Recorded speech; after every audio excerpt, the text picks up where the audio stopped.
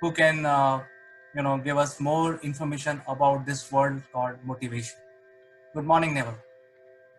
Good morning, CK. Good morning, everybody. Day 16, motivation levels are probably getting a little low. So you're absolutely right. Motivation, what is it?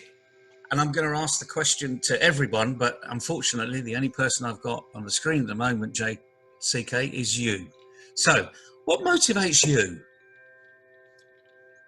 Well, I have work cut out for myself. I have a routine which I follow. I don't think about anything else. Well, I want to be aware of what is going on, but awareness is good, but I need to carry on with my routine, so which motivates me.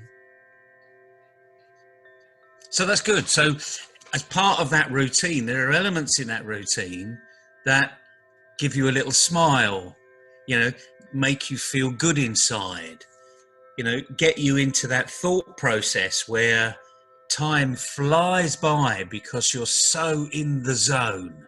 You're so focused on what you do. And the problem with all of this is it's difficult to explain because we don't take time to find out what really motivates us. And you can ask this question to anybody, and the answer that a lot of people will give, especially young people, ultimately they will say, well, it's money. The more money I've got, the more I can do. Which is sort of a funny thing, really, because over your life, if you have a good career, you earn more money later on in your life and you've got less to do with it. So in some respects, we should live our life in reverse, so we have all the money we've got at the beginning, and then we live our life to the full when we're quite young, and then we buckle down and we get on with delivering all of that money for someone else to live their life. But unfortunately that isn't the way the world works. But that might be an interesting thing for governments to think about, wouldn't it? But let's not go there for the moment. So motivation, it's a real funny one, because if money is at the top of your motivation list, then I'm going to say you've got it really wrong, because money is just a facilitator. So you need to think about what really motivates you. And the likelihood is, over time, that might change.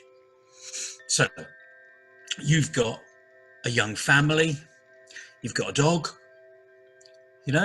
that's all out of choice, whether we like it or not, that was a choice. And we find motivation in all of those things that are around us. And I'm sure when your dog comes over to you, for a cuddle, or to say, I need a leak and I do need to go for a walk, there's a bit of motivation going on in there, although we don't really understand what's going on. So here we go. Let's look at motivation. And you and I have done this before, CK. Here's a pen. It's not a particularly special pen. If I look on the side, yep, sure enough. What word do you think is on the side of this pen? It must be a Bic. It must be a Bic, exactly. It looks like a Bic, it must be a Bic. And I'm afraid you can't see it, but it does actually say, if I put it there, you can almost work it out, it says Bic. Anyway, it's pretty synonymous to a Bic. It's been copied by thousands and thousands of other companies, but this is indeed a real Bic. It's got that little person by the side with a little hand, So does that, using that pen, does that make you feel good? Yeah, when I'm not thinking about anything else, if I'm thinking about doing my work, any pen would do. Any pen will do, okay? But now, CK, I'm going to show you a pen that I know you love. You love to use. You know what's coming. We haven't practiced this, but you do know what's coming, don't you? And I'm not going to show you the pen. I'm just going to show you the symbol.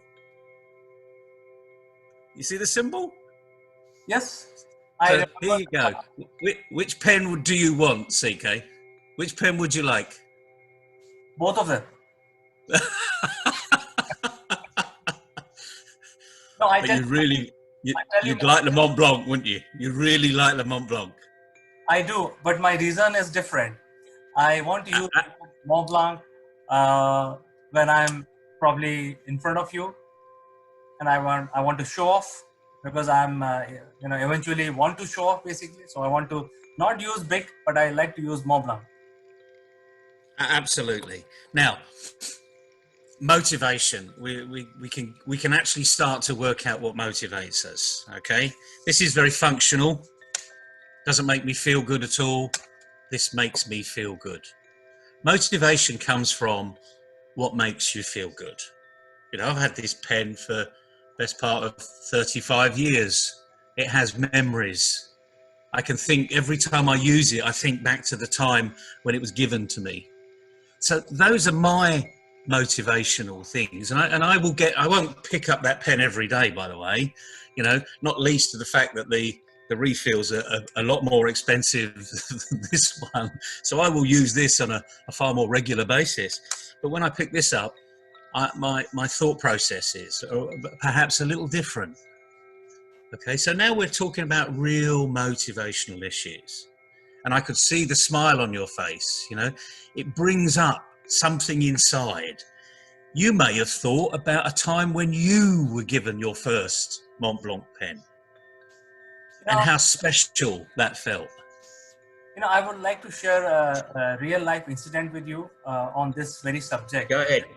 When I started my career, I was a young professional working for a company. I had a colleague of mine. So we didn't have that much of a salary. We were having fun. We were doing a little bit of savings, but we didn't have that much of money to buy, say, a Mercedes or a very good house and stuff like that. So we were having our fun. I used to ride a motorcycle. I had a Royal Enfield with me. So I used to ride all over the place. But there's a friend of mine whom I remember very clearly.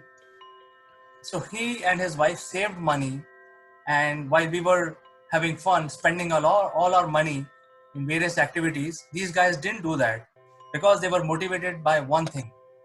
With just 5 or 6 years in their career, they were able to buy a Mercedes.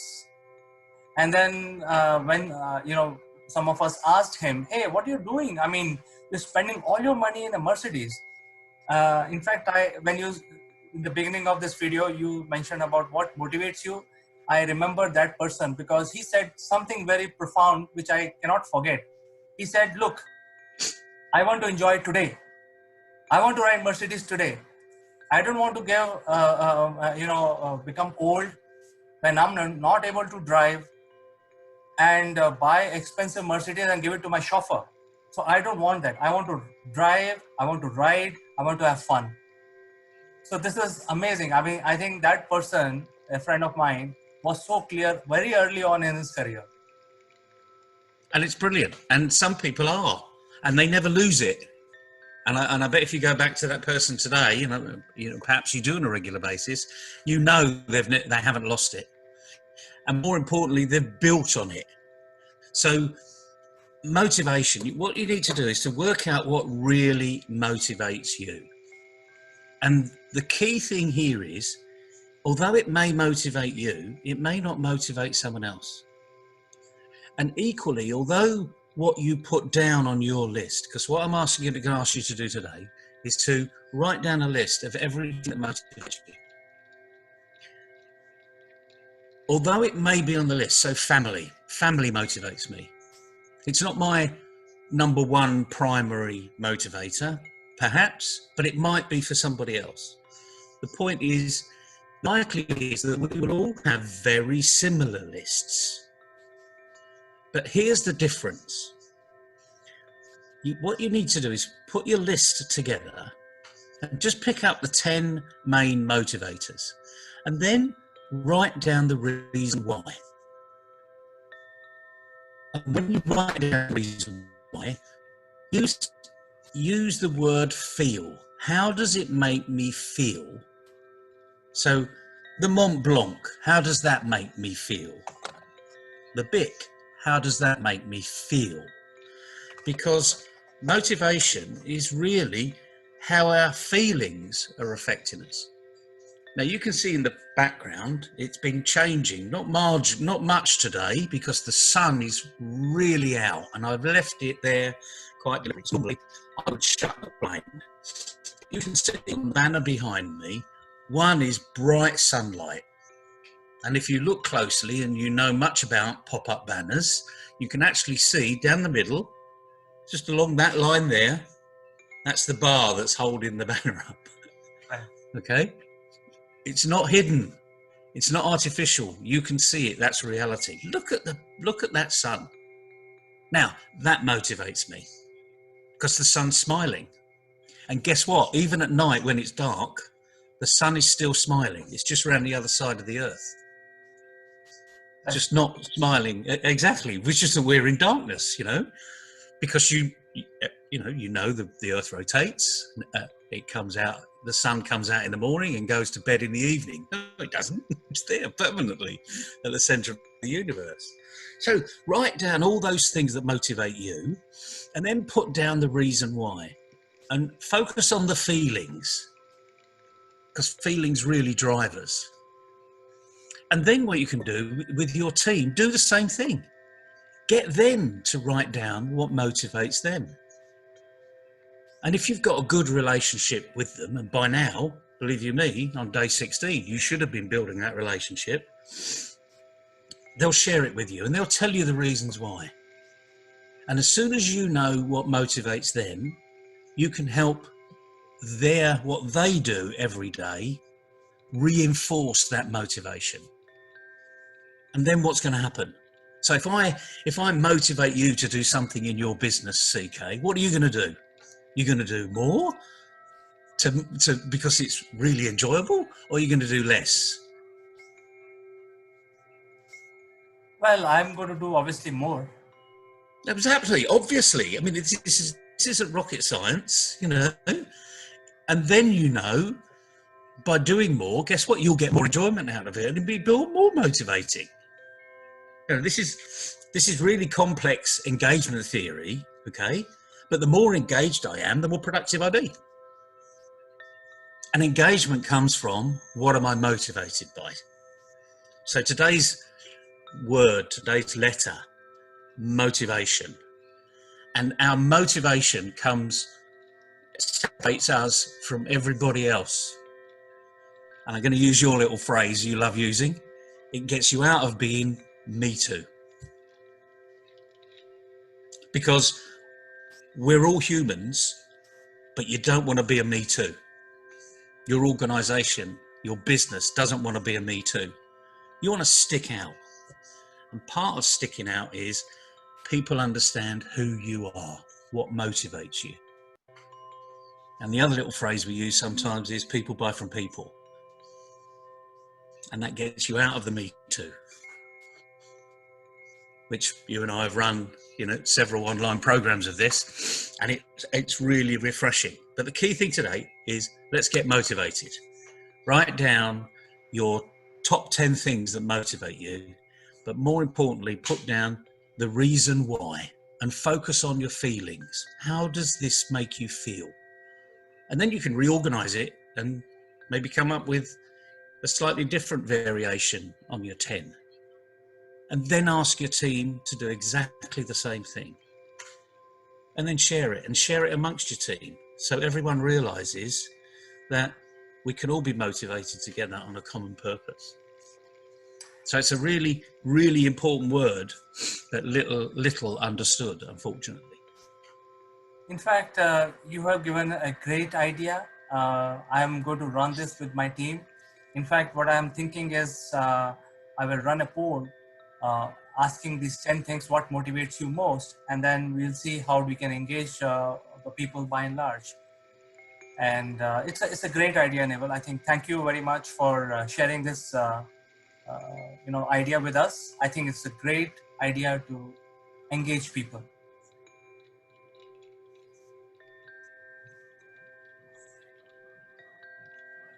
And it works.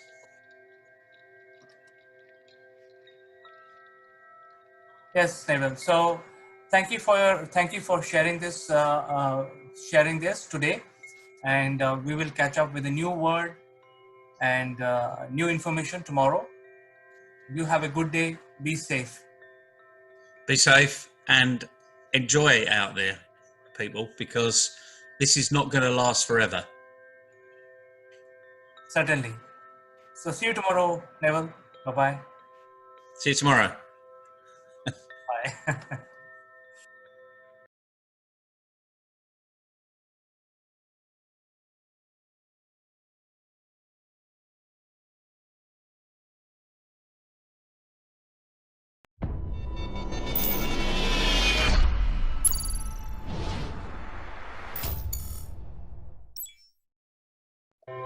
Hello, friends. This is Chandrakant from Akulmach Technologies, and welcome to Legal Matters.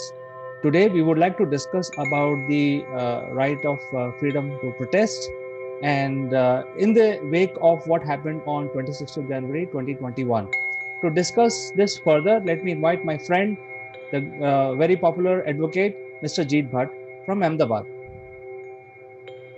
Thank you, Chandrakant, for having me and for this discussion. I'm looking forward for this discussion. Yes, Jeet. In fact, the horrific pictures of January 26th of 2021, when the flag of India was meddled with, and the national monuments were desecrated. Uh, while the protesters have the right to protest, but what was really going on from the legal standpoint? You can, tell our viewers a little bit more details about the freedom to protest and what is the, acceptable freedom to protest. Yes, absolutely, Chandrakant. With respect to what happened on 26th of January, we saw several violent instances where the police as well as the protesters clashed and there were injuries on both sides. So this raises some important questions on what are the rights or the constitutional fundamental rights of a citizen with respect to protest, and also the fundamental rights of citizen for a proper and public order, because it is very important that protest should not turn violent, and therefore there are reasonable restrictions imposed upon this right to protest and raise objections with regards to the stand or action of the government. So first of all, right to protest is a very important right under the democratic setup, and it is guaranteed under the Constitution under Article 19, 1A, B, and C. So there is no such word used as protest, but what the Constitution provides is the freedom of speech and expression, also the freedom to assemble peacefully without arms, and also to form unions. So these three fundamental rights of citizens construed together give a very important right to the citizens to protest, raise objections, resist, or even show its dissent of any action of the government. So therefore, in a democracy, as you are aware, there are several voices.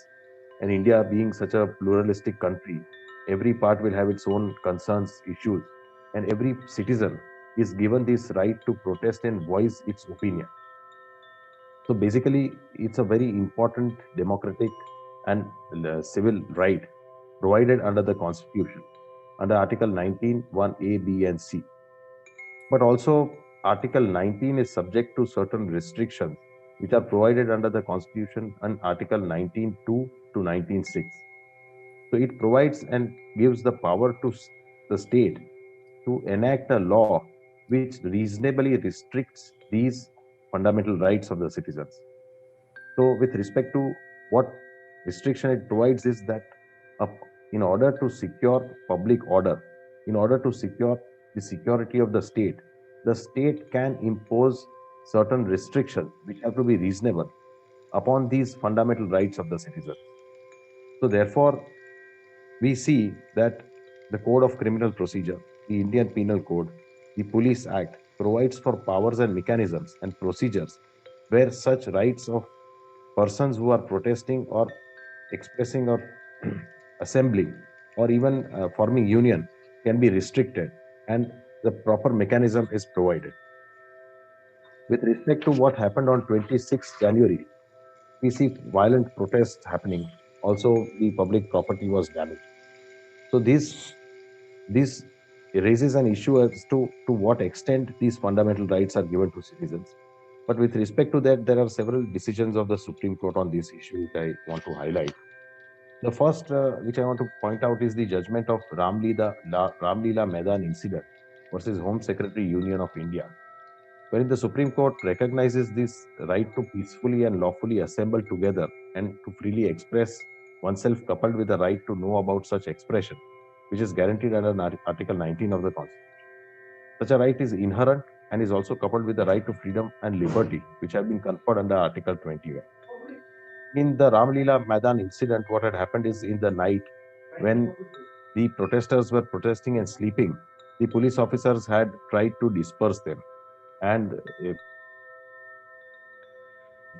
done a lathi charge and injured several protesters. With respect to that incident, the Supreme Court said that no, this is not fair and this is not proper mechanism of restricting somebody's fundamental right. The Supreme Court also recognized that right to sleep, peacefully sleep, is also a fundamental right under Article 21. And therefore, you cannot disturb someone in such odd hours and uh, uh, do a lathi charge and use force and disperse the crowd, because they are exercising their fundamental right to sleep, and also they are exercising their right to protest. So police, that was an excessive force of police, and which the Supreme Court said was not proper and constitutional. And even the use of force should be within the bounds of the Constitution. So there are restrictions upon the state in order to use force. But with respect to the right of the protesters, it is also clear that the fundamental rights are not just of the protesters, but also of the residents of the city. The people living in the city also have the right to have a proper public order, public decorum, morality, decency. And the rights of others cannot be trampled only because the, the protesters want to protest on the peace. So therefore, the Supreme Court in the matter, uh, in the judgment has held that the protesters should be allocated a proper place to protest, and the protest should happen peacefully. And in that allocated place should be such that that should not disturb the proper flow of traffic, proper flow of movement of other citizens. So therefore, considering these restrictions, the right to protest can be continued. But on 26 January, we saw that the protest had were disrupted. There was use of excessive force by the protesters. They had assembled by having arms. They did transgress the fundamental rights that they had, and they demolished the properties, they desecrated the public property. So therefore, we saw that it went out of hand. And in exercising their fundamental rights, they overstepped it and violated the fundamental rights of others. Because Constitution clearly demarcates and provides that my right ends when your right begins, and your right ends when my right begins. So this demarcation is constitution and has to be respected by every citizen. In fact, it is a fundamental duty of every citizen to maintain peace and order. So therefore, the protesters also not just transgressed their fundamental rights, but also violated the fundamental duties which are enshrined under the Constitution. And though everybody does talk about the fundamental rights, but very few talk about what are the fundamental duties that citizens have in this country.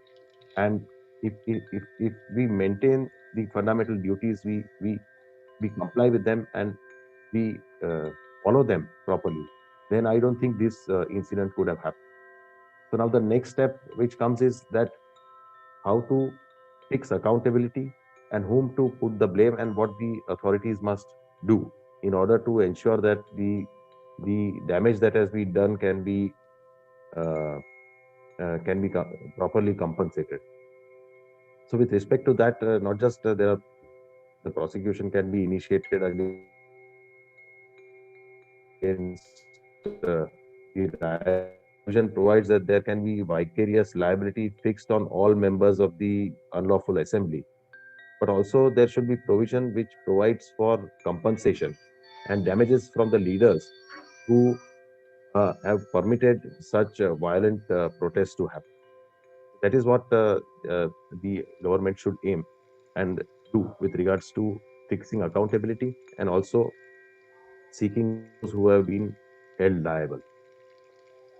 So, Jeet, thank you very much for explaining this in a legal perspective, and also very clearly you have defined what is the right and what is the duty for all citizens to follow, and every citizen is equal in India. So, while this is well known, and especially all of us study this very early in our schools, I think this is taught to us on in the civics chapters in fourth or fifth standard. So, when we are like 6 years old, from that time, all Indians are aware of rights and duties. Uh, but at the same time, I'm very surprised to see the leadership of these protests are asking people to violate the legal norms, the constitutional duties, right from the beginning.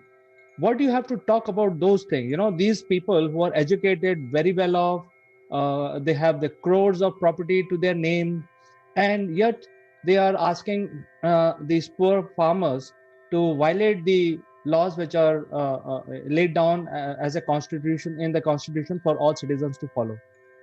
Like to know your opinion.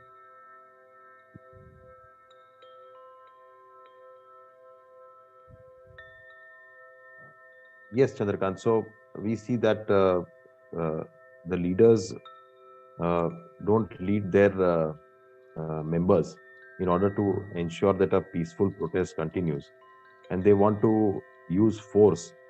But that is not how a protest should happen in a civilized and a advanced democratic country like India.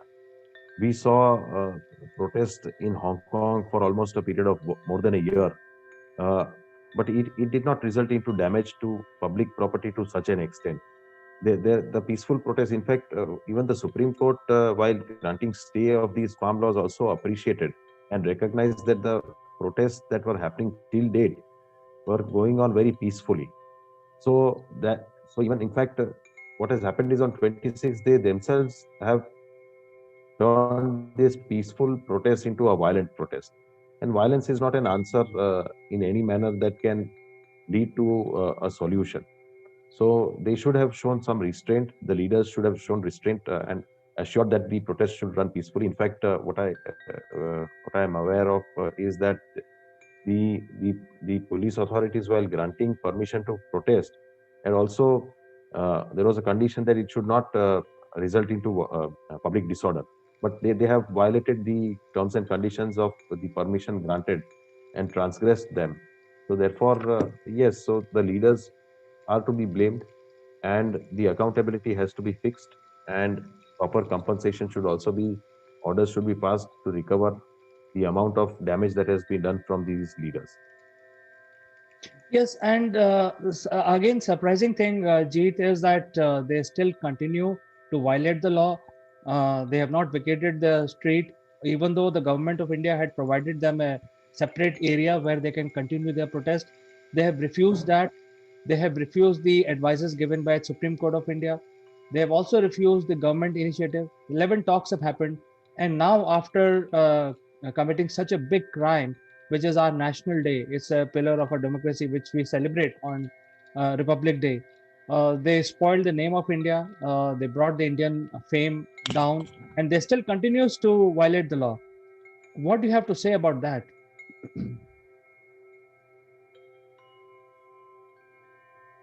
Well, Republic Day has its own significance because on 25th, 26th of January, the Constitution of India came into existence. So that day, we became a republic democratic country, and that no citizen should ever forget.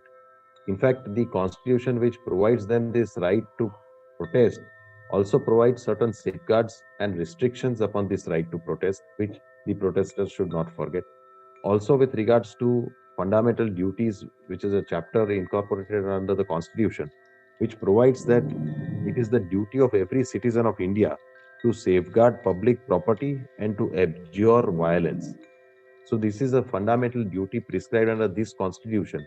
And Despite this constitution coming into force on 26th January, such protest violating not just the fundamental rights of others but also not respecting the fundamental duties of every citizen was something which was not called for and should have been avoided. So going forward from here, what is the way out for the protesting leaders? Because they have violated all norms of a democratic setup. What they should be doing? I'm not saying that they should stop their protest. They should continue. But what is the remedy for them to correct what they have been doing for the last 2 months? Well, the petitions are already pending before the Supreme Court. The Supreme Court has constituted a committee. So, therefore, they have to wait for the committee to give its report and thereafter the Supreme Court to hear the matters.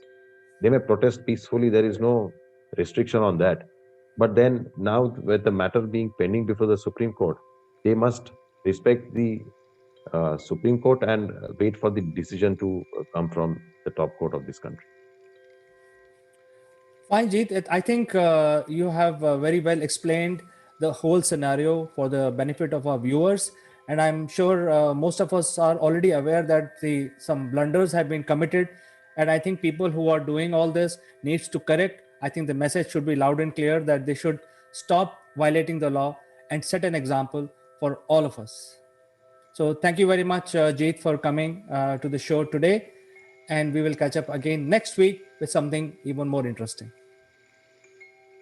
Thank you very much, Janak. Bye-bye.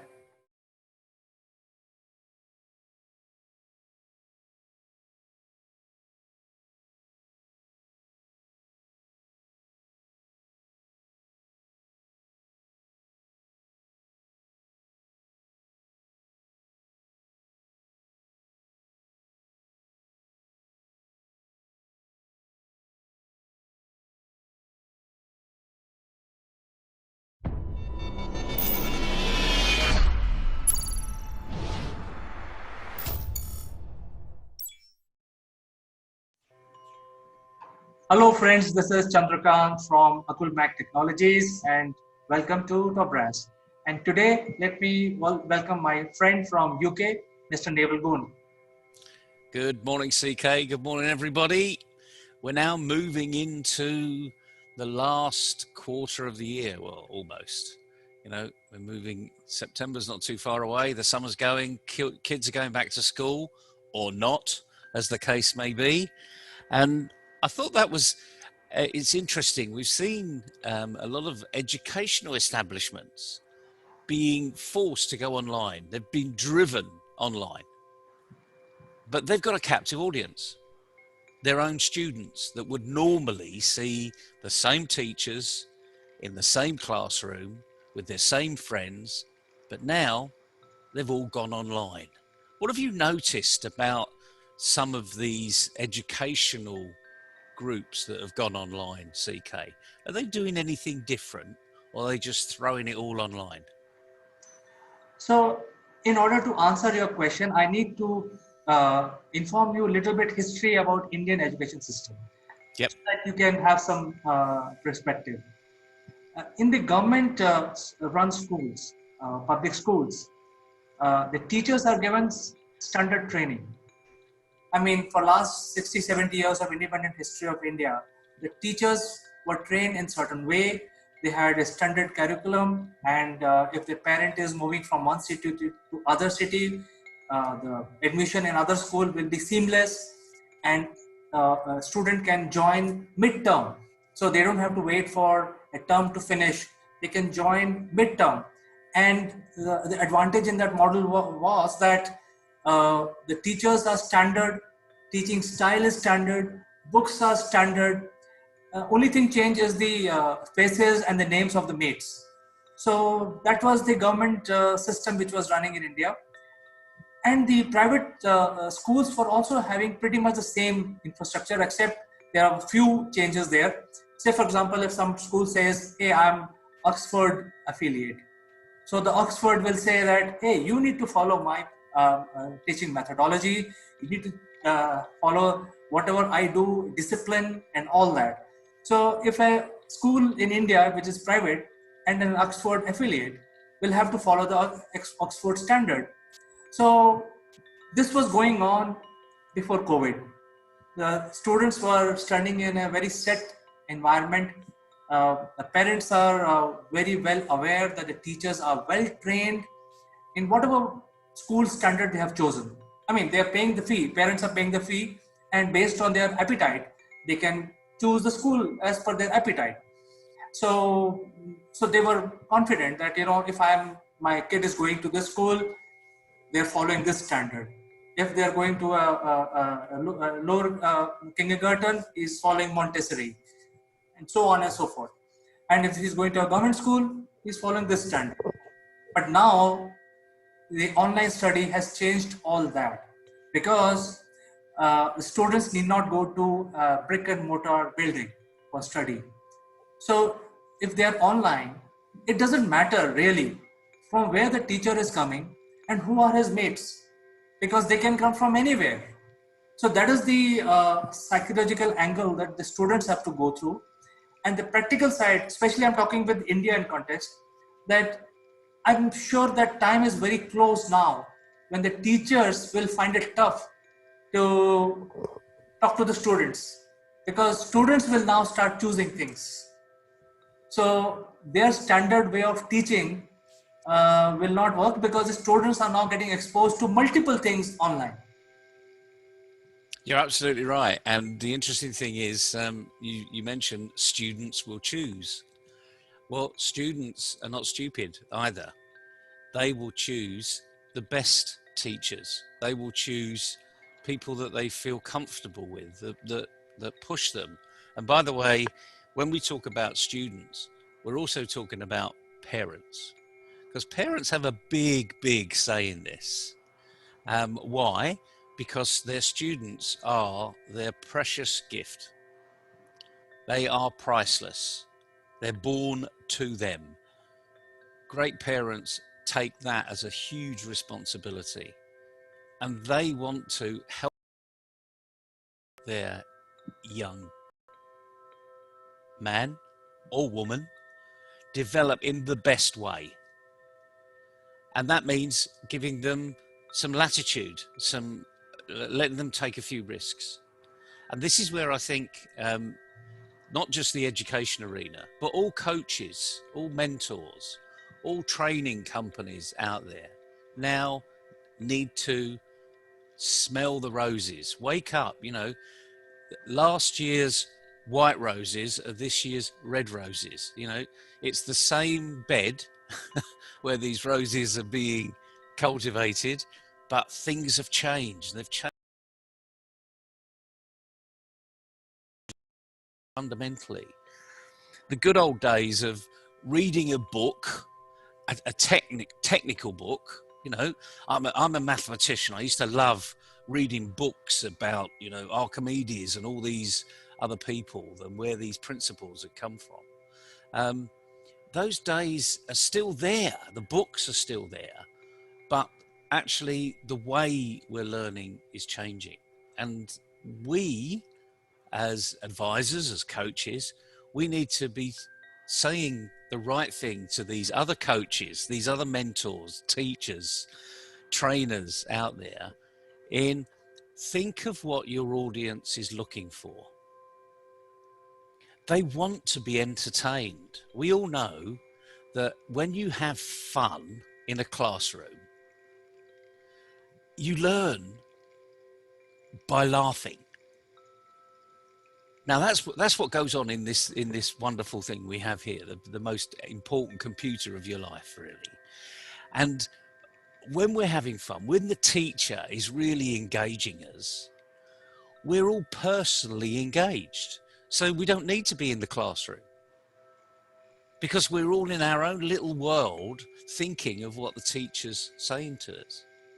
Now, some teachers in the education arena know that, and they've captured that, and they've done their own learning courses, training of online delivery. So typically they'll be in the classroom, they stand up at the front, there's 30 kids in front of them, but they know they're talking to each and every one of them. So they've developed their online presence in exactly the same way. Not delivering the same way, but delivering to the person in the same way. So they're feeling what's being said. Now, this is an art. It takes practice. It takes a lot of focus from the person delivering the subject. And let me tell all you listening out there, an hour on a digital platform delivering a subject to 30 students is far more draining than delivering an hour in a classroom. Much more draining than delivering an hour in a classroom. And if you don't think it is, then you're not doing it right. So you need to be more resilient. The preparation needs to be much better. And of course, you're in the digital arena, you've got this digital platform, and you're going to say, put your questions in the chat box. You know, no longer can you see, you know, little Ahmed or little Chandra at the back putting their hand up and saying, I've got a question. That doesn't work because they've only got a little screen here, you know. You can't quite see that. So you put the question in the chat box. That means you've got something else you need to focus on. So there's a chat box that comes up there. And you want people to give comments on that because that's feedback. You know, great presenters, great teachers, great leaders thrive on feedback. And even if someone isn't saying anything, and like you, they're nodding, and I can see the nod and the smile, and there's only one person on the screen here apart from me, it's you, that's massive feedback because I can see that you're thinking, you're listening. Now, this is what they call active listening. So never before have we had this opportunity in the coaching arena, in the mentoring arena, in the teaching and training arena, where we can see active listening. You know, if you've got 60 people on the screen, it's not that easy. But again, if you get good at it and you look from a distance and you scan it often enough, you can see who's actively listening, who's taking it in. And this is the art of the new era. In many respects, nothing's changed. These people are still the same people. They still want to learn. They're there for a reason, and it's up to you to engage them. Once you do that, it's brilliant because they then challenge you. Is this making sense? Well, I've seen a couple of teachers giving the delivery, and I think what you're saying is really, really very important, and it makes a lot of sense. To answer your question, last question was it makes a lot of sense because what I've seen the smart teachers would do is they would go to each and every student, and they will say, "Hey, I'm calling, and you have any issue?" And the student says, "No, I don't have any issue," and then they move out to the next one. And that is why the digital arena of training is so difficult, because you cannot allow everyone to switch on their mics when they are talking, because there will be clutter in the class. So you need to declutter, and you have to request all the students to switch off the mics, keep the camera on, so that the teacher can have a feedback. As you said, he or she is able to see the students, each one is doing what, 30 guys, and then pick the student and talk to that student individually. So it's slightly different than a classroom, because you can raise your hand and you can ask a question with everybody can hear. But in this arena right now, either you need to develop a totally new platform which can allow an exact replication of the classroom, or a teacher has a lot of responsibility on their shoulders to talk to each and every student one after the other. There is no sufficient time for doing that. Well, you see, the interesting thing is, it is a different way of teaching today. We have to accept that. And therefore, we have to acknowledge that we need to change the way we do things. So no longer, frankly, should we be thinking of the school day as 6 hours made up of 50-minute chunks, you know, where the kids, this is secondary school in typical, there's 50-minute chunks, and the 10-minute gap is to allow you to pack up your books into your bag and move on to the next classroom. That was the 10-minute gap. Well, we don't have to move classrooms anymore, do we? You know, we're actually physically sitting in there. But I've seen some teachers literally not have a break. They say, right, we're going to have a 2-minute comfort break. Well, I don't know about you, but 2 minutes isn't enough. It's just not enough, is it? I mean, to go and have that comfort break. I mean, I always have a glass of water with me, you know, whether I'm sitting down thinking or I'm on the screen talking. I've always got that. I know you have always got that. We're disciplined enough to know how many glasses of water we drink per day. We don't actually, the majority of people don't realize, actually, when you're really looking at this sort of stuff, how hard it is, how difficult it is to keep the concentration there.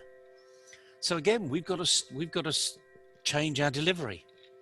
It's bite-sized chunks time. I'll let you into a couple of arenas, and I found this out when I was very young, actually.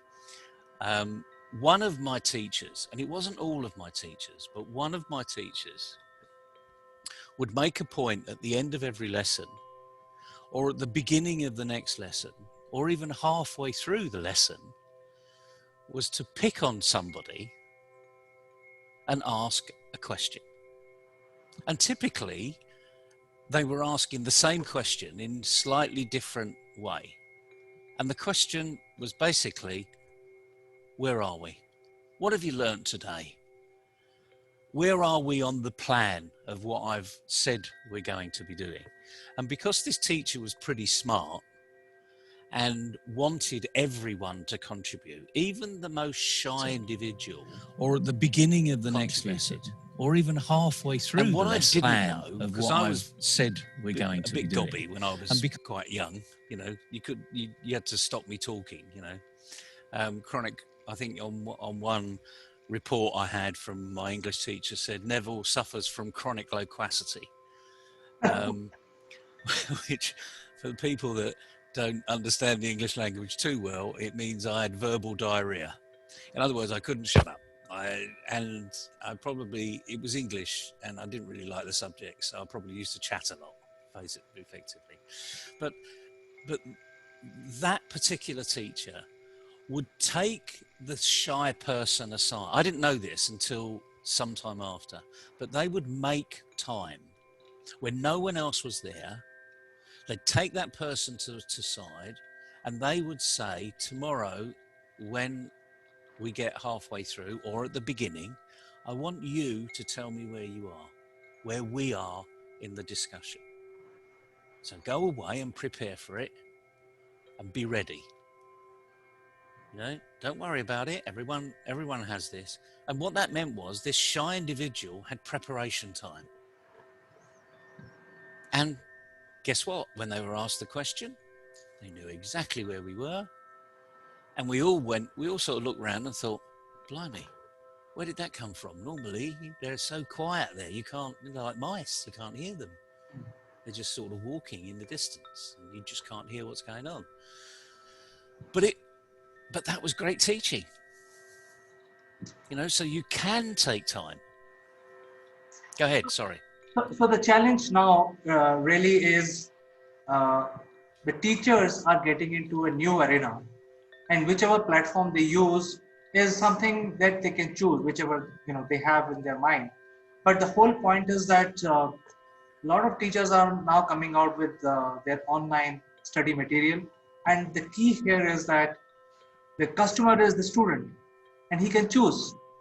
So that is where the challenge is. So like you are describing the smart teachers, in today's arena, the smart teacher job is very, very tough because they have to find where the students are, who will like them, and even if they don't like the teaching style, how do I get the feedback so that I can change a little bit? I can address each and every student. So I think that challenge is that not really putting your content online and then thinking somebody will join for $10 a month or for free. I think there are a lot of free courses every day I'm seeing on online, on Facebook or LinkedIn. Hey, come and join this course. It's free. So even for free, people are not joining. So that is a dilemma today. Well, years ago, when I joined the real world, you know, my corporate life, we never used to have to worry about marketing the product. It was oil and gas, you know. It wasn't free. Everyone paid for it differently around the world, but you didn't have to sell it. Okay, it was a commodity that was publicly traded around the world. So not only did you didn't have to sell it, but you couldn't manage the price either. You know, the price was managed by supply and demand. But where I'm going to here is when I joined the real world. Okay, when you look at an advert on a TV, 20 odd years ago, there were three things that would sell something to you. Free. If it's free, you're interested. It sparks these, oh, something for nothing, you know, fantastic, you know. Chocolate. You look at the adverts going back many years ago, you know, Fry's Turkish Delight. You see all these, you know, wonderful, beautiful people with eating this Fry's chocolate, you know. We'll get royalties for that, by the way, if we pass this one out. But chocolate was something that the majority of people loved. And the other thing was sex. Those three things: free, chocolate, and sex. And if you put those into your advertisement, and Formula One did it, you know, almost nothing on these women over these big Formula One cars. And if you went to some vehicle exhibitions, you know, 20 odd years ago, there would be two things: beautiful cars and beautiful women. Why? Because that was the sex element, you know, and we can't get away from it. I mean, that was a fact of life. And we're all attracted to it, you know, we're all attracted to other people. So those three things were evident all the time. Today, free, it just misses everybody because there's so much that's free. And equally, you and I have probably seen lots of things that have been so-called free, and we've watched it for 10 seconds and thought, what a waste of time that was. So now a lot of people are associating free, waste of time, free, waste of time. And what happens is it flips.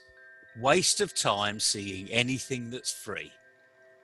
But you have to experience it. So it's only those novices that haven't had anything free before. They say, oh, look, this TED Talk, it's free. There's this other TED Talk, it's free. There's another one, it's free. There's this webinar, it's free. And after a while, it doesn't take very long, by the way, free gets very boring because you're not learning anything. It's not of any value. And this is the key today. It needs to be value. Now, there are millions of people out there that have got lots of value to offer. However, it's the person that's listening that needs to see the value. We all talk about the proposition statement, the value statement of SMEs. You know, communicate your value. And yeah, you're going to use the word free because you want to hook them. But you need to communicate the value. People need to believe that you are the person for them. You've got the product for them. And the digital world has opened that up far faster than anything else. And COVID has accelerated that integration, because it's what goes on up here all the time in individuals. Teachers, in some respects, don't have to sell because they've got, they're in a school, in a building, they're employed by the organisation, and the kids come from the local area. They don't have to sell. However, in later life, we can all think back, who were the real teachers that made an impact on my life? Who were the ones that I admired, I respected, I held in high esteem, I loved? Let's put it down to basics. Which teacher really helped me? And you'll find that the teachers that really helped you were entertaining, they were engaging, and they made you feel that you were important. It's not difficult, actually. It's not difficult to understand what you need to do. It's difficult to deliver it. But once you practice delivery, you get good at it. And then you can get feedback, and then you can get better at it. So this is not a difficult issue to get over, but you've got to start the journey in the right way. It's not what you're saying, it's what they're receiving. How many times have we said that before? Absolutely, Neville. I think the key message that you are giving to our viewers today is that the teachers have to improve their content, and there is a relay race going on the net. If one guy is offering free, the other 100 guys are offering free. I think the teachers, smart ones really, have to get this message, get out of this rut of free education, because there is nothing called free education. And I think the third element is, I think they need support in terms of sales and marketing concepts. So they have to find who's a consultant who can help them sell them their courses better, sell their teaching style better, position it correctly. I think these are certain tips that we have got as a listener and listening to you. I think these are the summarization of our conversation today.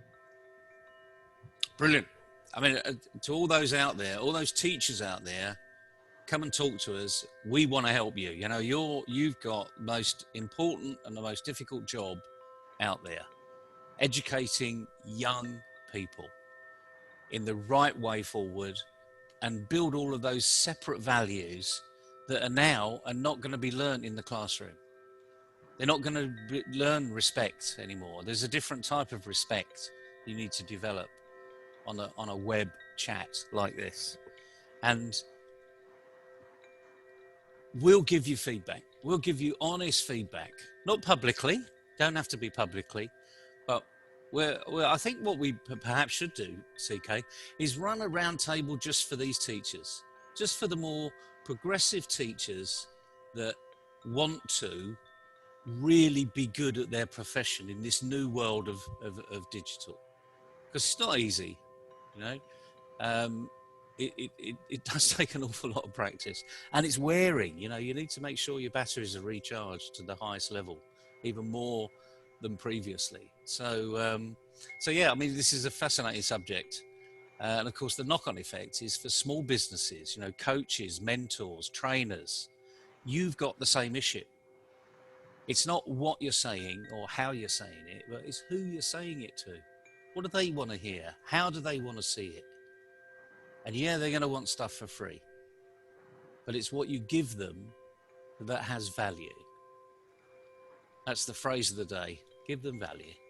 Give them value, and demand the value for yourself. Don't give your value. Don't undervalue yourself and offer something for free.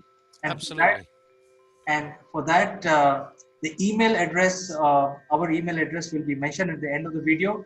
If teachers who are listening out there, this is something that we can do for you, please write to us and we will include you in the next roundtable for teachers. So Neville, I think that'll be an excellent way forward. And by the way, that will be free for you teachers, by the way. There won't be a cost to you. You're already doing a really difficult job. What we want to do is help you make it easier and spread the word. Nice speaking with you, CK. Same, likewise here, Neville, and you have a nice day. By the way, it's raining here also since morning. It's very, Seattle type environment. Oh Very wow, gloomy. Very gloomy. very gloomy. Yeah. Well, the only thing is we've got gloomy is the news, so I tend not to listen to the news anymore. There is no happy news. There's no good news. Everything's gloomy. You know. Hey ho. Hopefully our sessions are not that gloomy. Not at all. Not at all. So I will catch up with you tomorrow again on some other subject. We You will have a do. nice time. Cheerio, my friend. Bye bye. Bye bye.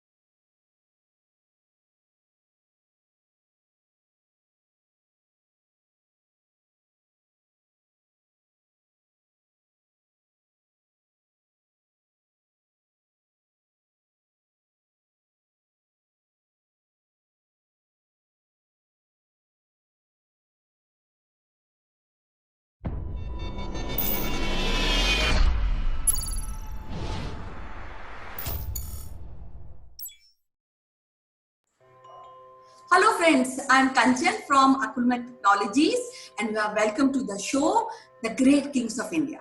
Today we have a very distinguished personality. Before I tell you about her name, let me tell you what she is and what she has been doing. She is a professor of ancient India history in Banaras Hindu University, Varanasi. She has a great experience in teaching international students and thus creating a knowledge base for foreign students and thus giving awareness and information about our rich culture and tradition. She has been guiding scholars to do PhD. A part of this, she has tremendous amount of publication on ancient India tradition. So before, I don't want to waste any moment. I would like to introduce you all to the Professor Bindi Paranjpai. Welcome to the show, Bindi. How are you? I'm just fine, and I'm excited about this idea that I'll be talking to you people and students or younger minds who are joined with you. And it's a great opportunity. Thank you very much. Today, we'll be introduced to one of the greatest rulers of ancient India. His name was Harshavardhan. Oh, I think this is so important that he actually increased the joy of his people, and his name was Harshavardhana, the one who increases the joy of people. yes, we are ready to listen about this great king. And please tell us about this. Thank you. Yes. Okay, so let me take you way back by about 1300 years or so. This ruler was ruling from Thaneshwar, Kanauj, that is today's Farrukhabad district of Uttar Pradesh, and he was one of the most revered, most liked king of ancient India. He ruled in first half of the 7th century AD. That's how I said that let me take you back to 1300 years of Indian history. We have lot of good sources to know about him. One, the famous book Harsha Charitam, written by Banabhatta. Banabhatta was his court poet, and an entire account of this king's early life, written in fabulous Sanskrit, that is available for our study. We are lucky because in ancient India, very few rulers we get information, such a contemporary information somebody who lived with that person and wrote about him. And another, which I think is more important, because a court poet obviously will write so many good things about a king, the one who patronizes him, the one who appreciates his literary acumen. But one foreigner who visited during the time of Harshavardhan, he was a Chinese pilgrim. We Indians pronounce him in different ways, Xuan Shuang or Yuan Shuang or Yuan Shuang, but generally we know that around 7th century this was the Chinese pilgrim who visited India. And today, when we Indians are a bit nervous about our relation with China, Indo-China relations are a little strained today, but certainly India stands for peace. And in this peace building process, India's contact with China way back in 7th century AD, and an emperor of ancient time welcoming a Buddhist scholar to his court, giving him lot of honor, and that pilgrim goes back to China and writes about China and writes about this king. And that's how a very strengthened relationship between India and China that gets built. Because after that, Harshavardhana sends envoys to China, Chinese send embassies to Harshavardhana's court, and this contact is made more or less permanent after that. So this is very important that we know about Harshavardhan. This Yuan Sun, when he came to India, his main intention was to learn Buddhism from the land of Buddha. Harshavardhana, to begin with, was not a Buddhist. He was a Shaivite. He followed Shaivism. But the beauty of the polity of this time in India is that may the ruler be follower of a particular faith, they used to be absolutely respectful and open to the other faiths. And that's how Harshavardhana was so happy to welcome a Chinese Buddhist pilgrim to his court. Now, this is something in the present disturbed times we can take as a wonderful inspiration coming from ancient India. It does not disturb a person having a particular faith, but respecting the other faith. So, Harshavardhana and Yuan Sung's close association is very important for us. What happened during that time?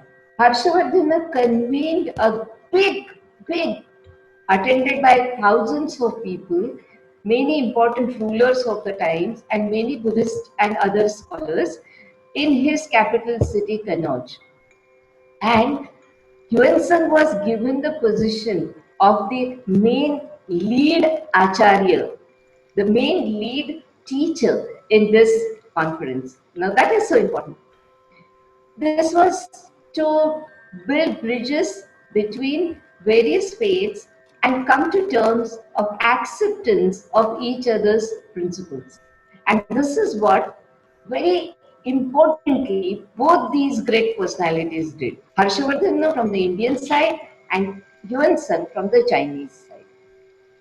Another thing is that Harshavardhana also generously donated to the Buddhist establishment at Nalanda.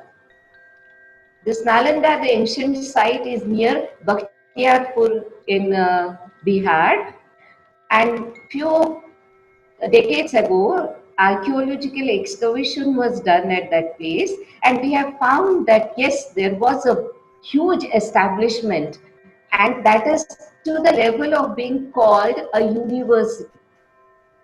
Now that university was established before the times of Harshavardhana, but Harshavardhana made sure that the university sustains economically, having its own source of income. How did he do it? He donated revenues of 100 villages to this center of learning. Now, just try to understand that the times were not so peaceful always. There used to be wars, there used to be ambitions of various kings, and in such situations, these institutions could be suffering because the royal patronage or the patronage coming from the important personalities will be hampered during such war times. But suppose if the institution has got the source of income of its own, then these difficult times, the times when there are wars also, the university will not be disturbed. So this is one of the biggest contributions that you can see of this king to the learning. Yeah. And Yuan Sun, Yes, I think he is also very literate, and I think he has written author of 3 Sanskrit books also, which later on yes, of course. But yeah, I would certainly give a bit on that. But before that, Yuan Sun stayed in that university, University of Nalanda, and he has written his memoirs. So it is not just some Indians praising about their own king, but it is a foreigner, and that too a foreigner coming from China is writing about this king, his patronage to learning. Now coming to his own scholarship, this king Harshavardhan himself was a Sanskrit scholar, and there are some books credited to him, and we can see that how principles of polity and the king's benevolence, king being very supportive to his subjects as principle that he promotes through his writings. There are 3 dramas which are attributed to him. Those dramas in Sanskrit literature are taken as the best classics. So one is Nagananda, one is Ratnavali, and one is Priyadarshika. So in Nagananda, I think, which is very important for us to look, that king is trying to promote the principle of compassion, karuna, which is the highest principle in Buddhism, through his drama. The hero of the drama offers his own body, sacrifices himself to save a naga. Now, naga means a serpent. In the human hierarchy, we can say that it was a very lower being, right? It was just a creature. But a person tries to save that creature by sacrificing his own body. And that is the theme, that is the hero of Harshavardhana's drama. I think this is so much in tune with our ancient tradition of compassion, sacrifice, and trying to bring peace and trying to resolve the conflicts, because this hero's sacrifice, he sacrificed his body to the eagle, Garuda, because Garudas, the eagles, they eat the snakes. So for saving the snake, this hero Jibhutavahana, he offered his body. So then the Garuda had a remorse. He thought that I ate something which was not my food. I was not supposed to eat this person. I was supposed to eat a snake. So then he promised Jibutavahana that henceforth I will not hunt these snakes. So the snakes' lives were survived. So what I mean to say is that that kind of a tension, that kind of a conflict that was resolved by compassion, by sacrifice. And this king, you can imagine a king writing such a drama, what kind of ideal he is presenting before his people. So I think for today we can stop here, and in future maybe we can talk more about Harshavardhana's some other achievements. But I think if our young minds start reading more about it and knowing firsthand what this king has done from his own works and from the works of Banabhatta and Yuan Sung, it would be great. And also, as I said, that during these difficult times, the tension times between India and China, and when India is standing for peace, these ancient traditions of peaceful interaction between India and China, I think all of us, we must remember and respect. Thank you very much. Yes, it is so pleasure to talk to you. And I just want to add one thing. Though he was a Shivite by religion, Harshvardhan, but he has given lot of freedom to Buddhism, and he is impressed by Buddhism. So we'll be discussing more about Harshvardhan in our coming series. For today, it is so wonderful to talk to you, madam. We'll be talking with you again on the same subject tomorrow. Till then, bye bye. You take care. Namaste. Thank you.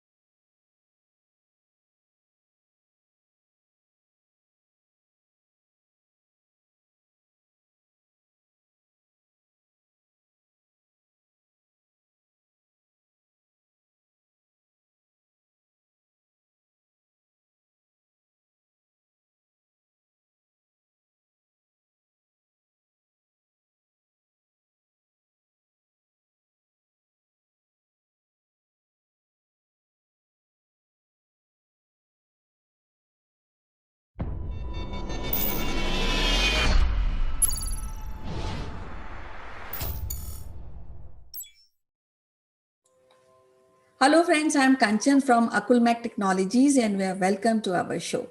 Today we have a very distinguished guest on our show. Her name is Shonali Ray. She is a principal of one of the well-known school in West Bengal at Haldia, SJPS school. A part of this, she is also teaches professionals leadership skill. She is mentoring many students, many professionals. So without wasting any minute, I would like to welcome Shonali Ray. Shonali Ray, welcome to our show. How are you today? Yeah, thank you so much. I'm really glad, I'm fine and really glad to be in this platform of Akulmach Map. And I'll be happy in guiding the students or the viewers regarding some leadership skills and all, so that could motivate them to do their best in their life. Thank you. So first of all, happy Republic Day, ma'am. So Thank how you you and same to celebrated? you. Yeah, how you celebrated this day today in school? You have done a Yeah, sweet it's good. distribution. We have hoisted the flag, and there were a small program with me and the teachers.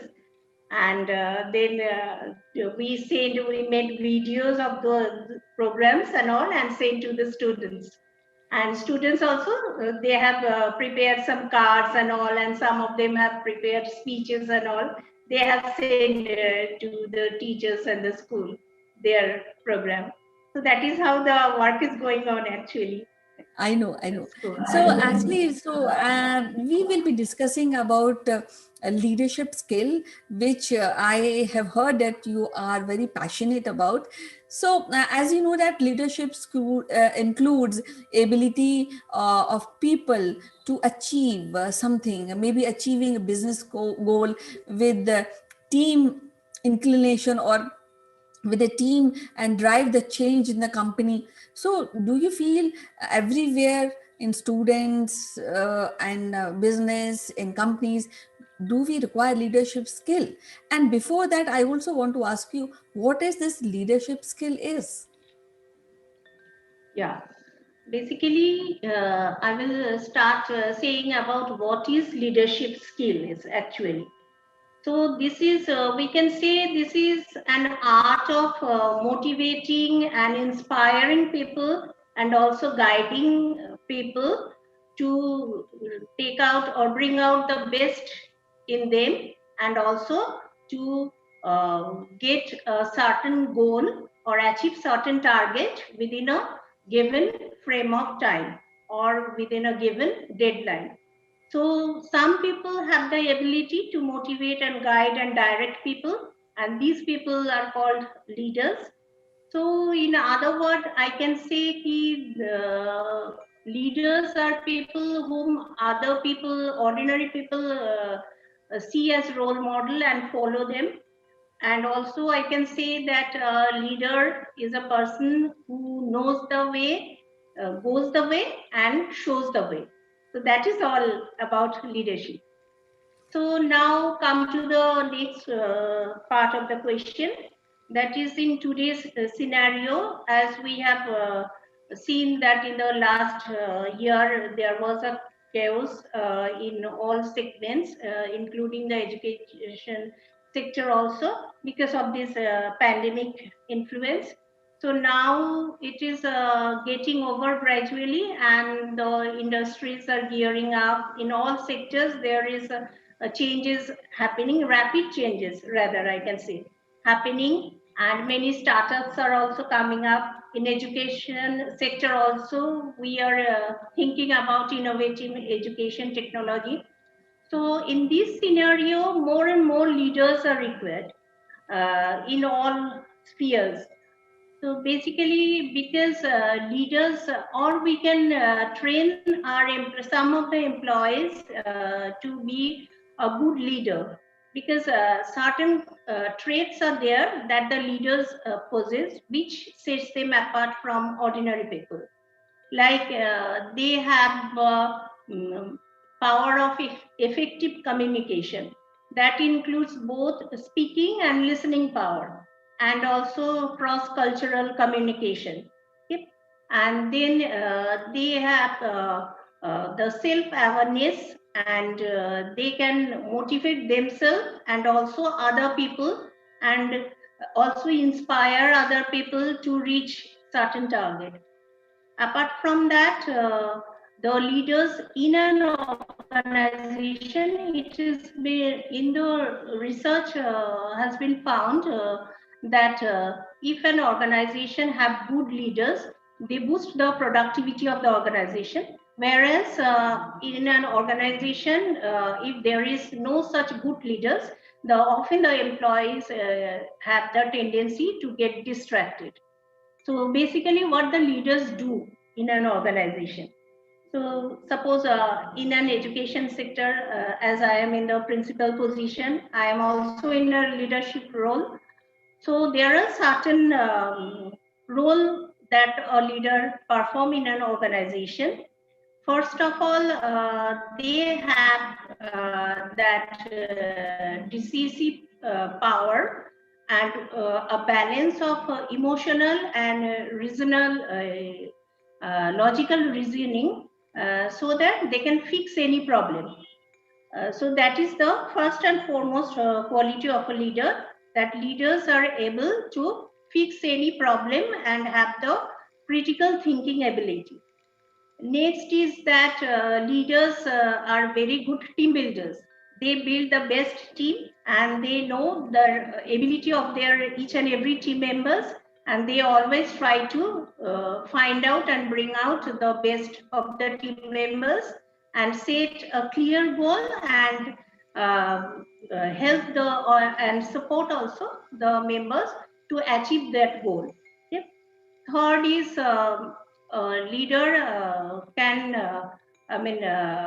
they are boost up the organization in encouraging the innovation, then strategic thinking and creativity, and with proper action. So ultimately, these are the traits a leader should possess. And if more and more employees are given these traits if they are empowered with these traits, so we can get more leaders in the workplace also. And ultimately, that will help in boosting up the organization as well as in the whole industries or this sector, I can say. Okay, it is said that a leadership skill starts with the positive attitude. Somebody who really positive display positive attitude and a self confidence, and somebody who wants to be leader, it always start with themselves. You see, so am I right that leadership skill cannot be taught? Leaders are born. Yeah, see, there are two opinion in that case. Leadership, some are born leaders. It is already said that some are born leaders. That means these certain characteristics they have, and they have the ability to execute these characteristics. But in other case, we can say that not all the leaders are born leaders.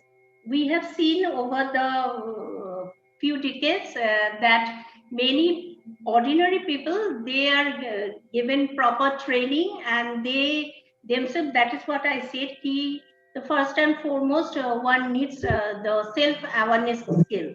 One should set, prioritize the goals, and if someone has the self-awareness. Or another thing is SWOT analysis. SWOT means if you can analyze your own strength or weakness, and then what threats you are possessing or having in an organization, or how you can get the opportunity. Through this SWOT analysis, anybody can develop themselves. And also one has to have the growth mindset. So if all these traits one possesses, so any person can be trained to become a leader. So it's not always true that leaders are only born. They can be trained to become a leader, good leader, actually. So that is how actually I was not a born leader. I have trained myself to come to this position. Yes, it's great to really listen to you and the attributes which we are discussing. And since you said that being a leader can be a training, so suppose somebody wants to lead something, and he or she is not having self confidence, and she has a problem in communication. So how to begin? Actually, that is something a crucial question. Anybody who wants to start this kind of trainings for themselves. Yeah. So first of all, you have to set a goal of yourself. You have to dream big. Okay. If you do not have a dream, you cannot achieve something in life. So I would say that everybody should dream big, actually, and then start. The first thing is one should start from themselves. They should motivate themselves. So for this, that is how there are many motivational leaders and all. They can follow any leader, they can read books. If you increase the power of knowledge, then automatically you can start gaining some wisdom that would ultimately help you to get your goal in life. So if you dream big, and if you think that I have to achieve that dream, then you have to motivate yourself. So by reading books, there are many channels now available on YouTube. Seeing that, basically I have started like that. I started reading books of different leaders and authors, those who have good leadership qualities. Then following the I made some of the leaders as my role model, and I start to read about their life story. How I have seen mostly the leaders were ordinary persons, and from there they have grown up to become a leader. So I started to motivate myself. Unless and until I myself has that mind frame that I have to reach certain goal, I cannot improve myself and I cannot reach that level. So everybody should know that we all have that power. So only we need to focus and think about how we can improve ourselves to reach to that power, so that we can give the society or the organization our best, and in return we also get best from the society or any organization. So, Yes. So, Yes. in nutshell, what I think that good leaders have a self motivation. They have a personal sense of drive, and they have a skill which is needed to push change and action forward. So that's great. So I would like to now want to know that who is that one leader you look up to? actually, I have I have gone through many great authors' book, but one thing, being a female, my role model was Indira Gandhi. because though she was born in a aristocrat family, but I have seen she was the first Indian female prime minister, and she has ruled for so many years, and she has traveled and given India a definite, I mean, I can say a distinct place in the world. So I started reading. I started first reading with Jawaharlal Nehru's one book that he wrote some letters to Indira Gandhi while he was in prison. So I started from there, and then I went through the details about how Indira Gandhi, was a great leader, because she, being a woman at that time, she was had the ability to motivate others, to delegation of work, and that power of communication, that I mean, others get attracted to her. So I can say she was the first leader whom I started to follow, and after that there are many books and leaders are available. But for my mind, I started with following Indira Gandhi's path.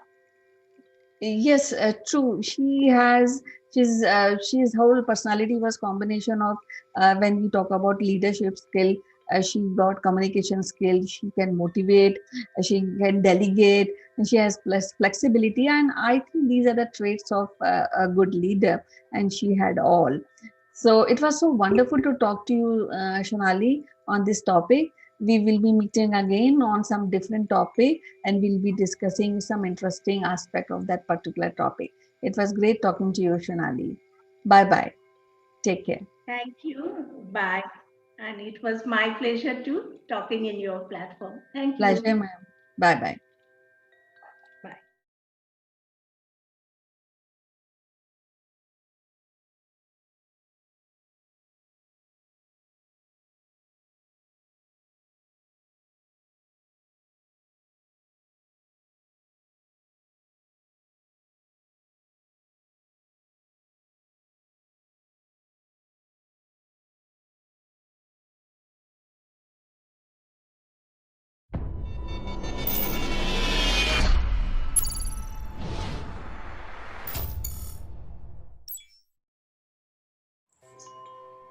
Hello friends, this is Chandrakant from Akulmach Technologies and welcome to Top Brass. And today friends, we are on a CEO roundtable and I have been joined by our guests today from different parts of the world.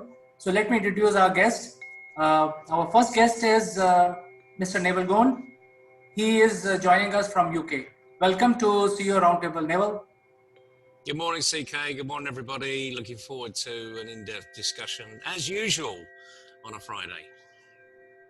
Absolutely. And our second guest is Ms. Farida Charania. She joins us from Singapore. She is the CEO of Career Zoom.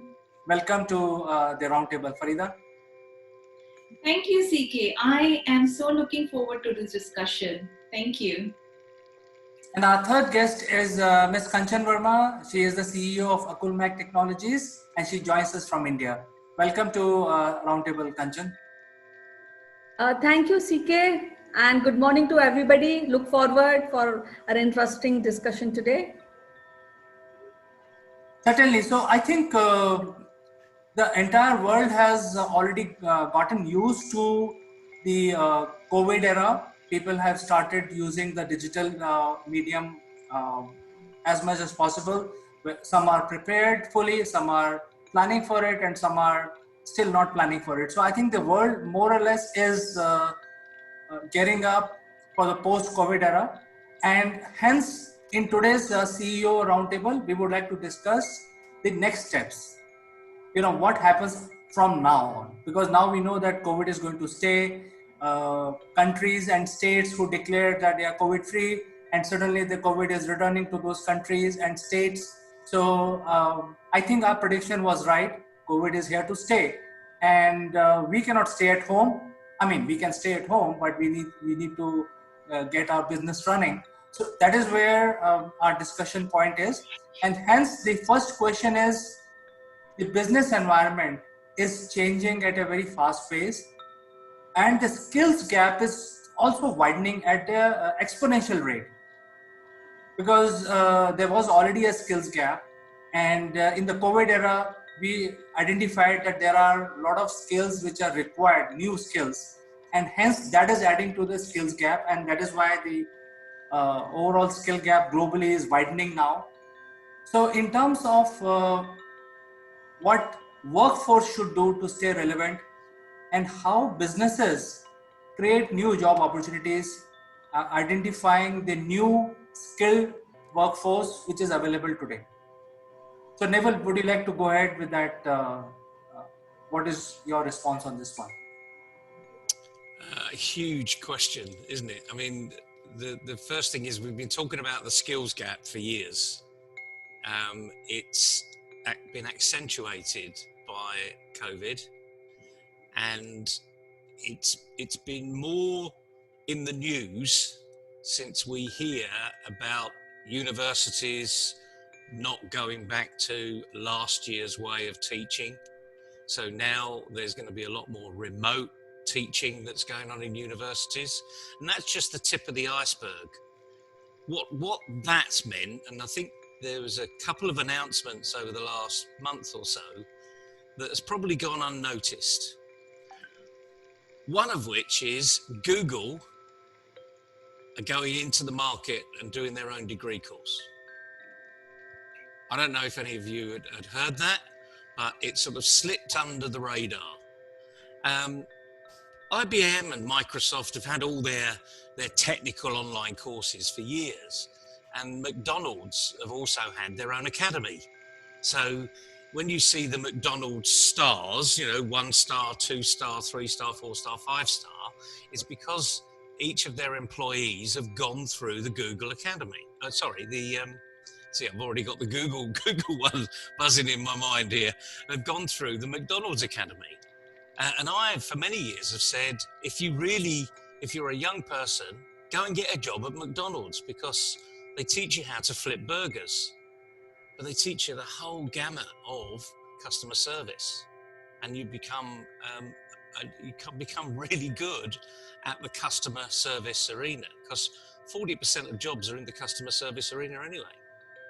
So we're going through an accelerated pandemic now, I think, in this gap that now people are focusing on. But why they're focusing on it is interesting, because the other part of your question was, where can companies go now? Well, lots of organisations, and I hear it not just on the UK TV, but America and in Europe, and I'm sure it's in other parts of the world, redundancies are increasing. The big retail outlets are now letting go of people. We're talking about household brand names, Marks and Spencer's, which is sort of world renowned, although it's not all over the world, is losing staff. Why? Not because of COVID, interestingly enough, it's because of consumer behaviour. COVID has accelerated some consumer behaviour, but fundamentally that consumer behaviour was already here. So we're in a challenging time, and I haven't, to be honest with you, I haven't got an answer to the question. But what we do know is that organisations need to start to work in reality, and I think that's the basic part of my answer. But equally, let's not be too complacent about this skills gap, because it is almost as big as the Pacific Ocean now. It no longer is it the size of the Mississippi River. It is oceanic. So I'll drop that bombshell as we start, because that maybe prompt a few thought processes going through, and let's hear what everyone else has got to say. So it's a great answer, and I was using the word called widening, but I think you've put it in right perspective. It is a Pacific Ocean. So Kanchan, what do you think? We have discussed that what are the skills required, and the soft skills are now becoming hard skills. So in the previous sessions we have discussed that. But in terms of the business recalibration, what people should do now so that they can utilize the people who are enthusiastic enough and acquiring new skills. Okay, I have been listening Nebel and he has mentioned a customer behavior one point. And I would like to elaborate on that because now the scene is that all organizations and company they should think and rethink how to retain the employees. And for that, according to the scenario which is here, they have to train and retrain their employees to retain them. That is one. Second is that they have to be rethinking about how to really capture this negative and turn into positive. Now, when we are talking about turning into positive, that means we should have more of digitization. People should learn more. Now, when Neville mentioned about customer behavior, so the job of BPOs, we have a lot of potential in that sector. So that we should capitalize on that. So I will little differ when we talk about that, though this is pandemic and there are crises, but then how to utilize this crisis for the benefit of the business, that is we have to think about. Now when we are talking about BPO, then education sector is something which have lot of potential and lot of employment. Now when we are teaching students, then we also have to put forward how to go on teaching to the students from maybe nursery to graduation. What are the modes? How can we utilize virtual reality into that? So all this, if we think and we combine it, that will create a lot of job opportunities for the people. Now gone are the days when we have to be like engineering or doctors. Doctors, of course, is required because health sector is also have booming. We require health doctors and nurses to take care of and take care of patients. So this sector is also have lot of job opportunities.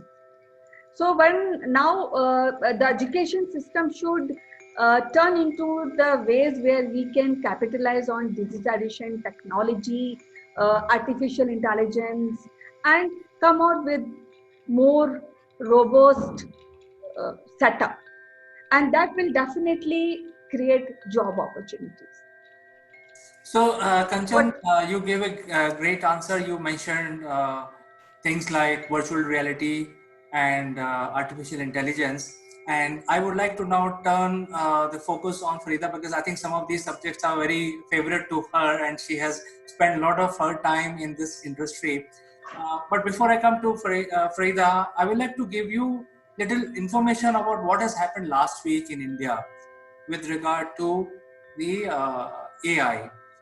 Prime Minister of India had announced that the income tax department will become completely faceless.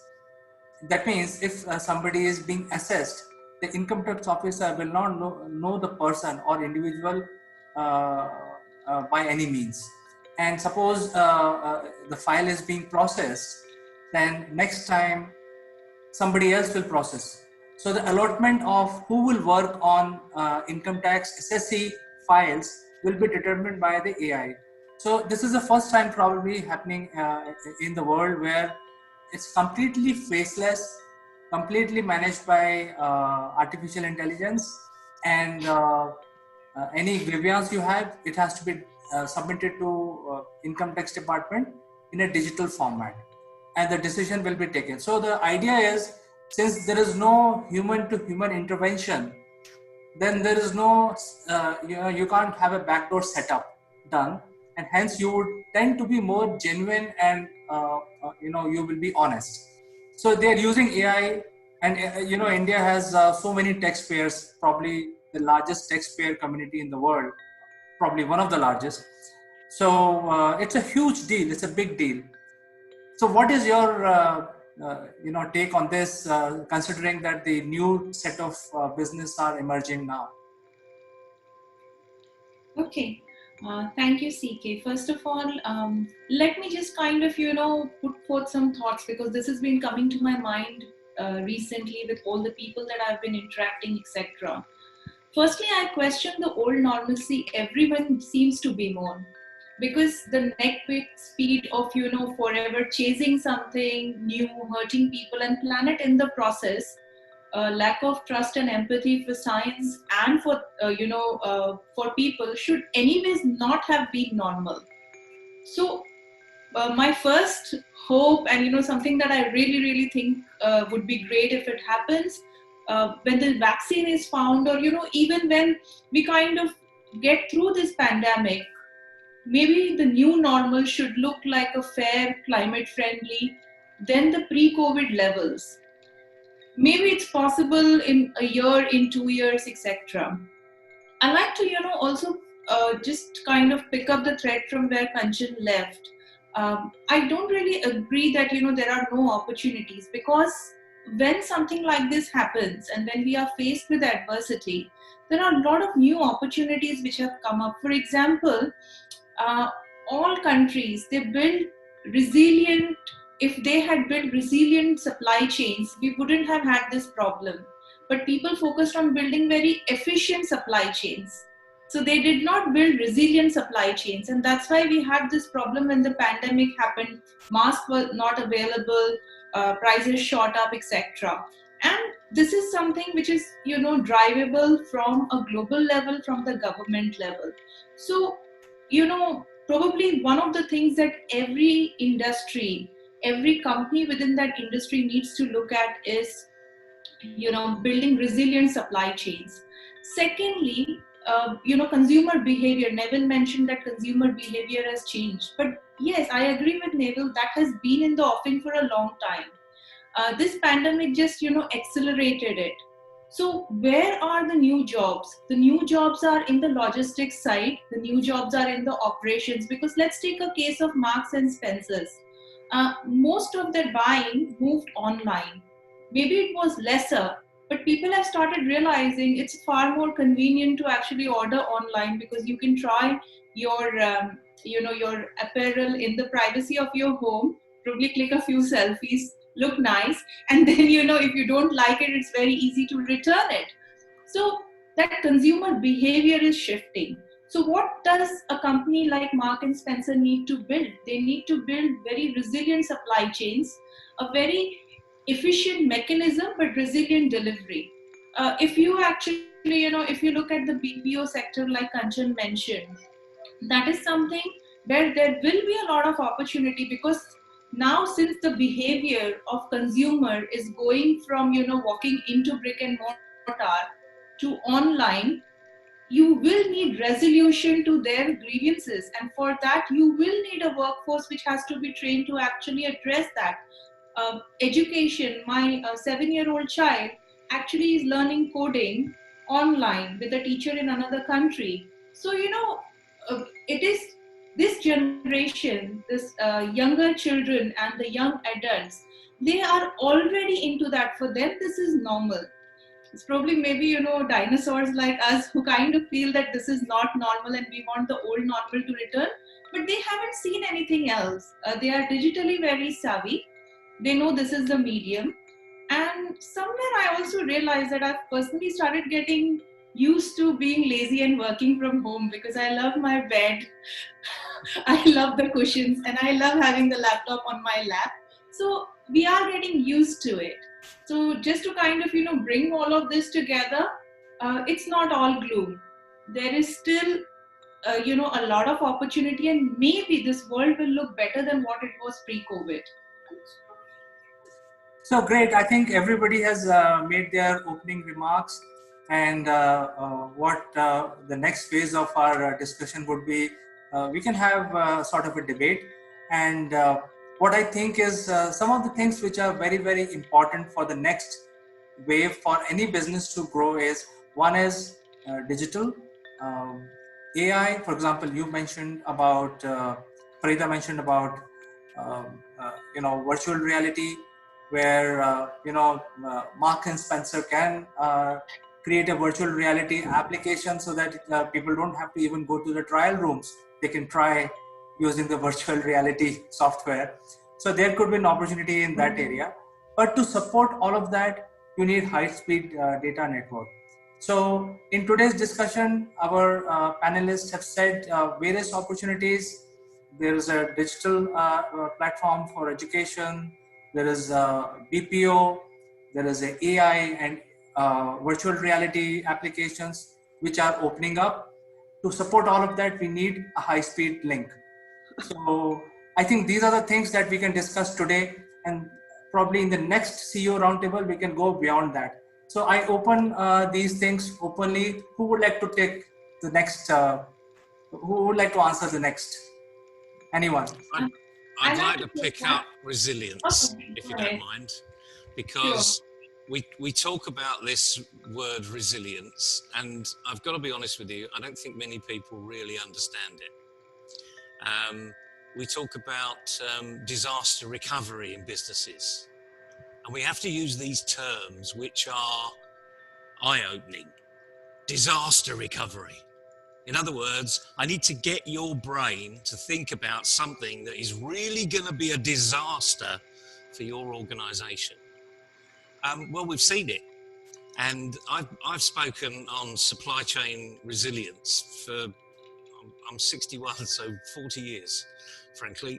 I've been talking about this. And as for the new normal, I've worked in the oil and gas industry for 30 years. There was no normal. Yesterday was different to today, which was going to be different from tomorrow.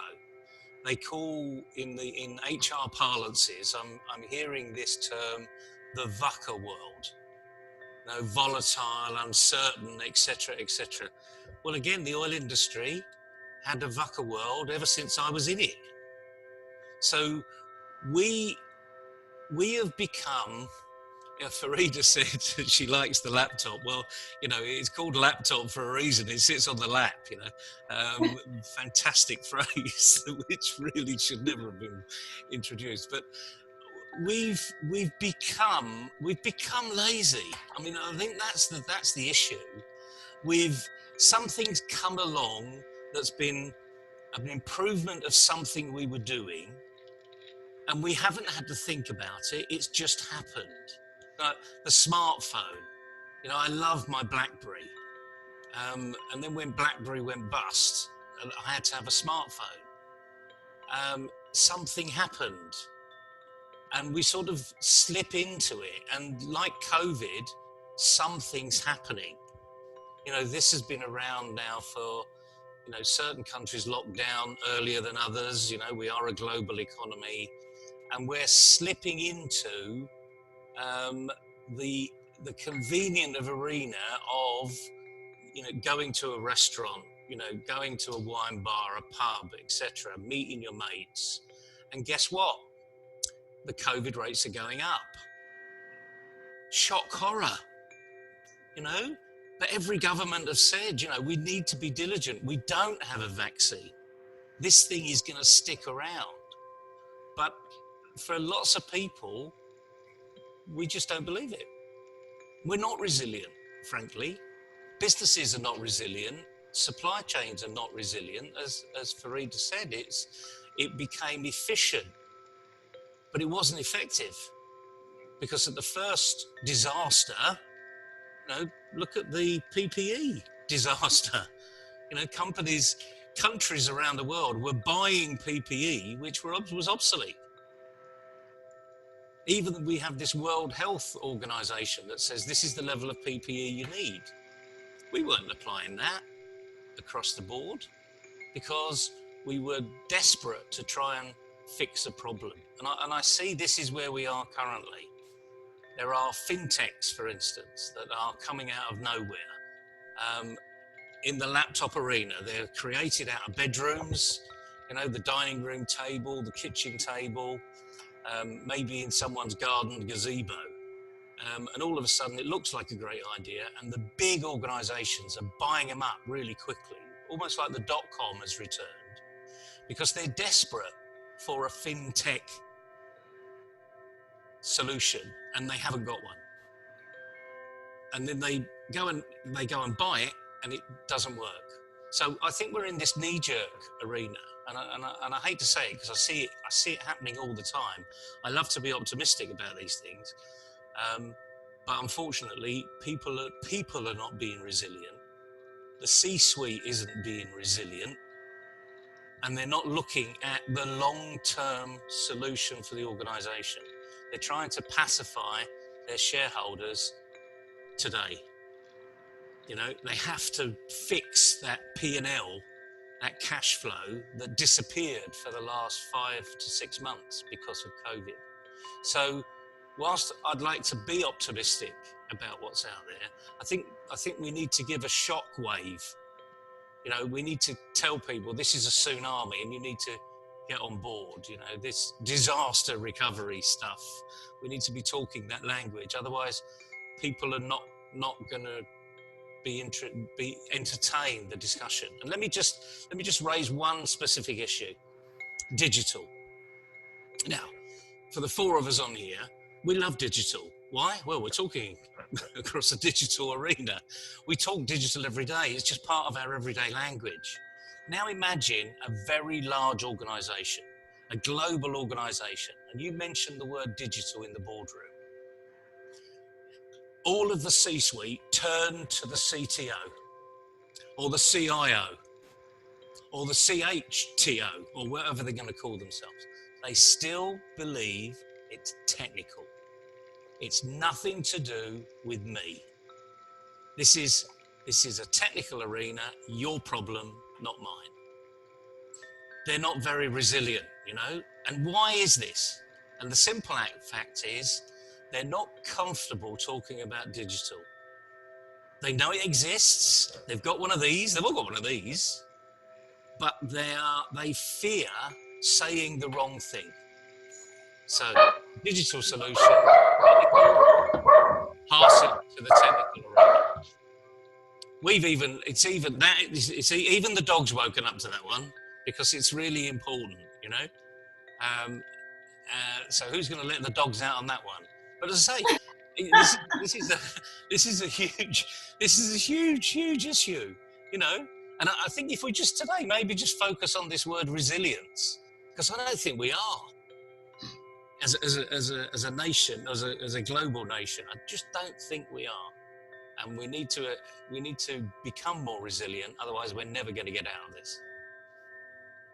There's 2 pennies for you. So I think there is a clear requirement for planning the digital strategy, and also, you know, there are a lot of opportunities. In fact, Elon Musk has already embarked on a journey of creating an alternative to 5G. So there is a requirement here for the supporting the whole digital infrastructure, which world is, you know, there are certain people, Neville, I like to just make a point to you, what you just said. There are people who are still in the 2019 era, but there are smart people who are looking ahead and they are planning ahead. So, but the unfortunate part is those guys are very few. So with this discussion, we hope that people wake up and start looking at embracing the digital world, start planning what to do. And data is going to be the new petroleum going forward. So anyone can take that discussion ahead. Sure, I'll take that, because this is something which I'm personally kind of looking with, you know, like held my breath. I think ideas are cheap. Execution is everything. Operational excellence to basically get this across. But then there is no choice, because it has to happen. We talk digital, we keep talking about getting digitally savvy, but we are the users. So there is a full back end, and that's a huge business opportunity, because it's already happening. So like Neville said, that we move from, you know, our Blackberries to our smartphones, something else will come again. When the first, when the first mobile phone I got, I was very excited, because, you know, it was a mobile phone. It had a watch. It was in my hand. Today I have a watch. I can actually make calls from here. So I think it's kind of, yeah, all of us, I mean, most of us actually kind of use it in some way or the other. So I think we kind of, just join the journey.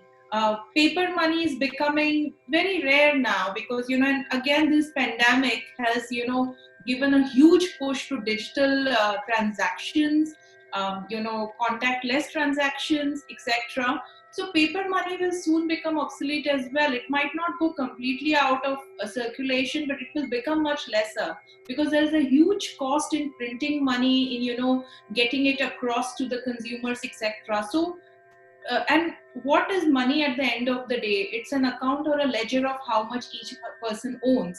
Yeah, so that's kind of becoming the new normal as well.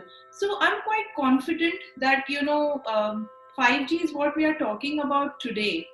It's when the first iPhone was launched, nobody would knew we would be at 11, and we would be at a par excellence model of that phone, but there was a lot of excitement.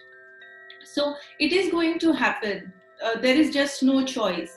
5G is very close, and then there are huge companies and very capable, smart people who are behind this, who are making that happen. So globally, it will be available, and technology in isolation is of no use until and unless it's available to the masses. So because if anyone is doing business and it's not available to the masses, it's really not useful. So it will be rolled out to the masses. It will become much cheaper to access, and I'm kind of hoping that we move into this new normal, reset, readjust, restart, refocus as many times as we need to. We just don't quit, just keep moving forward. Yes, I think people like you and all of us here are already embracing the digital world, but I think there are still many people who are still stuck in the old rut. So, Kanchan, we have a short of time, but any closing remarks from you? Yeah, I think it is mandatory to provide uh, insight of this changing era and provide people to really understand that things have changed. So accordingly, people should be trained by the organization, and people should also understand that they have to train with the changing scenario. So I think that is very mandatory, and I agree that all sector we cannot put in digitization category, because there are certain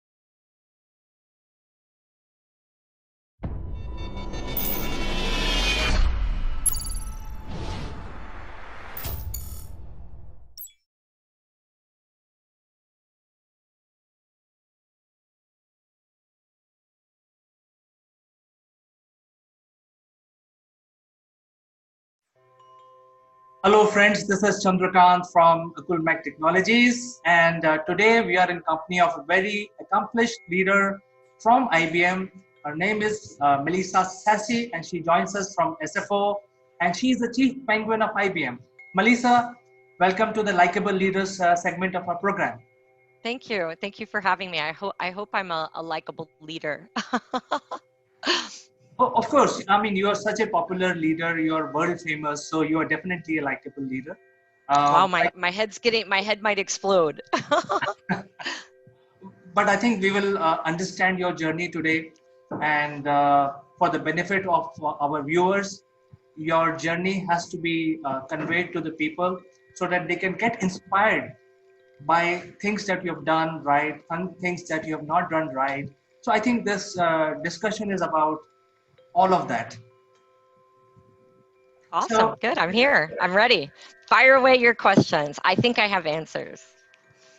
Melissa, you had such a versatile journey.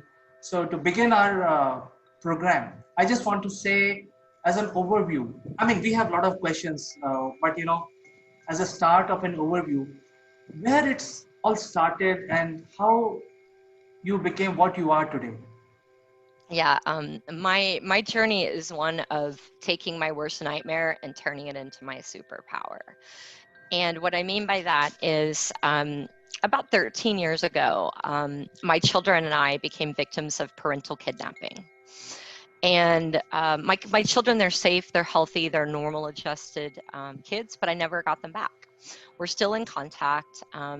They know they have a mother who loves them, and they know that this was not something that I opted for, I chose, or I even imagined. And I think a lot of people ask me, well, wait a second, how can something so awful turn into something that is a superpower? Like, unpack that for me.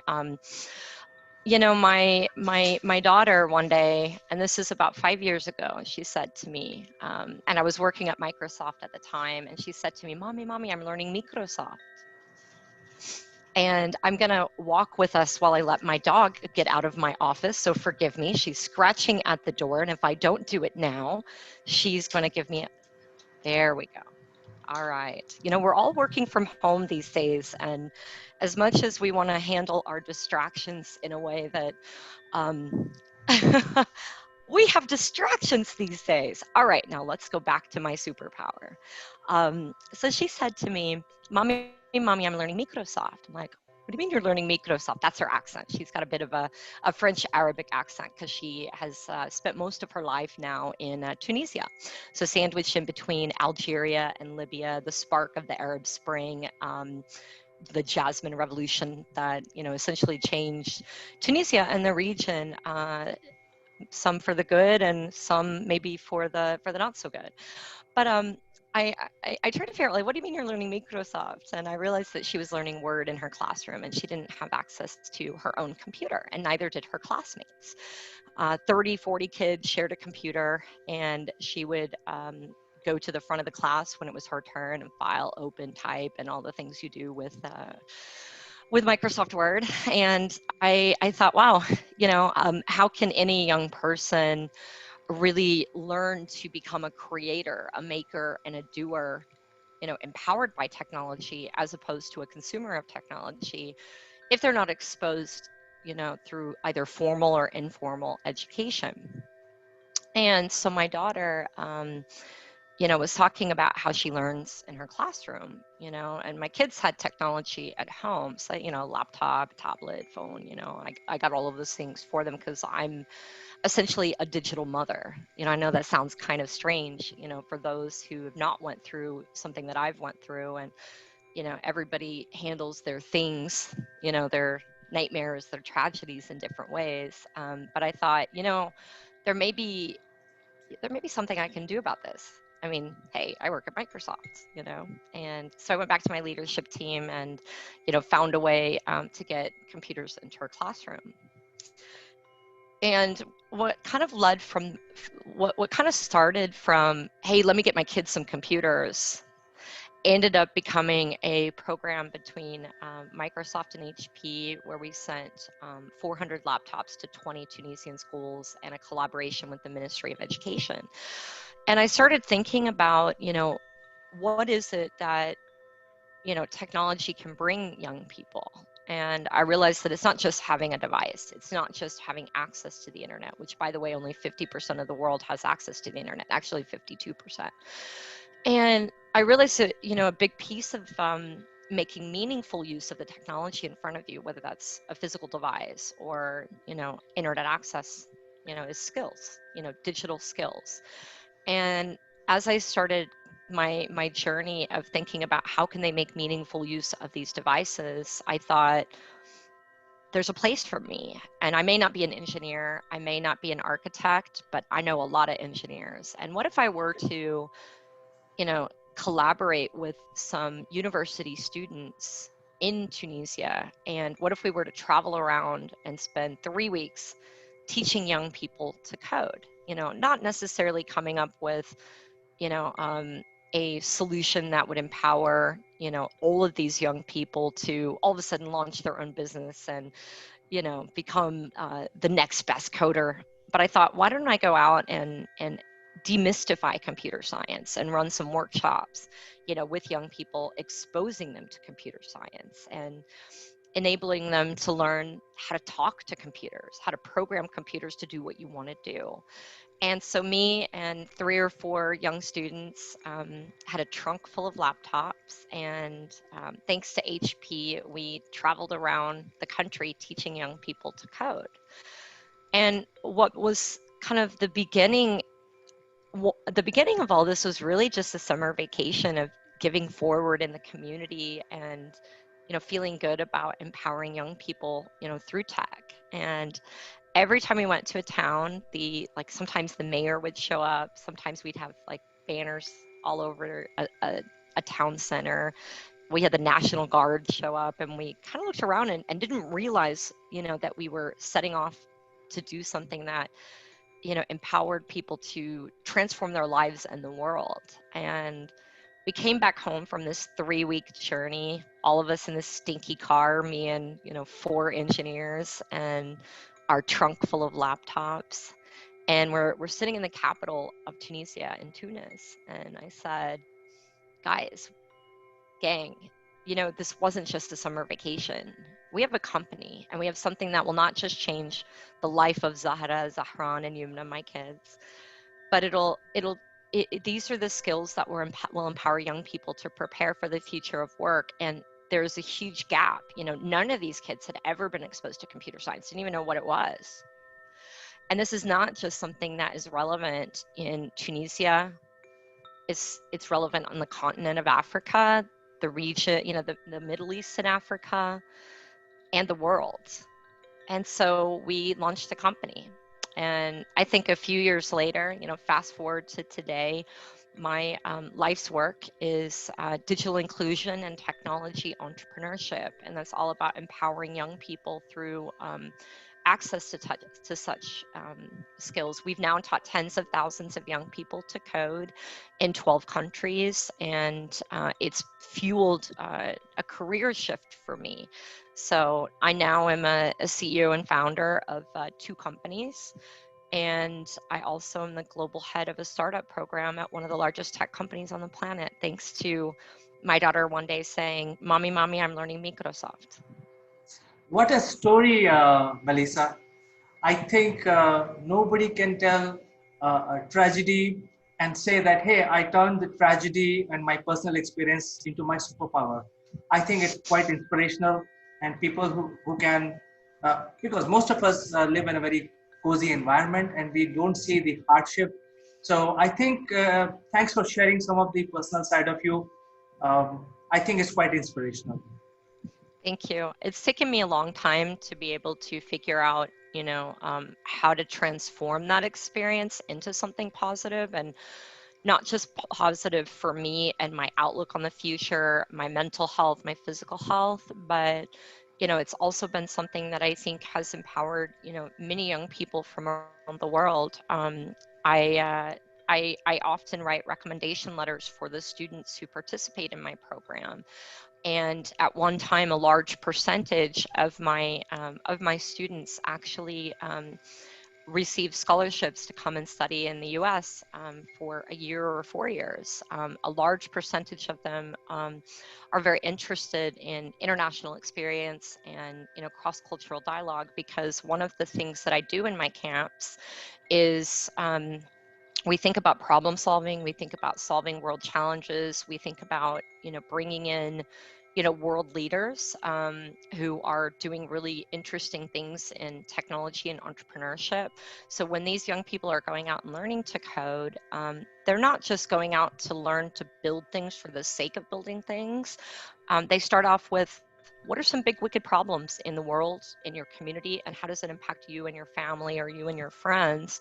And how can you create locally relevant and locally, generated businesses and technology versus expecting everything to come in from, Silicon Valley, but creating local leaders through this concept of how do you empower young people through problem solving, through critical thinking, crucial, how to have crucial conversations, how to manage your reputation and your personal brand.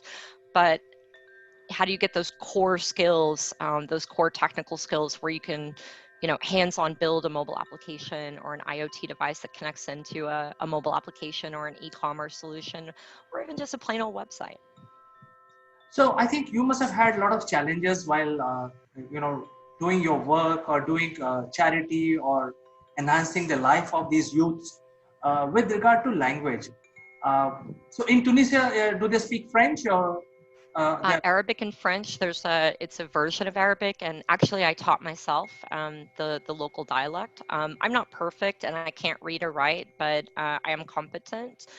And I've done TV interviews, I've done radio interviews in the local dialect, and I always start out my camps when I'm there. I'm not always there because my team really handles everything locally. And my team, by the way, is all youth-led and youth-run. So I have one person under the age of 35. Everyone else is, I have one person between 25 and 30, and then everyone else is under the age of 25.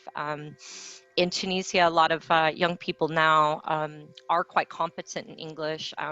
Previously, the older generation or previous generations learned French and Arabic, and a lot of the school stuff was in French. The educational system is still very kind of French and very theoretical in fashion. So a lot of young people, finish school, finished university without having practical experience because they've spent a lot of time memorizing things, but not necessarily knowing how to put those things into place practically. So that's kind of one of the other things that I think about.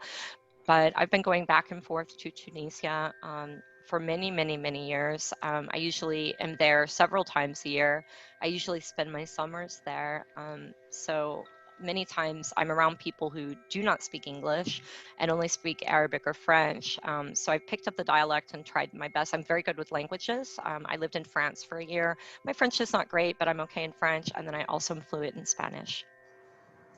So this shows that when there is a will, there is always a way. You can pick up different languages, even though they are from a different segment. So, I mean, French and Spanish are from the Latin segment.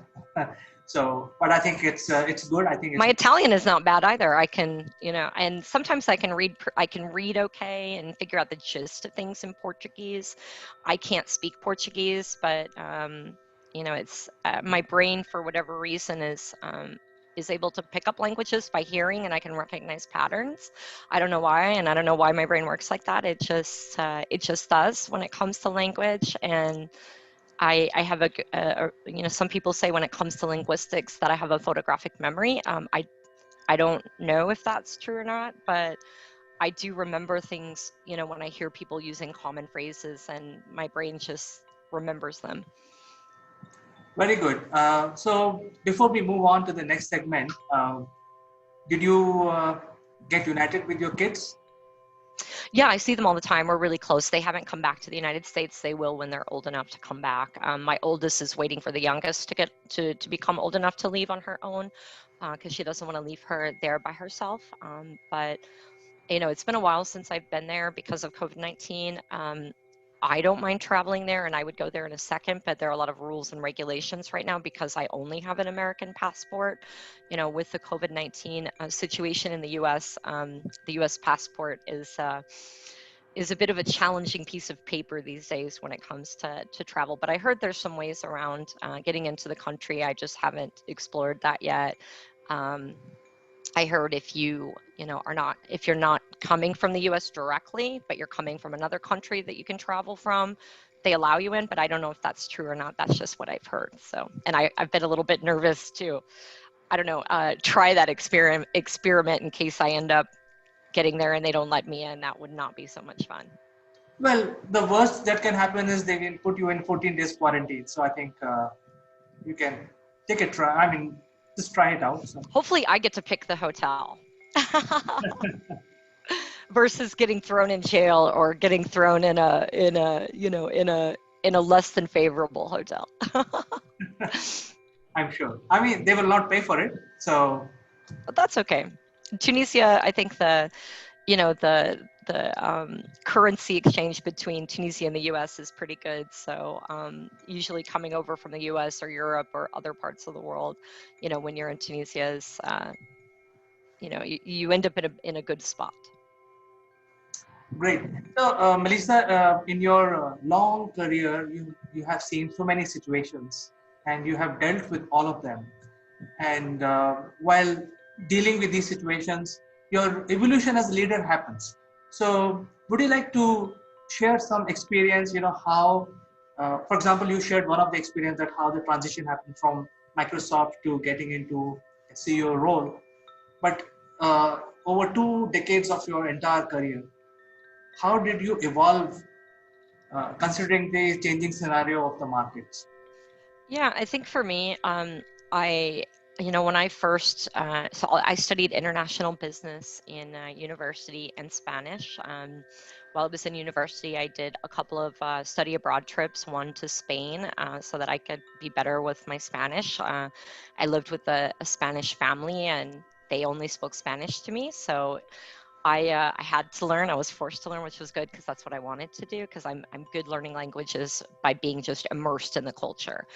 I did a study abroad trip to Finland. So I spent the summer in Finland and spent a lot of time in Denmark and in Sweden. After I graduated from university, I decided that because I studied international business and I'm from the Midwest in the United States, so the center of the U.S., I really felt like I needed, more international exposure. But I didn't feel quite ready to go and work yet. I didn't feel like I knew enough. I felt like what I'd been doing was very theoretical in nature versus practical, and I hadn't ever really done an internship. So I went off and got my MBA. I studied finance as my kind of focus area, and I spent a year and a half in the UK. So I lived in London for a year and a half. I was planning to go out and work right after that because I felt like, oh, okay, I'm ready, and I stumbled upon a university that had a program where they sent you for a master's, you work with a company, and there are all these benefits. You get a job at that company afterward. And so I thought, well, I hadn't planned on getting a second master's, but it's in France, it's in the south of France, and I get a job out of it. So, hey, why don't I go get another master's? So I did. I studied supply chain or procurement. And I will tell you, it kind of sandwiched me into a career and a job that just wasn't the right fit. I essentially took the first job that I got because I needed to bring in money, and I needed to eat, and I needed to pay for my life. So I took the first job that I got, which was as an analyst in a chemical company. And there was nothing socially good about what I was working on. I came in, I did my work, I earned my money, and I left.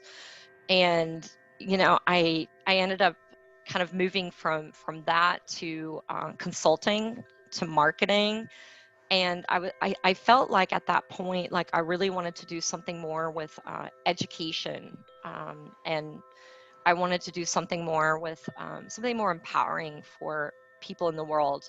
By the way, I did a stint on Wall Street. So I worked at Goldman Sachs. I've worked at BlackRock. So BlackRock, for those of you who don't know, is the largest asset manager in the world. Somewhere between like $4 and $6 trillion under management. I was a director at BlackRock and a VP at Goldman. Decided I wanted to go into tech and saw the opportunities of tech being integrated into everything, everywhere that we do, and everything that we have, and that tech touches every single industry. And I realized that I could actually help make the world a better place, make a good salary, and be, and utilize the skills that I have while empowering others. And I didn't realize that a job like that existed. I thought that you always had to trade off a good salary for doing good in the world. I didn't realize that you could do well while doing good. And so that's something that has been a big fuel of my career. And I think there's a lot of passion around, I have a lot of passion for my work, whether it's working with early stage entrepreneurs or young people who are thinking about careers in tech, or keeping underserved communities in tech, whether that's women and girls, the Black community, the Latinx community, or whatever underrepresented group might exist in a particular country. So for me, I think my tragedy fueled a lot of this, because it gave me this altruistic thing that I needed in life, and it wasn't just going in and making a bunch of money on Wall Street. I actually quit my job on Wall Street without having another job. I went into for my performance review, and they asked me, like, what do you want to do next? And I said, I want to put in my resignation. And my boss is like, what do you mean? She was like, where are you going? I'm like, I'm going to move to Nicaragua and go help make the world a better place. And so I did. I left my big high-paying job on Wall Street, and I moved to Nicaragua and had some fun until I helped to kind of transition my career into, what it is today. Well, this story reminds me of an Indian movie in which there is an Indian guy, very successful scientist working for NASA, but then he wants to light a bulb. So this whole story is about, from sending satellites into space, coming back to India and lighting a bulb. There you go. And you took the name of BlackRock. They were in the news here because they picked up a non-controlling stake in one of the large companies here in India. So I have a lot of respect for BlackRock. I think they're one of the, one of the companies that really speaks out about, the UN Sustainable Development Goals, about that concept of conscious capitalism, about, doing well while doing good, and that corporations have a responsibility to the world and their shareholders to not just expect the government to pay for, certain social factors in life, but they have, I think, a nice stance when it comes to gender inclusion, Goldman as well, and a nice stance when it comes to making investment decisions and making sure that they've got, women, female representation, in the boards of companies that they invest in, looking at, climate action, and investing in small and medium enterprise. So. Great. So, Melissa, you have achieved a lot in your entire career. Would you like to share something which you feel is the best accomplishment so far? Yeah, I think that for me, it's finding a way to compartmentalize, my tragedy, if you will, and, turn it into something positive, not just for me, but for others around me, and something that's much bigger than just me. From a career perspective, so that's kind of a life thing, how did I deal with this, and how did I get on versus being a wreck? And don't get me wrong, I was a wreck for 5 years, and sometimes I still am a wreck. Sometimes when I think about things of like, why me? Why did this happen to me? Why didn't I see it? Is it my fault? Did I do something that caused this? And if I would have done this, and this, would we not be here today? But I try not to think too much about the things I can't control, which I can't control the past. It is what it is. But my biggest career achievement so far, and there are quite a few really cool achievements, but one of them was when I was thinking about this device giving program between Microsoft and HP. I participated in a hackathon at Microsoft because I saw how difficult it was to get devices outside of, into the hands of nonprofits and into the hands of people without. And I also recognized that at Microsoft they had hundreds of thousands of devices that went into PC Recycle, and these are devices that weren't connected to the network at Microsoft. So areas where there could be no personally identifiable information or trade secrets that could be taken off the devices because they were meant for demos or marketing or in-store and that sort of thing. And I realized that they were only breaking even with this whole PC Recycle thing. So they weren't necessarily even making money off of selling those devices. It was just more a process of getting rid of them to make sure that they didn't end up in a landfill. And so I thought, wow, what if we were to take those hundreds of thousands of devices and put them into the hands of nonprofits, and truly live the mission, Microsoft's mission of empowering every person and every organization on the planet to achieve more. And I thought, if you don't have access to tech, you don't have access to the internet, how can you really live that mission of empowering every person, every organization on the planet to achieve more? So I created this team as part of the employee hackathon, 4,000 teams, more than 100 companies or countries participating, so thousands and thousands of people, around the world. And we won first place in the Inspired Me category, and I had a chance to meet Satya. I pitched to Satya, so the CEO of Microsoft. My Twitter picture, the background is actually me pitching to Satya, so it's a picture of Satya and I. And I stepped in front of him. He was not coming to talk to me. My team said, Satya's coming, you're going to step in front of him. He's going to have a lot of cameras, and you're going to say, Satya, can I tell you about my hackathon project? He won't be able to say no, and this is your opportunity to make a difference. My team was about 50 people strong from all over the world, and I did just that. So he had to say yes, and he said, yes, tell me about your project, and the cameras are rolling. And I told him about my project of, Microsoft having hundreds of thousands of devices that go into the PC recycle and are not put into the hands of nonprofits or others who could make meaningful use of those devices. And therefore, we weren't truly living our mission of empowering every person, every organization on the planet to achieve more. And he said, tell me more about this. And so I did. We spoke for 30 seconds, a minute. It was a really quick interaction. He nodded to his person and said, I like this idea. We ended up driving a big change within the company. One of the organizations in the company ended up rolling out a policy that enabled them to make that possible. And they changed the way that they handled PC recycle activities for devices not connected to their network. It's now a program that's been rolled out worldwide in every single country that Microsoft operates in. And it really fueled a new career for me, and helped me to kind of get where I am today from a career perspective. So it was a hackathon, and it was stepping in front of a big CEO and taking a risk and not being afraid to step in front of the big boss to tell him something that I had in my head that I knew he didn't know about, and I thought he should know.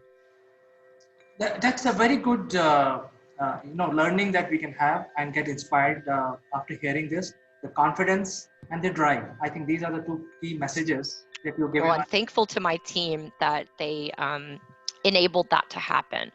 And what I mean by that is, nothing is you're no good without a team. I don't know everything, and they always say this thing about there's no I in team. And for me, my team inspired me and empowered me and pushed me to take that big risk of stepping in front of one of the most famous, if not the most famous CEO on the planet. Absolutely. In fact, over the last so many years, the industry is also getting transitioned. We used to see client server environment very long back. And then we started seeing Windows and Windows-based systems. And then the Apple OS became one of the most preferred operating system. And a lot of changes happened on the server side. So the industry kept migrating and modifying, reinventing. In your career also, you also have changed from the analyst to investors, now one of the world largest entrepreneur program. What do you see that is the winning quality or essentials for any entrepreneur who want to get inspired by your story? I think the biggest thing is to just go and do what you have in your head and not be afraid to take a risk, not be afraid of what might happen if you fail or if things don't go the way you think they're going to go. Surround yourself around a squad of people who will help you recognize that you're not an imposter, that you deserve that seat at the table. You didn't get there by accident. And it might be scary for some people who have never been an entrepreneur before. I became an entrepreneur by accident, and it took me a few years before I said I'm a CEO and founder, and that's how I felt a little bit shy to say that. I don't know why. I'm not a shy person, but I felt like it felt pompous or something, and now I wear it like a badge of honor of, yeah, I'm a CEO, I'm a founder, and I deserve my seat at the table. And it's not arrogant for me to talk about the, experience that I have. And it's not arrogant to help, empower others, with those skills by saying, hey, I made it and so can you. Great. So now you're working with a lot of entrepreneurs. I mean, you started with empowering young people and youths, but now you're working with a lot of entrepreneurs. So where do you see the industry going from here? I think that in my role right now at IBM, I focus on fintech, health tech, and insurtech. So for me, I see a lot of innovation happening, but I also think that these small companies should have access to enterprise grade solutions to keep our sensitive data safe. There are a lot of companies out there that have access to our data, and not all of them use our data in the right way. I think that we need to have more control over our data, and I think as consumers or business leaders, we need to make better decisions about technology, about incorporating technical solutions that don't enable people to gain access to our to our data, versus it being managed by policy.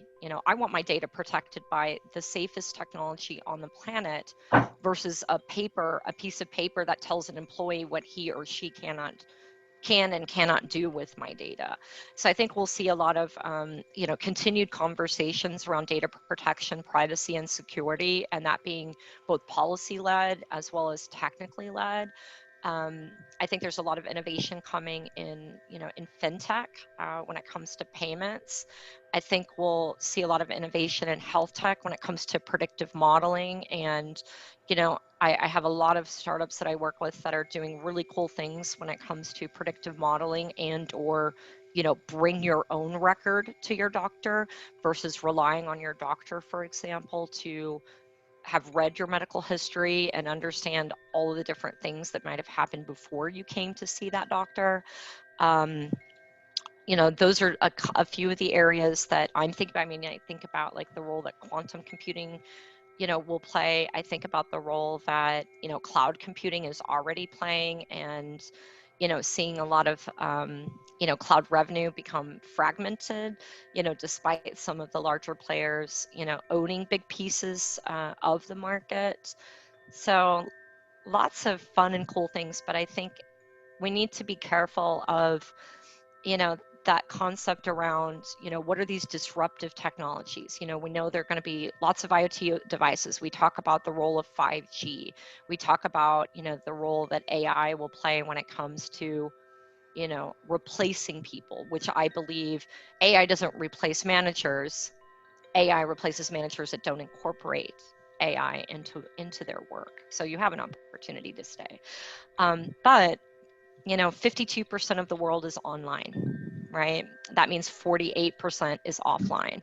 So while the haves are thinking about what are they doing with 5G and what are we doing with, IoT and, AI and all this sexy stuff, remember 48% of the world doesn't have access to the internet, and large portions of that population may have access, but they can't afford it. And so we are, in turn creating this world of the ultra haves and the ultra have nots. And I think that, as we continue to see technology advance and advance our lives, that divide is going to become bigger and bigger unless we think about how do we actually empower the underserved, through access to the internet, through access to energy, combining those two things together when you're going out and building networks versus going out and building a microgrid and then coming back and getting it, getting that neighborhood connected, but combining those two things together. And again, it's not just about having, technology for the sake of technology so that consumers can go out and consume, but how do you empower people with true digital skills?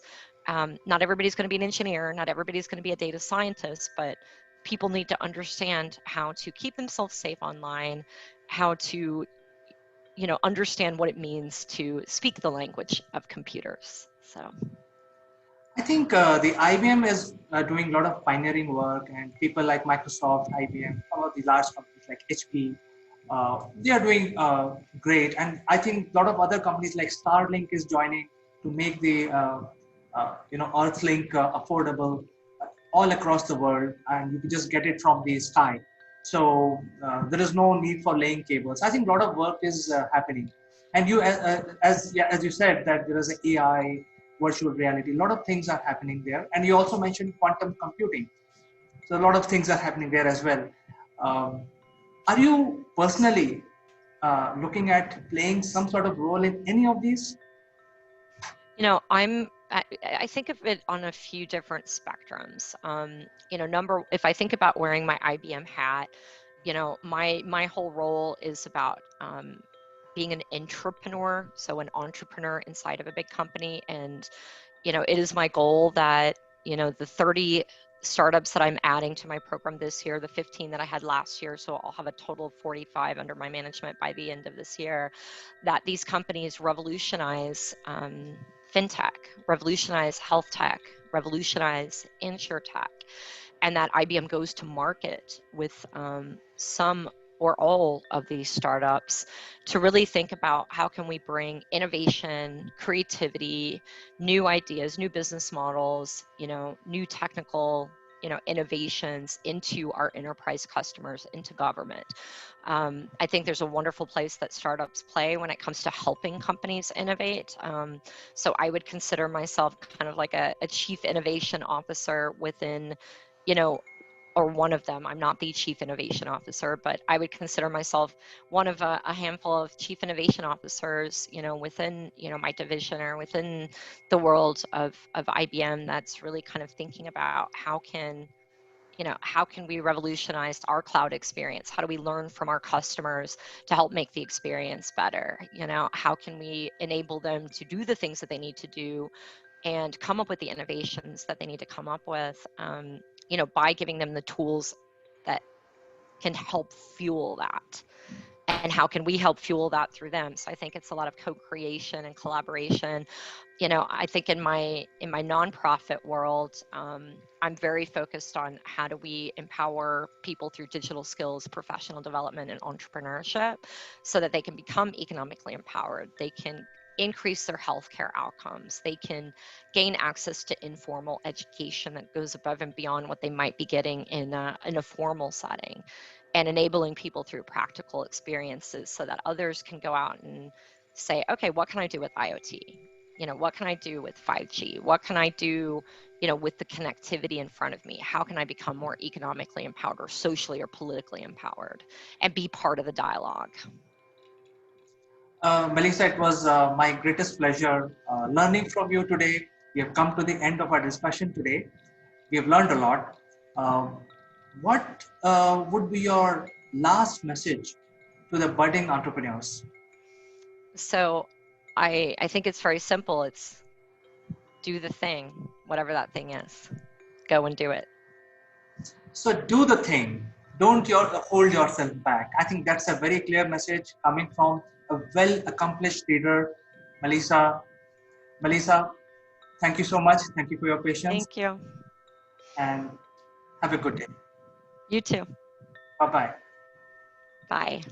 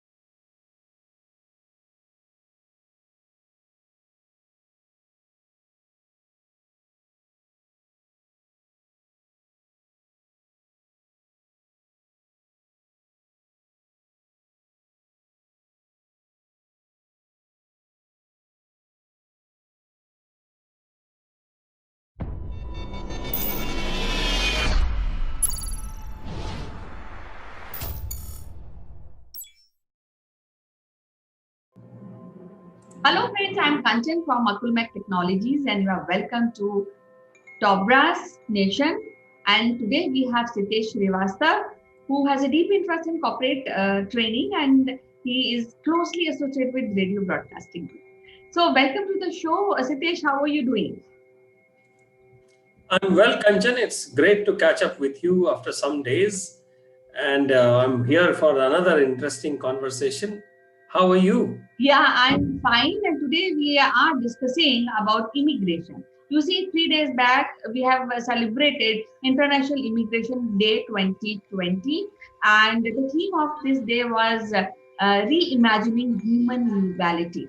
You see, Siddesh, throughout human history, immigration has been a courageous expression of individuals' will to overcome adversity and to live a better life. You see, from antiquity, individuals, humans are migrating, immigrating to different continents, to different cities. And globalization today, together with the advances in communication and transportation, has greatly increased the number who have the desire and the capacity to move to other places. So, what is your idea on this? Well, Kanchan, I agree with you that we as a humans, we have always been a migrant beings, migrant species, and we have always traveled from one place to another place. Only in the modern history, modern world order, which is our today's democracy or whatever crazy we can say, we talk about migration more and more, and I have been seeing this migration from various angles, and I would be really surprised to ask some people, some of the authorities in the United Nations, some of the experts in the immigration and migration, that this migration was always the hallmark of the humans. But in last 50 years or 100 years, we have been hearing about migration. When we talk about India's case, we have hearing about Bangladeshi migrants. When I live in Africa, I have heard about lot of North African places. From there, the poor people from North Africa, they get onto the boats. They try to get into the coast of Italy or Greece, and that 300 mile or 300 kilometers of the sea stretch is very very treacherous, very very dangerous. Many people have died. Then America's history, USA's history is full of migration history. From 1776, they proudly say that they are a country from built by migrants. So, but my thing is that with the today's world order, how much is the migration story a crisis story, or shall it be turned into something which is a innovative story? It's a mixing of cultures story. How we have to take it in that way? So what is your take on a generally when we say about a migrant's story? Actually, as I see, because even in new era, there has created challenges and opportunities for the societies who are migrating, and that is throughout the world. It also has underscore the clear linkage between migration and development, as well as the opportunity it provides for the co-development, and that is a concentrated improvement, economic and social condition at both places like origin and the destination of migrant. But lately, we have been seeing that migration has created a havoc. When we really see the number of international immigration or people living in a country other than their country of birth in 2019 has reached around 272 million. Women immigrants were 48% of the total number, and the estimated 38 million were children among them. And among all these immigration, though this is a as I told you, it has a history of centuries. We have been migrating as a human race, but uh, 3 out of 4 international immigrants are working at age that is between 20 to 64. And we also seen the kind of depression, the kind of atrocities being seen by the immigrants. And of course, there are some countries who are also facing problem, especially in economic and social development of their own country, and that has created a problem for the destination countries. Now, approximately 31% of international migrants worldwide are Asia, 30% are in Europe, 26% is in America, and 10% in Africa, and 3% in other countries. So, what I feel is that though this is kind of a trait, human trait, but nowadays due to the crisis, it has become a crisis, and it also exposed by COVID-19 pandemic, and that has created a real problem, a real situation for both immigrants and for the destination countries. That's right, Kanchan. You are so bang on with the data, and I am really happy that you spoke about that data. My take on the migrant challenge, which is termed always as migrant crisis, whether it is a migrant crisis in Europe, people coming from the troubled regions of the Gulf, or it is a migrant crisis of the southern Europe, people coming from the northern Africa, from Libya, Algeria to the European borders, or it is a migrant crisis at the Mexico border with America. Last year, or in 2018-19, I have read that there have been a lot of trespassing between the Mexico border and American border, where even some Indians were also there, between that border. There was a story of a small 6-year-old girl dying while trying to cross the border with her father. And these are the stories all across the world. The challenge is that how do we face it as a country? How do we facilitate it with the people who are trying to enter? Generally, the migration has always been a human choice. But last 100 years or so, we have been seeing, rather than being a choice, it has been forced upon.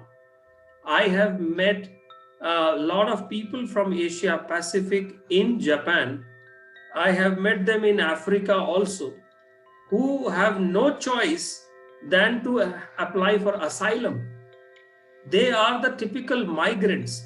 For people like us who are into the working field, we choose migration based on our choice, whether I would like to stay in Europe or Africa or Japan, but that is my choice, and that is not a challenge. The challenge is the crisis that happens when people who do not have options and then they cross.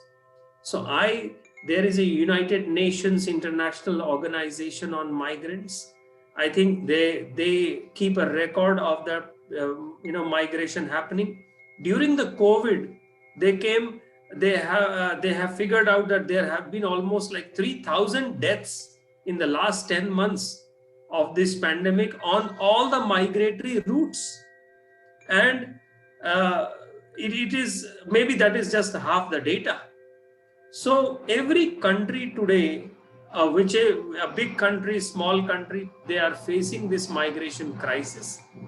And I would say, as per the United Nations Human Convention on the human rights, the migration has to be taken as a human right. But at the same time, with all the checks and balances that a country would like to be put on those migrants, like in India, we are facing the Bangladeshi migrants issue on the Assam side, and they came around 1971 war with Pakistan during Bangladesh liberation. Now that has grown; it has become a challenge for us. Similar is the migration in the European countries. A lot of people from the Gulf They moved on to Germany, France, and other European countries, and we are seeing some challenges on that front. Lot of migration happens in the Southern America. So we need to have a human approach towards migration. Probably we need to speak about it, talk about it. We try to see if some migration has already happened. Can those people, rather than deport them, can we bring them into the mainstream? Yes, What do you? yes, I feel there are mixed element of unforeseeability and emergency and complexity, because what happens, immigrants come to destination countries, and I've heard a lot of stories regarding they are not able to mix up with the destination population due to their belief and due to their social structure. And apart of this, there are other difficulties of these international immigrants, because they require a lot of, as you said, lot of cooperation and collective action among the countries. And as you mentioned, the United Nations is also playing an active and catalyst role in this area, with the aim to creating a dialogue and interaction within the country and the region. But again, the problem still persists, because there has to be some experience and some collaboration in this particular field in this subject, because this is a human nature. We have been migrating. Even here also in India, we do migration from our home to Bombay, for example, to get into a city of dreams and get our means and our dreams fulfilled. So, but when we talk about international immigration, so that has become kind of a talking point nowadays, because there are some tensions within the communities, and why they are moving from their home country again, because due to in search of a good life, definitely, and there are some wars going on, so they have to escape from that. So all these things, what I feel, require a lot of collaboration, lot of help, and lot of understanding among the countries how to deal with these immigration issues, migrant issues in the destination countries, as well as in their home country, so that these people can remain peacefully, happily at their place. And this is what I feel. This is my point to this. Yes, Kanchan. Yeah, I think, Kanchan, that you are talking about the inclusiveness of the migrants into the society which they go in. And that's exactly what my thinking also has been. That there are very few places in this world which we say they have been melting pots of cultural assimilation, amalgamation. India has been one of it. For thousands of years, we say a lot of people have come, a lot of communities have come, whether they came as invaders or they came as traders. They have always come and they have assimilated into our culture. So more or less, we are our Indian society is also a migrant society. Then in our country, we have so many different cultures, languages. As I would like to say, every 500 kilometers, the culture changes in our country. Similarly, I would also think one very interesting way, when we talk about the migrant crisis internationally, it is important to see the structural facilities available to the migrants to be part of the country where they have come. Plus, they need to contribute to the, not only to the economy but also to the cultural assimilation of their new acquired country.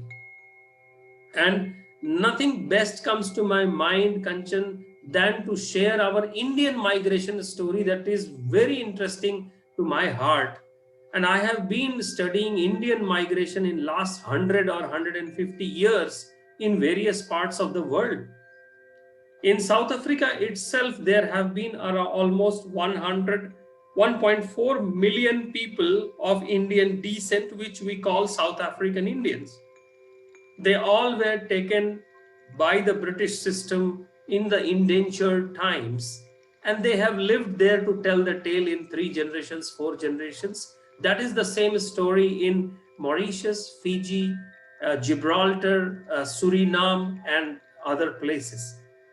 And the stories of the migration shall, if we tell to the current citizens of any country in terms of the success brought by the migrants, success brought by the migrants' children, I think those stories will push lot of migrated population to contribute positively in the economy of that country. And today, one of the great examples is Kamala Harris, a first generation migrant's story, a child. And there are so many such stories across the world. And I'm sure not only from the Indian population, but also from the other populations, other communities, other nationalistic populations, we have great migrant stories.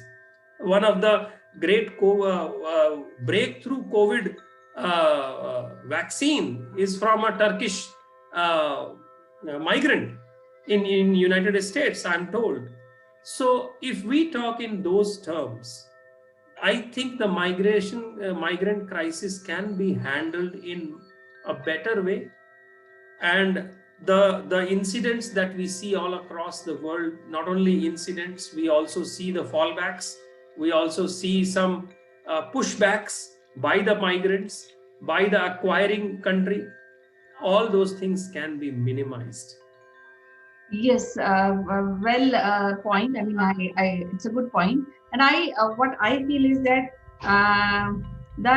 we have to think about these migrants, and again with the theme 2020 theme, which is reimagining human mobility. I think we should stress on that. We have to be creative, responsible, and collaborative in providing opportunities to immigrants, opportunity to migrants. So it was so good to talk to you today, Sitesh, and we'll meet again with some other good subject in our next episode.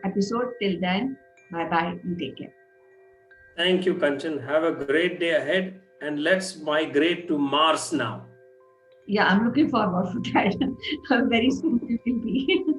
But we should have a kind of a real setup.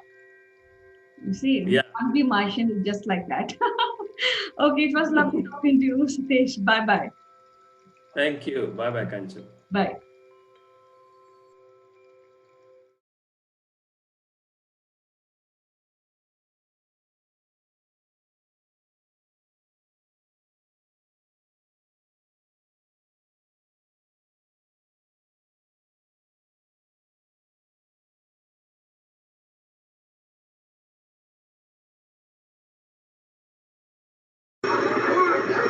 Who let the dogs out? Who let the dogs out? Who let the dogs out? Good morning. This is Chandra from Akulmach Technologies, and welcoming Neville as usual. Neville, welcome to Top Brass. Good morning, CK. Day 20? It is day 20, and it is day 20. It's a quiet Monday. It's a quiet Monday, not a manic Monday, as in the Boomtown Rats song. But yeah, quiet Monday. But that doesn't mean we should be quiet in what we're doing. So what's new? What's new in India? What have you heard recently that's stimulated you? Well, I think it is status quo. Nothing has changed. And I think 100%, almost 100% of the population of India are following lockdown. So nothing much is happening. So we are at home and working as usual. But I think I would like to congratulate you. The Prime Minister of UK has fully recovered and he's back. And he's also, after a gap of few days, he will get back on job. So we are very happy to have him back. Yeah, well, thank you for that. I'm sure he'll welcome your good wishes. He clearly had quite a bad bout of this virus, and he's very empowering and passionate speech yesterday really did was very close to our heart. Really, I mean, the NHS, we think, I'll just book an appointment with the doctor, or I'll get this medicine, etc., etc. It's times like this when we actually appreciate just exactly how lucky we are, really. So, to all health workers around the world and coronavirus warriors, as you call them, thank you from the bottom of our heart. Without you, we wouldn't be here. And that could be that's a really good flavour for today, actually, because opportunity. We're up to the letter O in our trip through a vocabulary. Opportunity is typically at the tip of one's tongue as an entrepreneur, looking for opportunities, taking opportunities, getting ahead of other people, of other organisations that are looking at the same thing, but not quite the way you're looking at it. And you are a classic example of that, CK, because you look for opportunity all the time. You're thinking on behalf of others and dropping a little pebble in there of a bit of inspiration. I see that all the time, and I see you smiling. So maybe you've got a few comments you can make even just on that side. Certainly. In fact, I wanted to share, in fact, I was waiting for our session today to share this news with you. And I would like to share a good news and maybe an opportunity for thousands of the people. The Google has launched or rather it's an old product, but it has been opened up for masses. It's called Google Classes. And now any individual who thinks he can train can launch his subjects either in the form of course material or in the form of a webinar or in the form of class. And the software is Google backed, so it is fully integrated with the Google Docs in the back end. It is also integrated with Google Drive, so you have storage for each of your student. You can monitor the progress and assignments given to each student separately. At the same time, students can also view what they are doing separately. They can be given marks and so on. So it's a complete e-learning platform being available for free for schools, for institutions, for non-profit, and for individuals who wants to train other people. So it's a great opportunity for a lot of people who are under lockdown and even beyond. So I wanted to share this information which I came to know today. No, it's absolutely brilliant. As you say, it's a product that Google have had for some time now, but they've opened it up to everybody. And yes, it's a real breakthrough, if you like, in that I could have 15 people on a course in front of me, and they can all be filling out their own element of that course, and I can actually see it live, what's going on. So it's that one-to-one opportunity when you're looking at the one-to-many. So yeah, it's really going to be a big breakthrough and probably reduce a lot of travel in the future. Not just for the candidate or the student going back and forth from that particular workshop, but also the teacher or the trainer. So it's great, and it beholds us to take that opportunity on board. And what I want to do is just there's a great quote from Helen Keller, and she said, "Optimism is the faith that leads to achievement. Nothing can be done without hope and confidence." So to take advantage of an opportunity, we need to be optimistic.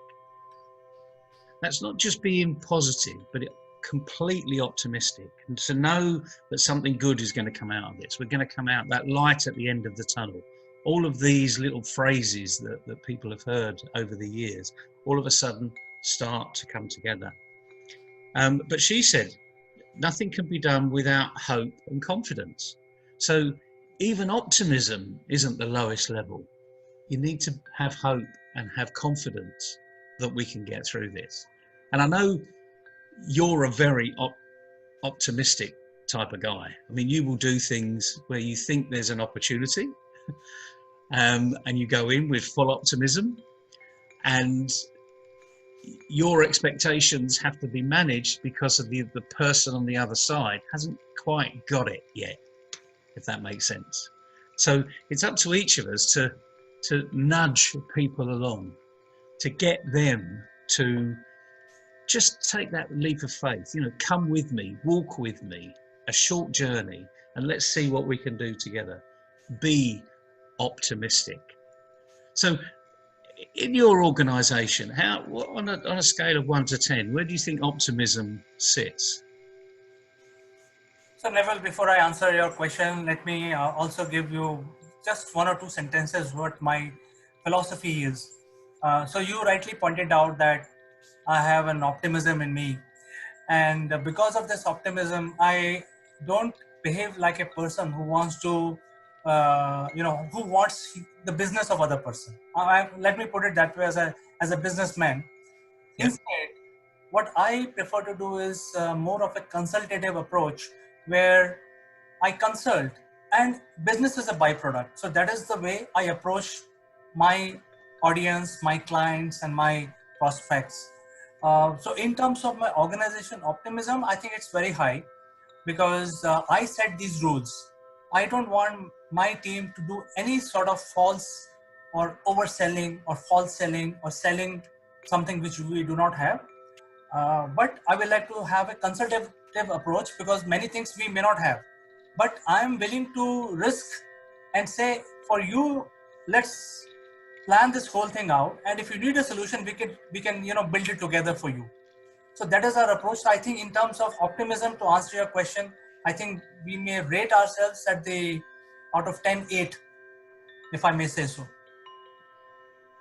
And that's good, because, as you say, it's a consultative approach. You haven't got all the answers for everybody. But if there is an opportunity where you've got that perfect solution that your client customer needs, then I'm sure you can show them that how it would fit and how it would work. And it goes back that this is a consultative process. This isn't I've got a black box, my black box will fit into your pink box, and it will fit perfectly. Excuse me. But it's raising that level of awareness. We're going back to that wonderful word at the beginning of the alphabet, A, awareness. So you can't get away from it, really, because all these words are in the alphabet anyway. So, but optimism, I think, today, and it's good that you score yourself 8 out of 10, because I would probably score you higher. So that's really good, because you've over provided and undersold.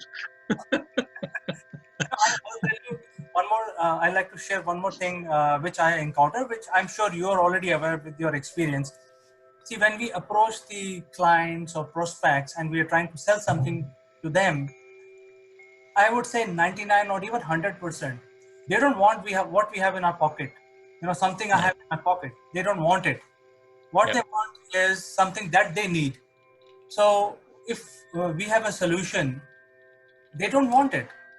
They need their pain point to be resolved. So I think that is where the optimism is very important, because we have to be optimistic, because the solutions are not ready-made for anything in life. Yeah, you're absolutely right.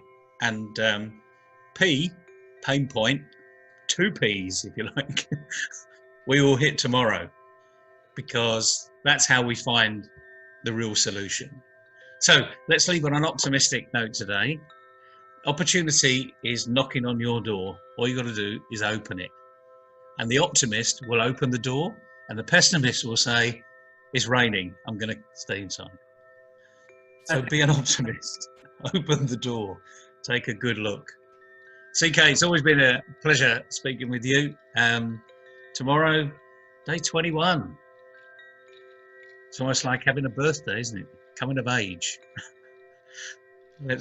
But the lockdown has been extended, but we'll still talk tomorrow, and we'll see where it goes from there. We'll definitely talk tomorrow, and it's P, and we'll give you an insight, the pain point. but we're going to be optimistic. We're going to look at the positive side of it. There's another P for you. So enjoy your day, CK.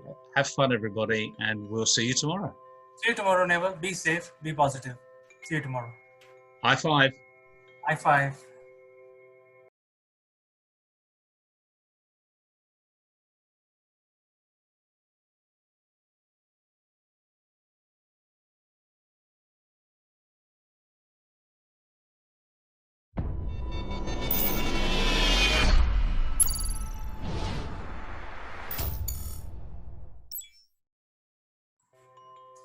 Hello, friends. This is Chandrakant from Akulmach Technologies, and welcome to Sortie Wednesday. And friends, as you know, in the Sortie Wednesday, we usually give the tips to our contestants to make more powerful videos so that there are more fan followers. And usually, my colleague from UK joins, and he's one of the key person to give those tips. His name is Naval Gont. Unfortunately, there is a storm which is bracing UK, and in Naval's area there has been a power cut, so he is unable to join. But nevertheless, I will give you the tip. Thank you, Naval. We will catch up again on Sortie Wednesday next week. But in the meantime, the tip today is about how do you ensure that there are more and more viewers sticking to your videos or your channel. So the whole idea is that when you make a video, more and more people should come. It's not only that one video has become very popular, but the next one is not equally popular. So you need to do a little bit of analytics around what is selling on your channel and what is not. In other words, what your viewers, standard viewers, like and does not like. So that analysis you have to do in order to ensure that your channel is more popular and the people who are watching you keep coming back again and again. Now, one of the trick to do that is maintain a bit of variety.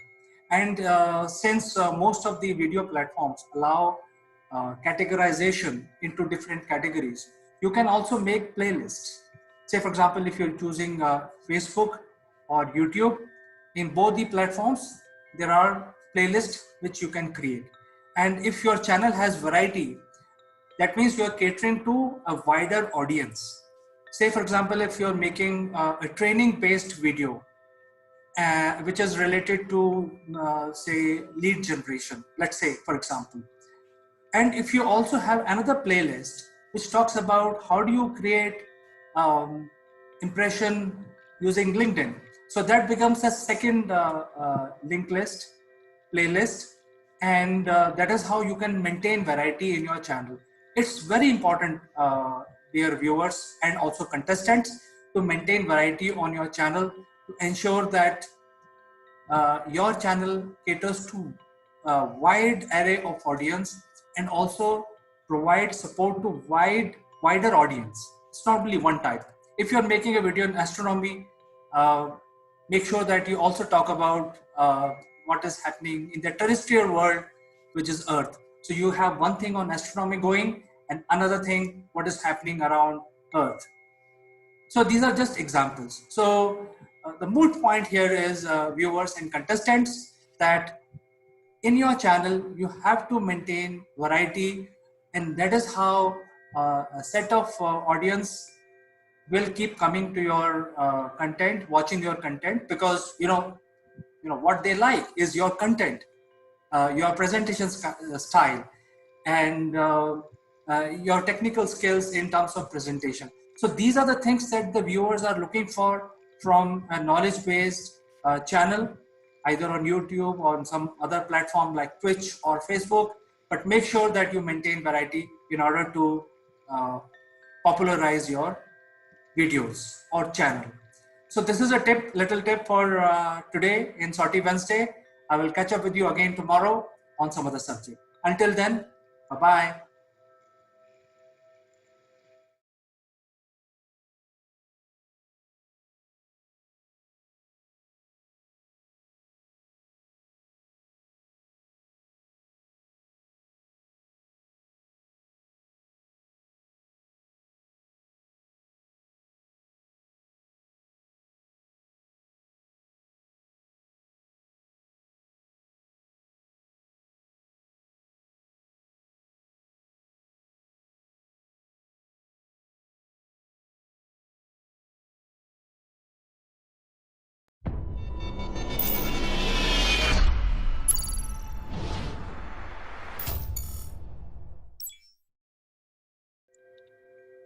Hello, friends. This is Chandrakant, and welcome to this edition of Grit and Valor. As you know, friends, we bring the stories of exemplary courage, bravery, and valor in this series. And today, we would like to talk about a very extraordinary person, a gentleman of the Indian Army, and his name is Kuldeep Singh Chandpuri. Uh, Kuldeep Singh has been a very cool and calm type of commanding officer, and he ex, you know showed the exemplary courage in the battlefield, and that is what makes him a recipient of Mahavir Chakra. And this was during the Battle of Longewala with Pakistan in 1971.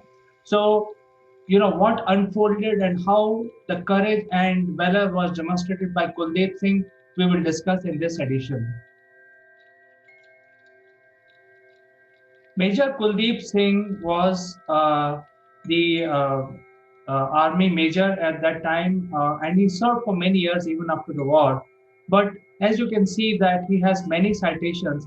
More prominent ones are the Mahavir Chakra, and this was awarded after the battle, about which we will discuss more in detail, and what actually happened on the battlefield, which made him extraordinary, and that is why he was proposed for a gallantry award, and he was in the end awarded the Mahavir Chakra. And we will also discuss what led to this battle, what happened after that, and what were the drawbacks on both sides, so that we give equal credit to everyone. And so the battle started in 1971, but as many of us know that the battle with Pakistan was primarily on the eastern sector, which is now known as Bangladesh. So most of the Indian army was deployed on the eastern border of India, whereas the Pakistan wanted to open the Western Front.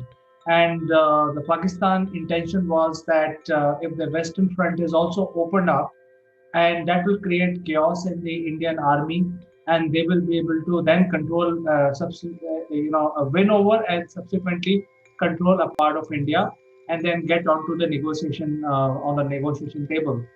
Um, so the Longoval is a very frontier post of India, and it is in the middle of desert. It's actually middle of nowhere, and I think we have to also understand why such a post is there in the first place, and why Pakistan decided to invade through Longewala, which is in Rajasthan. And Longewala post is originally a post which was managed by BSF. Even today, Longewala post has been managed by BSF. But during the war in 1971, this was vacated by BSF, and then Indian Army had acquired that particular post. This post is about 18 kilometers from the international border between India and Pakistan.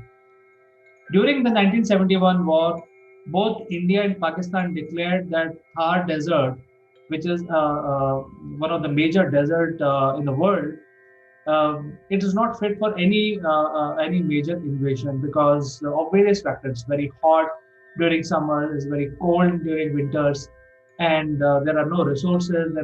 There are no roads available. It's all barren land, and it's all desert. uh, in the Thar desert, the sand dunes are there, and if there is a storm, sandstorm, these are legendary because you can't even see your hand. So both India and Pakistan declared that it is not a battleground. Yet Pakistan decided to invade through this area in 1971, and it's on the desert side. So we have to also understand what are the geographical location of this particular post. So as you can see, I'm trying to demonstrate to you that there is an international border between India and Pakistan. However, if you look closely, the border, there are hardly any town because it's all desert area. And the last post is F, which is the Longewala, and the Indian army was also trying to invade Pakistan, but Pakistan invaded India. The objective was that there is a city on the Pakistan side called Rahim Yar Khan, which has a major railway line connecting Lahore with Karachi. So India intention was in 1971 to capture this town, and yet and by doing that they will be able to control the railway traffic which takes supplies from the port city of Karachi up north to the battlefield battle trodden countries. So there was a strategic armament which was being placed at point E. So most of the Indian army was concentrated on point E, and point F is where the Longewala post is situated, where Major Kuldeep Singh took charge with just 120 soldiers. His job was to just guard this, and there was no likelihood of any frontline invasion that can expect from this point. So it was just managing the post and guarding the international border. And you see these point E and F, if you win over these points, then point G is a major town in India called Jaisalmer. And then you get onto the road infrastructure, bridges, all the supplies which if enemy is able to invade India and win over point E, F, and G, then enemy will be able to use the infrastructure which was already available. So the invasion was planned by Pakistan uh, by a major task force which comprised of the armor corps and also a major infantry. So we will talk about that in a bit. But if you are able to win Jaisalmer, then your job of reaching New Delhi, which is the capital of India, is a lot easier because you have straight road to reach these cities. Major Kuldeep Singh used to be part of 23rd Battalion of Punjab Regiment. At this point in time, we will also talk about what regiment Major Kuldeep Singh belonged. It's very, very important to understand the type of people that work in this regiment even today.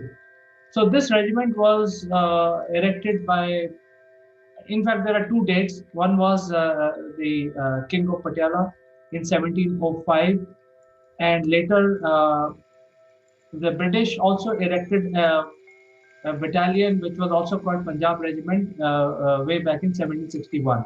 So if you consider the date of commencement of 23rd Battalion, which is Punjab Regiment, as 1705, then this is 313-year-old battalion. So you can very well imagine it is the oldest military battalion in India, considering 1705 as a date of formation.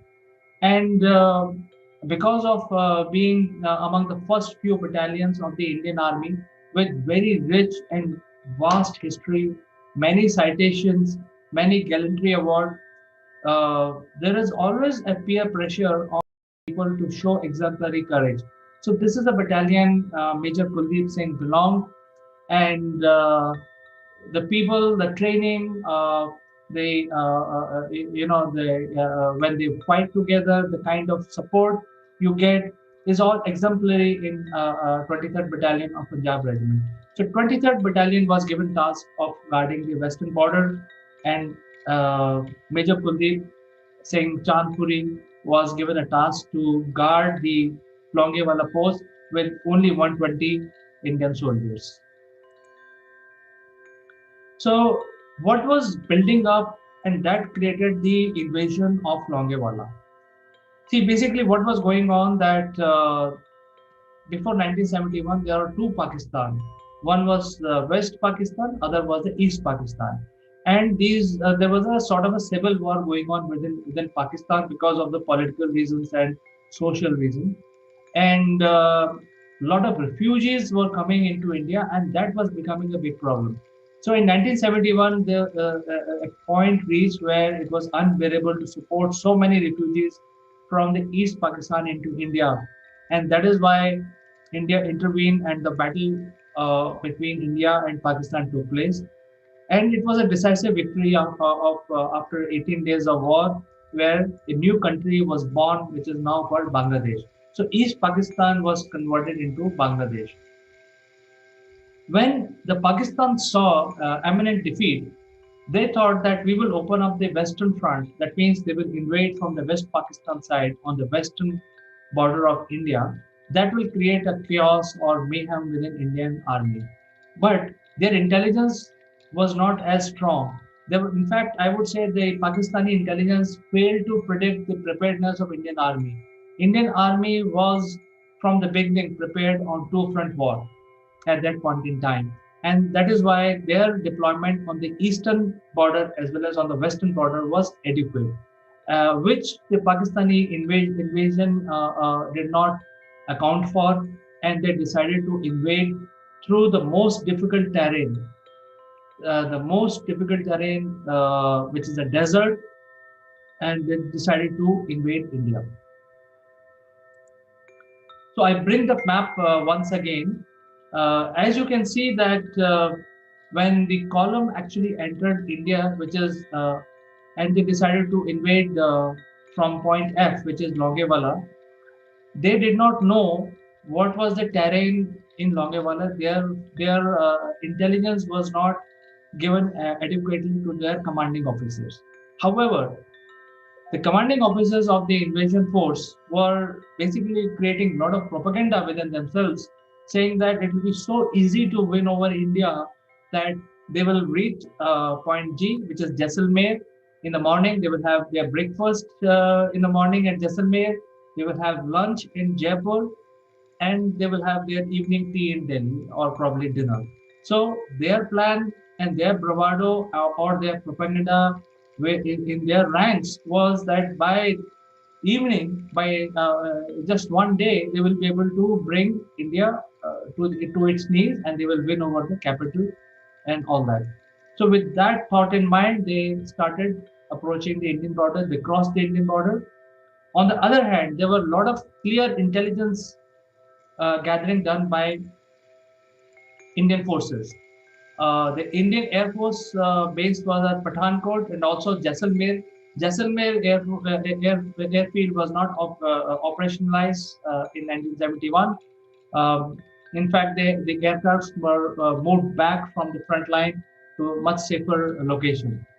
However, there were army aircraft which were doing reconnaissance, and they actually predicted the build-up on the Pakistan side, and that is why the Indian forces were on very, very high alert.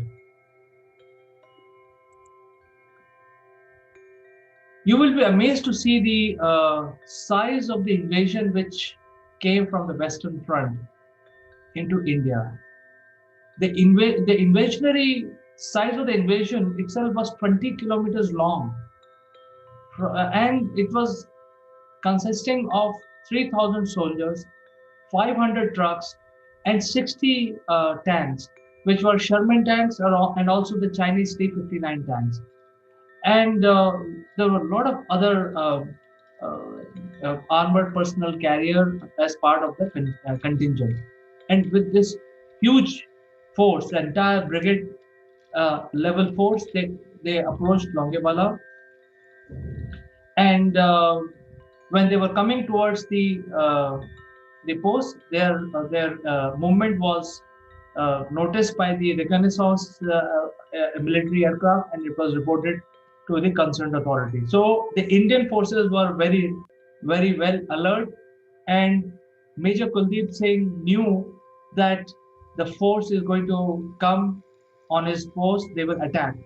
So at that point in time, the commanding officers had given Major Kuldeep Singh Chandpuri two options. One, to hold on and fight it out till the time you can, or vacate the post and join the rest of the army.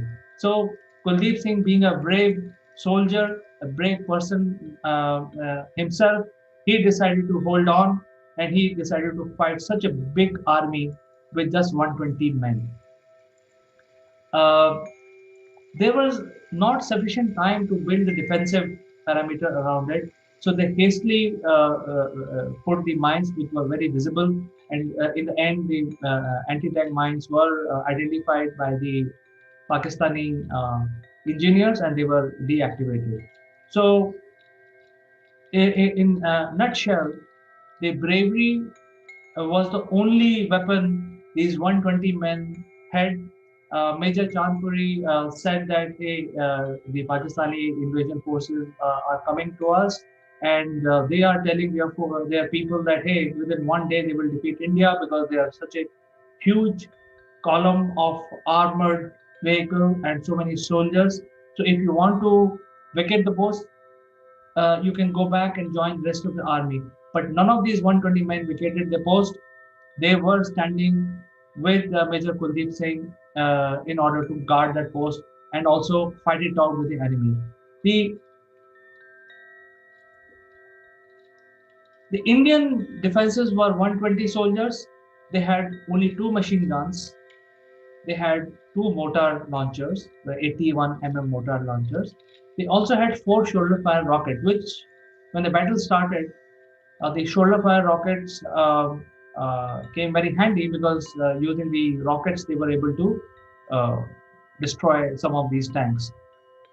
Later, on the second day, when the battle started, the reinforcement were provided, but it was not too much of a reinforcement.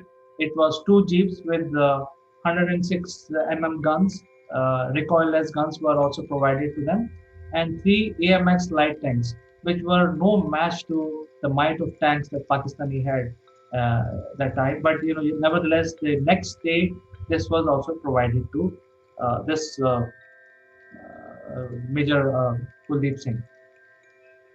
Now, if you see the odds against India is 1 to 25, you can imagine, you know, there's such a big invasion which is coming, and only 120 men are going to guard the entire invasionary force of Pakistan. Odds are totally against India. Odds are totally against Major Kuldeep Singh. Yet he decided to stay on, and all his 119 men decided to stay on and fight it out, which is definitely a very courageous thing to do. And also, they were low on ammo. They had only two machine guns, which is useless against the tanks. And some say that the Battle of Longewala is comparable to the Thermopylae, or the famous 300 of Greek. So it is similar to that. The odds are totally against the Indian guard post and Major Kuldeep Singh. Now we have to also talk about the role of Air Force. Way back in 1971, India was not a very rich country. We were dependent on whatever arms and ammunition was available. We had very limited budget. So we had outdated aircrafts in those days. These were specifically, I will talk about these two aircraft, which are Hunters and Maruts. These are the aircraft which do not have night fight capability. That means they do not have radars fitted into these aircrafts. We didn't have resources, funds to upgrade these aircraft, but we had only these aircraft. So I will talk about much in detail about this battle when it took place, and what is the role of Air Force in winning over this war ultimately. So when the battle really started on December 4th, 1971, the invasion was very well known to the Indian armed forces and Major Kuldeep Singh. Major Kuldeep Singh also sent a front party to trail along with the column, and the front party was using their walkie-talkie to convey each and every step that Pakistanis were taking. At that point in time, it was the Indian forces came to know that the Pakistanis were only talking bravado, but they did not prepare properly for this invasion. For example, their tracks they had on their tanks were not suitable for this kind of sand which was there in Thar Desert. So their tanks were getting buried. There was no, they did not had proper infrastructure to uh, repair their tanks. As a result, some of their tanks rendered useless. Their engine seized because they were exerting too much pressure in the sandy terrain in which they were running. So some of the tanks got disabled. just because of the terrain. At the same time, Longewala post was at a height, and Major Kuldeep Singh and his team had prepared very nicely after studying the terrain, defensive positions at a height. So when the column came, the Pakistani invasion column came towards the post, it was complete dark. And they did not, the Pakistani did not see that there are soldiers in this part of the post, because they never had any intelligence given back to them. At the same time, that night was a full moon night.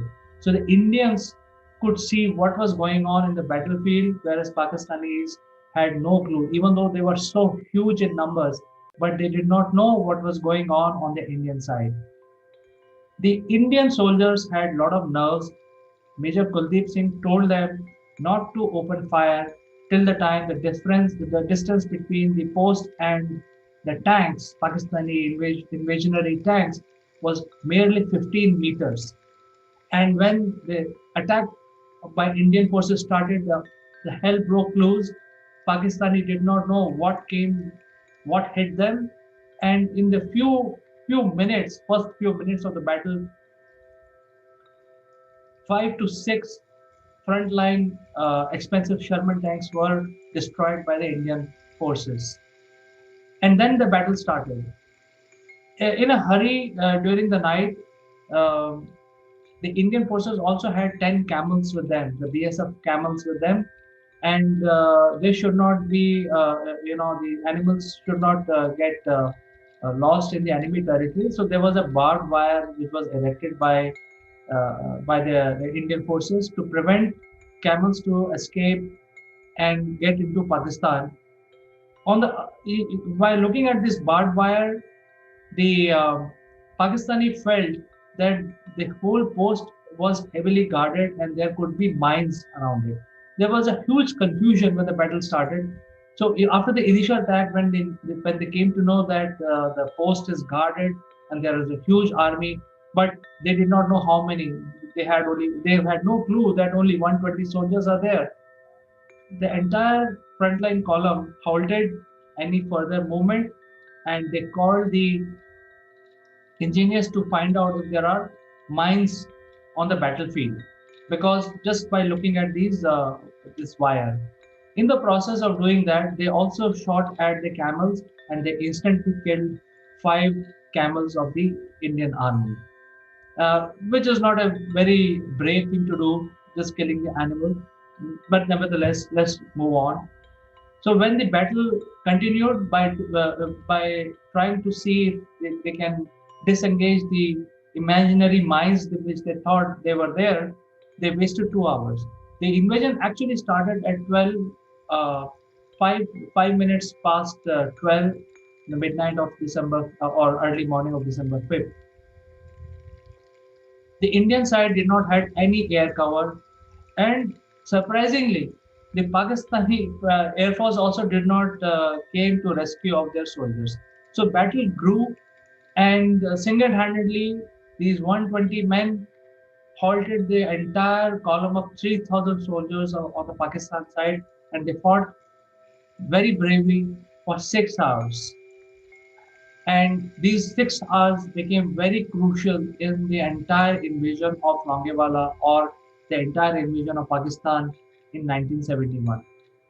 As the sunrise happened, immediately the hunters and Maroons came, and they started shooting the scattered tanks in the battlefield in the desert, and they could pick up what they want to hit and pick and choose and destroy that tank. So there was a complete mayhem on the Pakistani side. They had not even prepared. They completely discounted the Indian Air Force. They did not prepare for any invasion on air from the sky. So in the end, it proved that there was a major intelligence failure on the Pakistani side. They were um they just talk bravado, but they did not plan their invasion properly.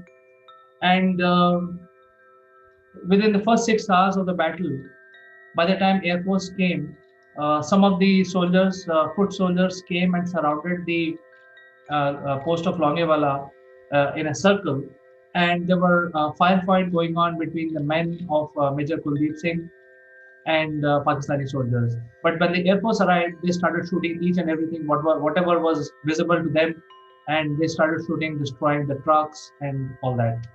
During this first crucial 6 hours, Major Kuldeep Singh was not only holding and jumping from bunker to bunker during the shootouts.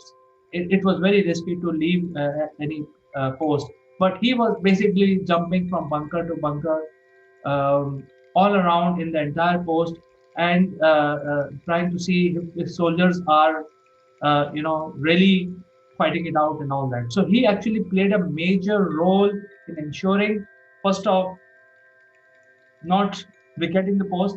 He decided, he was given a choice that you can come back. He decided to stay and fight it out, knowing that the invasionary force of Pakistan is huge. So with just 120 men with hardly any armaments, he decided to confront the enemy. Second, he ensured that when the battle was brewing, he ensured that each and every person is motivated to fight it out and destroy the enemy. So he played a major role in ensuring that the morale of the soldiers are kept high during the entire first 6 hours of the battle, which was very crucial to win the war. In the end, the whole day, the Indian Air Force came back, kept coming back the entire day. They kept destroying whatever they could find. Um, Surprisingly, even on the second day of the battle, there was no aircraft, Pakistani aircraft, to stop the Indian Air Force. So during the day, the fight continued on the ground with Major Kuldeep Singh's men and the Air Force in the sky, and complete mayhem on the Pakistani side. When the battle got over, after 24 hours, the losses, when it were counted, uh, Pakistani lost 200 soldiers, 500 trucks, and about 32 tanks. So many of the tanks were abandoned by Pakistani. They just ran on foot because those tanks got stuck in the sand. On the other hand, the Indian losses were only 2 soldiers. They had lost 2 jeep-mounted guns and 5 camels. So you see, this battle, even with odds of 1:25, turned out to be a total failure of the Pakistani army, which were invading India. I think when as an army or the modern army or even during the ancient times, when you invade a country, you basically prepare for the invasion, because the defensive people have to defend their own motherland. But when you invade another country, you have to be very clear about what is your objective, what you want to do. So obviously, this battle proved that Pakistani did not prepare well intelligently for winning over anything. So their objectivity was missing. The preparedness was very low. They were just only surviving on the propaganda. For this bravery of Major Kuldeep Singh Chandpuri and his entire team of 120, he was given Mahavir Chakra, which is the second highest gallantry award. Uh, Major Kuldeep Singh continued working for the Indian Army and retired as brigadier. This is very, very senior. So even today, hearing this story of Major Kuldeep Singh gives many Indians goosebumps. It's the ultimate story of bravery and courage and valor.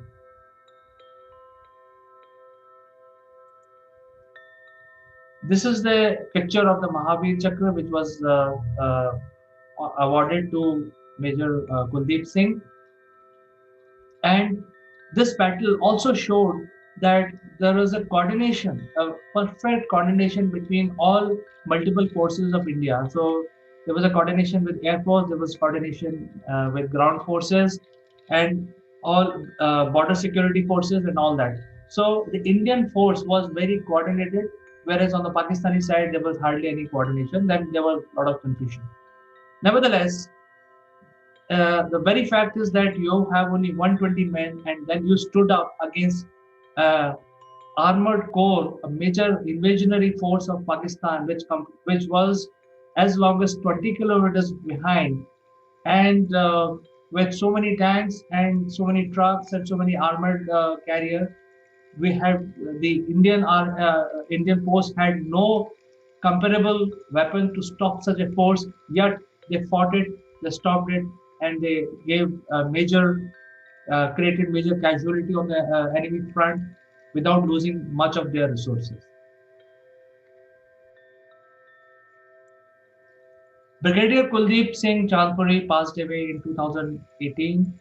After retirement from the army, he also participated in the upkeeping of his city, which is Chandigarh, and he did many things. He helped the nation by providing a lot of his contribution in terms of leadership role and all that. And in 2018, he succumbed to cancer. He survived with three of his sons and his wife. So, uh, he has been an inspiration, a living legend for most of the Indians. In fact, this battle is the second largest tank battle after Battle of Kursk. So it was a huge tank battle in which it is surprising that the one side used tanks, and the other side only used light machine guns. Unlike the Battle of Kursk, where Germans and the Russians both sides had heavy tanks, but in this one, they were the invasionary force brought tanks, and the defenders did not have any comparable armor to defend. Yet they fought with a lot of grit and valor, and in the end, Punjab Regiment and Major Kuldeep Singh Chandpuri was awarded the citation of Mahavir Chakra. So, friends, this is the end of this video, and we will continue bringing the stories of valor of India to you. Please give your comments, like and share. And if you have any special request, share with us, and we will cover that in the next episode. Until then, I would like to say goodbye.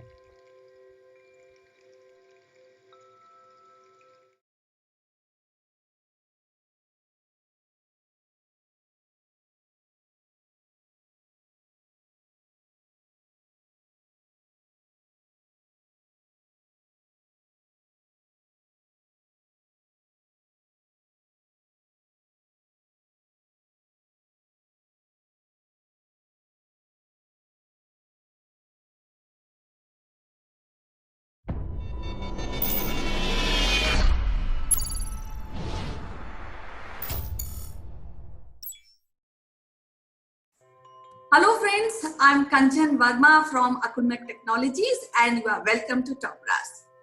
And today we have Sitesh Srivastav from Johannesburg, South Africa. And as you know, he is a great corporate trainer. He has trained so many professionals in his career in IT segment, in marketing segment. And has a deep interest in training and doing education for children and imparting education for children. So welcome to the show. Sitesh, how are you doing today? I'm well, Kanchan. Things are fine. How is it at your end? Perfectly well. There are little showers. Monsoon is here and it is pleasant. But the tragedy is that we cannot go out. Social distancing. Yes, yes. And that's what we are here for, to convert this tragedy of sitting at home. We want to make it pleasurable, entertaining, at the same time productive. Very true. So yesterday we have discussed that you should ask right questions to get a right outcome of whatever we are seeking. Now we all have our own mind and we take our own decisions, right? So we do judgment according to the parameters which are available at that point of time. Now, when That's right. we talk about change management, and change management or any type of training or any type of productivity always starts from the top. So Exactly. how this change management and the critical thinking give way to change to the professional, and how these top management can help in that. I'm happy, Kanchan, that you brought up this subject. Water flows from the top. We have read the story of that lion and a goat, and in our childhood, where the lion wanted to eat the goat, and the lion made an excuse that you are drinking the same water that I am drinking. So we have seen those kind of anecdotes and stories. In the change management's perspective, the change has to come from the top, and that is actually a great statement. At the same time, it is also a cliche, Kanchan, about whether change management or bringing a change has to be both sides, this side as well as the top to bottom or bottom to top. This has always been the question. And but I agree to the statement that you made. When it happens from the top, it is easy to follow. It is easy to make it as a culture of the organization, because we see our seniors, our leaders, our bosses implementing it, doing it, bringing it into the realm of everyday operations. But I would also tell you that it is also imperative at many times, not only in the corporate paradigm, but also in the non-corporate paradigm. It is also important that people who are not at the top, they also should and can become leaders of the change. And we live in a world of startups, Kanchan, where startups are more agile, they are more functional, they are more flexible, and sometimes these startups bring solutions or products that can change, or that change the way or the course of our living much more than the bigger companies, or what we call them, the big giants. Don't you agree with me? Yes, definitely. And I think I generally have an argument that change always starts with the top management. But then there are instances where middle management or at the lower category, as you said, it's a bit difficult. But then you have to, there are many challenges once it is not started from the top management. That's what I feel. Exactly. And if you can see it in every walks of life, whether it is a school, where if we take a school for a moment, we think that the teachers should try to bring that kind of a change, or the management of the school should bring that kind of a change. But at the same time, we have discussed in multiple episodes that we also need to observe our children who do things radically different than we as adults do. Definitely. And probably give us a clue of bringing that change probably today, rather than bringing it maybe next year. Mm-hmm. If we see our electoral reforms, or the elections, we select, or we elect our representatives who go and rule us in all the democracies of this world, and then we expect the change should happen from the top. Mm-hmm. But it is the same people whom we have elected, right? Who has to bring the change is something that has to have both balances on both sides of the spectrum.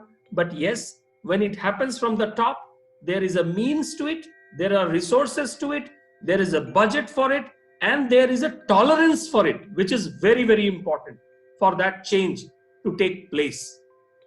Definitely. The last point is very crucial when we talk about change management. And I also want to, as we have discussed in last episode, that asking question.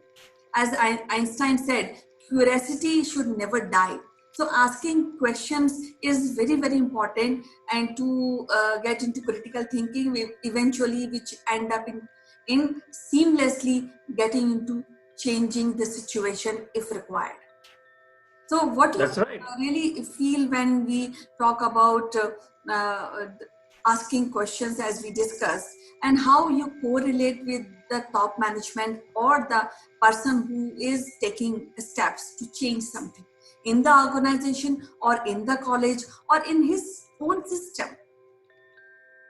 So, Kanchan, as we discussed yesterday, precisely in the yesterday's episode, asking the right kind of question is important. But we have also discussed, and now we appreciate that asking a question as per the cultural context of that geography is equally important. In some of the geographies, asking direct questions could mean completely different than asking in some other cultures and working. There is no universal cultural context available where direct and to the point questions are appreciated until unless it is a mission critical subject, as we discussed, like a medicine, like a space exploration or engineering or something like that. But in most of the cases, asking a question needs an understanding of the cultural aspect, and that is what is the top management can enable the youngsters, the juniors, the middle layer management, to encourage them to ask questions. Because many times we know that if we don't ask the right question, the top management can get into upset mode, and Yeah, nobody wants. maybe he became ignorant. Maybe the top management may not have discussed those aspects of change management. It can happen.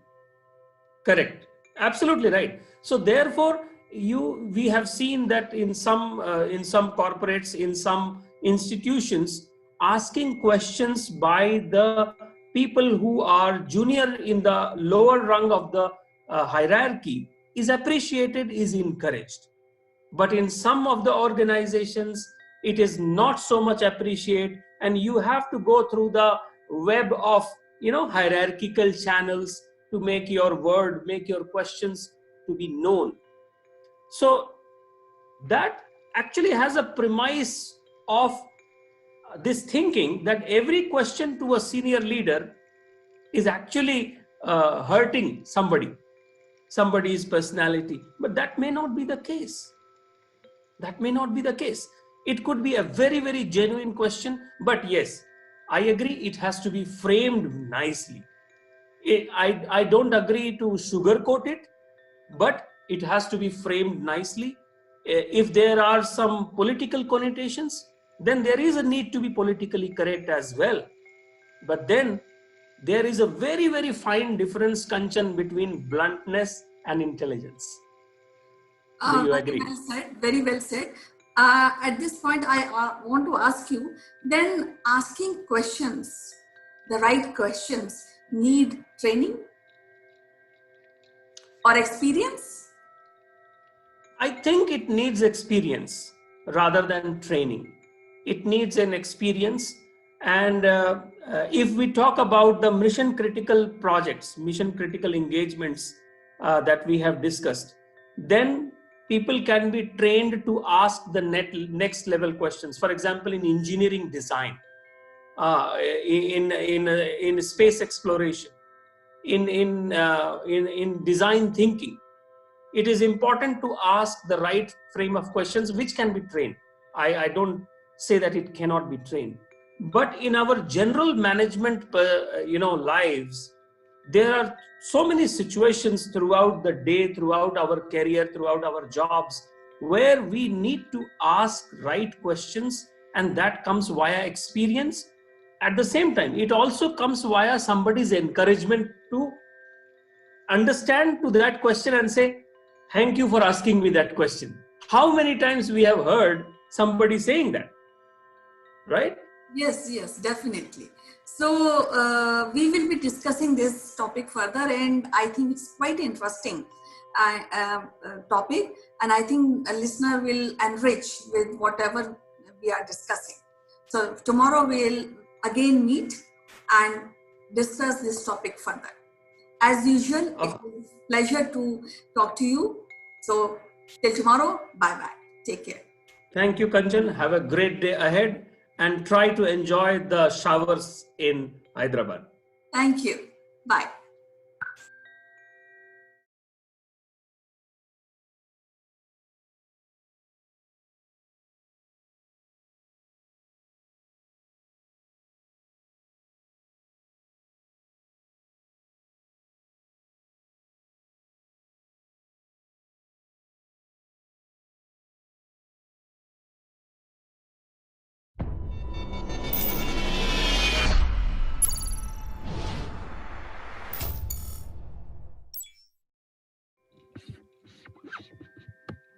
Hello friends, I am Kanchan from Akulmach Technologies and you are welcome to our series Great Kings of India.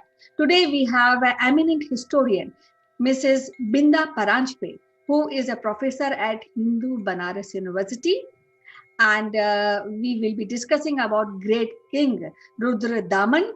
So welcome to the show, madam. How are you today? Great. And it's so nice to talk to you once again. Yeah, it's all pleasure, and I really love to talk to you because the way you tell us and our viewers about kings, it's awesome. So today we are discussing a great king, I guess. Yes, he was a Scythian king, and Indians knew him as Shaka Kshatrapa Rudradaman. Okay, so we would like to listen more about this great king Rudra Daman and the impact of his rule on India. So I'm Correct. eager to listen to you regarding this king. Yeah, I mean, it's really nice to think about all these ancient personalities and who have shaped our culture, contributed immensely to Indian culture. And in case of Rudradaman, what is to be noted specially is that he is a ruler of foreign origin. He was not Indian by his origin. Okay. These Shakas, or the Greeks called them Scythians. It was the Greek way they used to say, like Persia, Ionia, India. So the land where the Scythians were there, they used to call it Scythia. Okay. And Indians knew this land as Shaka Dweep. And this land in present geographical context would be a southern part of present Pakistan. So from there, they migrated to India. First, they came towards the region of Mathura. And from there, they migrated little westwards. And this particular ruler, Rudradaman that we are talking about, he ruled from the western Gujarat region. In ancient times, it was called Saurashtra. And this was the seat of power for Rudradaman's rule. Okay. Now, how did they come to India? Yes, this is very interesting. Yes, that is the question I wanted to ask you. Right. India has always attracted the foreigners because India was a land of plenty. So that is certainly a reason that many dynasties that we see, they had their origin somewhere in outside India, but they became the part of Indian culture. They ruled from Indian regions, and gradually they lost their separate independent identity as being foreigners. They became completely Indians. So to understand this process, I think Rudradaman is an ideal case. Very nice example that we can take. Now, when the Kushanas started coming towards India, Kushanas originally were from the Chinese Mongolia side, and they were migrating along the Silk Route, and a branch of them started coming towards India. Now, Kushanas being very powerful, the Scythians who were in this present Pakistan region, they could not give much resistance to this onslaught of the Kushanas. So they started migrating. And then they came towards India. The Kushanas found their contacts with India and their connection with India useful for them. So Kushanas appointed these Scythians as their provincial governors. Okay. The word Kshatrap here is very interesting. Okay. Originally, it is a Persian word, Mm-hmm. and it means the provincial governor or Okay. the provincial officer. Mm-hmm. So the Kshatrapas, they got this title because of their position which the Kushanas gave them. Mm-hmm. Subsequently, when the Kushanas started becoming weaker, they were not strong enough to hold all the provinces under their direct control. These Kshatrapas, they started ruling independently.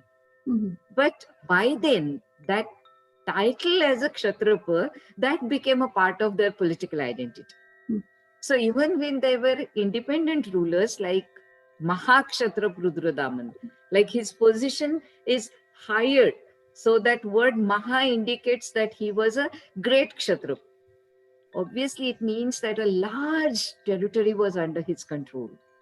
And still he was a Kshatrap. And he took the title Mahakshatrap. Now, we are very lucky to have a long inscription composed during the time of Rudradaman.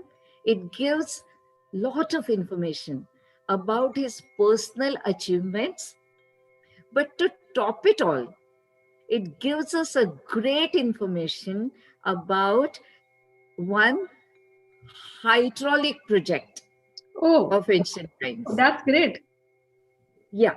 Mhm. So Saurashtra major region is arid. It's not full of water. Mhm. So water management, water conservation, creating artificial reservoir and making the water available for agriculture and for other purposes, this is something which is very, very crucial because of the geographical terrain that we are talking about. And this Kshatrapa Rudradaman, during his rule, a cyclone devastated a reservoir which was created during the time of Mauryas. Okay. Okay. During the time of Chandragupta Maurya, it was created. Ashoka continued with little repair works and extension work for that. And that continued right up to the time of Rudradaman, that is 2nd century AD.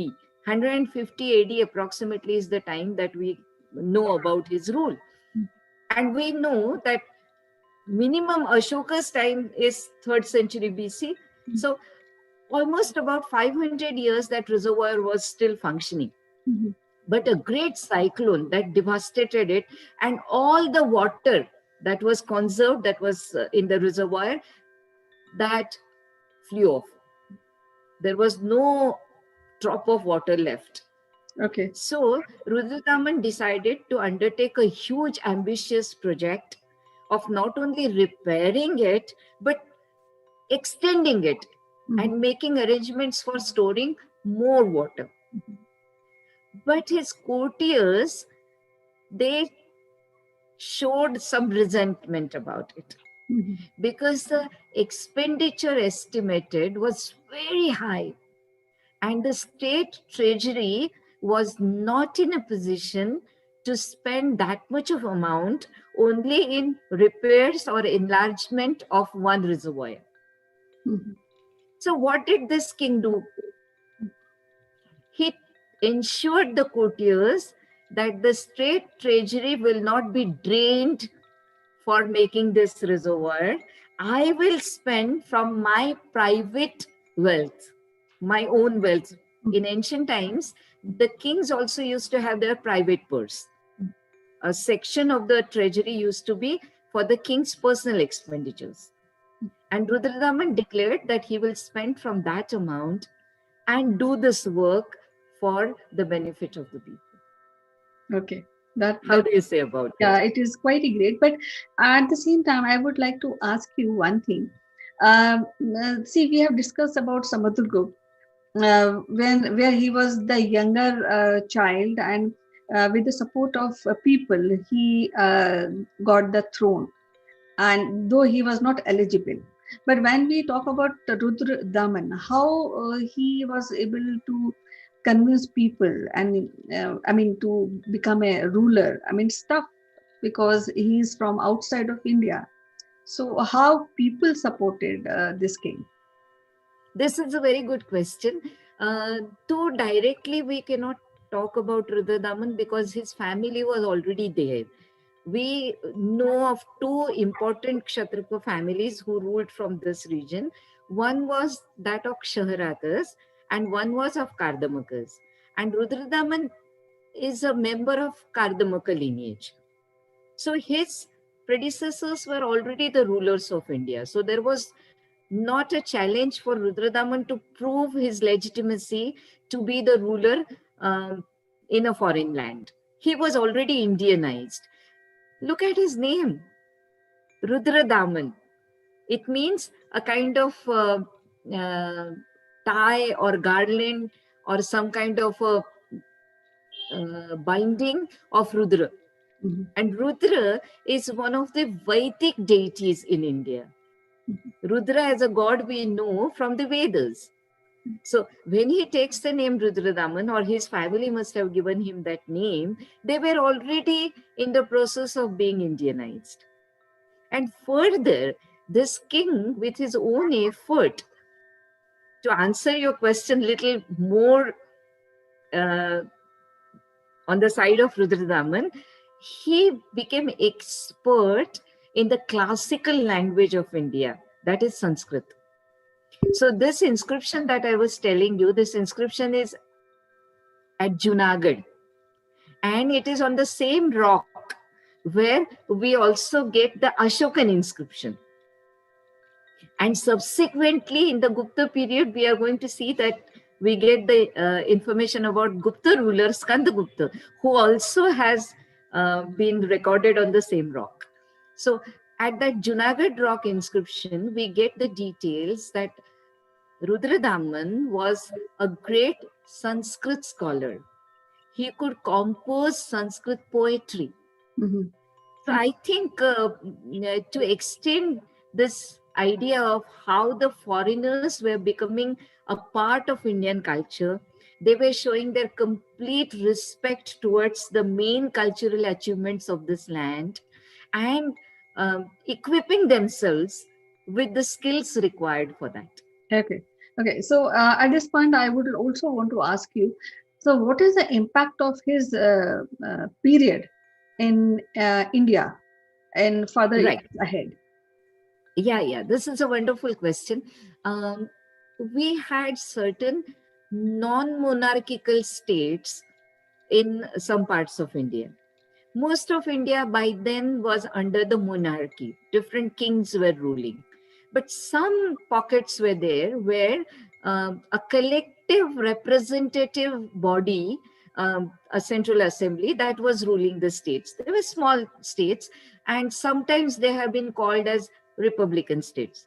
Though scholars are not unanimous about this term, but the ancient term for that is Ganarajya. And the word Gana means a group of people. So they were non-monarchical, a community representative kind of government states. One of the most powerful of these Ganarajyas was that of Yaudheyas. And Rudradaman gave a strong blow to these Yaudheyas. Okay. And you can see that how gradually monarchy became the most powerful form of government. So Rudradaman's impact, if we can count in terms of the political achievements, then we can say that he strengthened the monarchical form of government in India and gave a strong blow to the non-monarchical states, and especially the Yaudheyas, who were known for great bravery and very powerful kingdom of the Ganarajas. Second, we can talk about is that how the scholarship in Sanskrit language, the classical language of India, must have become a medium through which the foreigners could be Indianized.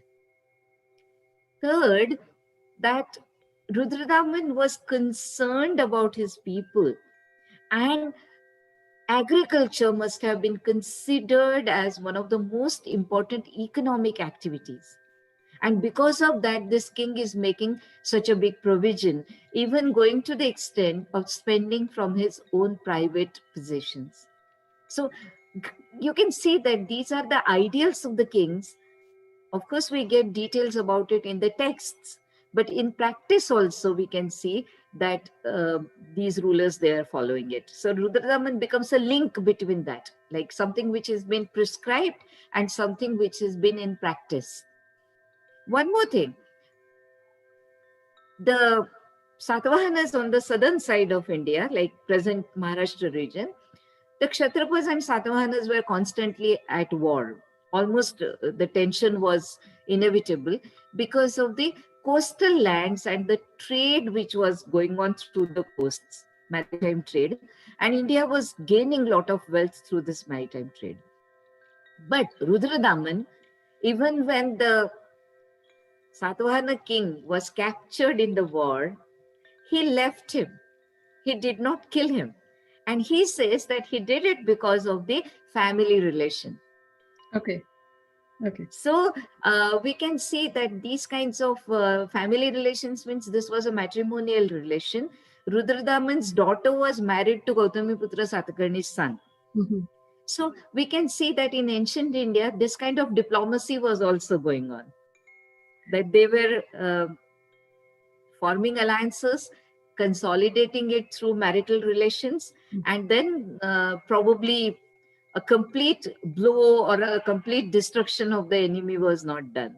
There were spaces of negotiations which were created, and matrimony becomes a part of it. So this also we can learn from Rudradaman's inscription and his own career. Yeah, based on the discussion which we are having today, I feel that the profile and this particular king is important to Indian history. But why it is not there? His name, his period is not there in Indian, especially school textbook. So I know.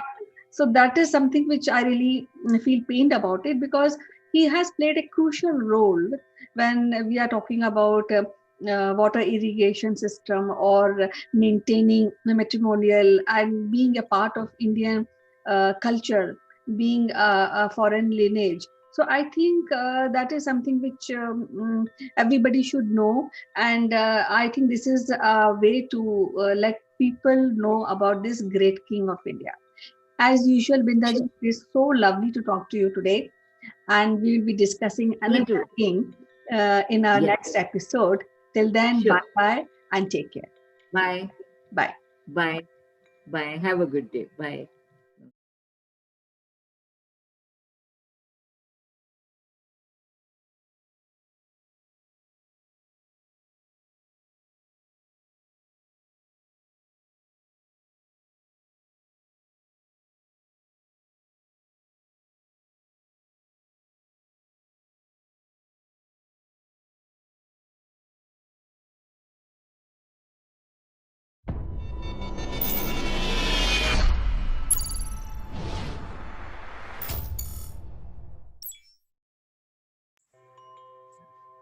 Hello friends, I am Kanchan from Akulmach Technologies and you are welcome to Top Brass. Today we have a very seasoned professional who has a deep interest in corporate training, and he had been teaching marketing professionals and IT professionals. He is joining me from Johannesburg, South Africa. So Sitesh, you are welcome to the show. Jai Shri Ram, Kanchan, very good day. Jai Shri Ram, it's quite a historical day today. That's right, Kanchan. How you feel about this? All the palpitation across the world amongst the Indian people is it can be felt, can be seen, and the way people are connected to their television sets, to the internet, and to the whole spirit, for the whole essence that has happened or that is happening right now, probably in Ayodhya, is something which is unprecedented to see in this digital age, when we think that it is little disconnected. How is it there? How is it there in India? Yeah, actually, people are really glued to the television screen, and it is very dear to the heart of every Indian, because Ram is in the life and in the death. death also, you see. So Ram is very much kind of inside the hearts of Indian people who are living in India as well as who are outside of India. So, kind of giving us shape of this mandir. Mandir was always there, but then giving a historical prospect connecting to the modern India, that is really awesome. That's right, Kanchan. It was more about the conscience of the Indian people, and it was never about any kind of a political statement to be made. It was just trying to, correct something that was an erratic thing that happened maybe a couple of hundred of years of back. So, and Lord Rama, is basically the conscience keeper of the Indian peninsula, not just Hindus, I would say, but the Indian peninsula. And his story, his life, and his anecdotes are part of the whole Indian peninsula's culture, starting from India all the way it goes up to Indonesia, Thailand, and I know that in Thailand there's a city called Ayutthaya, which is a broken name for Ayodhya. So there are so many versions of it across the Asia Pacific region about the Ramayana, which is a story of Ram and Sita and the ideals that they lived for. Yes, I think the one ideal which is very, very prevalent when we see the character of Ram is truth. He always stood for the truth, and that is for generation is being followed by all Indians who believe in Ram. Apart of this, I feel it is not a religious thing. I think it is more of related to emotions, related to how you really feel about this one person, Ram. Even Gandhi also started the movement, the freedom movement, by the name Hey Ram, and wanted, and he had a dream of creating a Ram Raj. Correct, Kanchan. So, in today's world, Kanchan, I feel more and more we should take the religious heroes who have traditionally remained in the religion books or the texts. We should take them out of the religious books and make them an ideal for the modern world. We should be able to decipher, analyze their lives, their stories, not just from one particular community or religion perspective, but from the overall humanity perspective. And if we look at Rama from the overall humanity perspective, it is a very, very idealistic story which has been there since thousands of years or ancient times and relevant today, especially when we say Ram Rajya, or when we say Raj Dharma, or when we say where Ram was more and more interested about his welfare of the state. And he has always shown us by examples that the community life, the national life are bigger than the personal lives. And that is a very, very important message in today's life when we talk about the whole world as a global village, isn't it? Yes, very much. And I feel that the significance of Ram is more today, because I strongly feel it's not a mythological character, it is a part of our culture, our history. And the significance is too much, and people should, the young generation should read about Ram, and they should try to understand for what values he stood years ago. The first time the temple which we are talking about now was built by King Vikramaditya. Then there was some happened, and there was some friction of ideas. But now today is a joyous day. What do you say? It is indeed a joyous day, and I have been reading the news that this particular time and the day has come somewhere around after 492 years. And then it struck me that this has been in the conscious of our land and the people for 4 centuries, close to 5 centuries time. That means it is not just a piece of land, it is not just a piece of a place of worship, but it is the conscious collective superorganism that lives amongst all of us as Indians. And that is the key message that has gone out with today's activities and the puja that happened.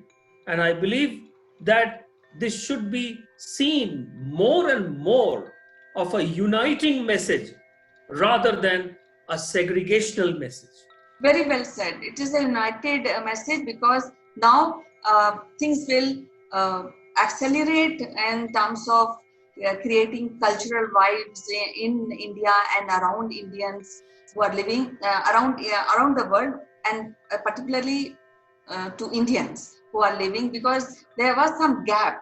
But now this incident has encouraged the faith and the cultural vibes which was already there, but somehow there was something missing, which is now will be getting accelerated. What do you think? That's right, Kanchan. And the more and more we live in this pandemic world, in the COVID world, where the next time, the next moment, the decision can change, and we all live in a decision fatigue. We have to take decisions in minutes, in hours, and it changes just like a stock market. And more, I feel that we all are connected by the common thread, by what I call our collective superorganism, our collective will. And if that is true, Kanchan, it is beyond any one particular religion or one particular hero of any religion.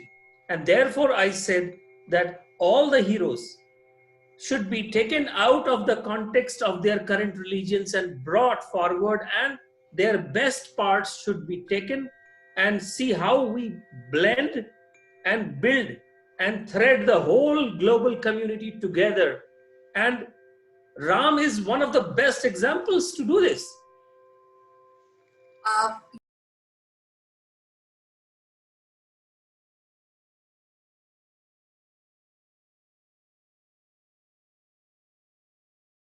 Sitesh, so as usual, it is a remarkable day today, and it is so nice to talk to you about Ram and sharing your ideas.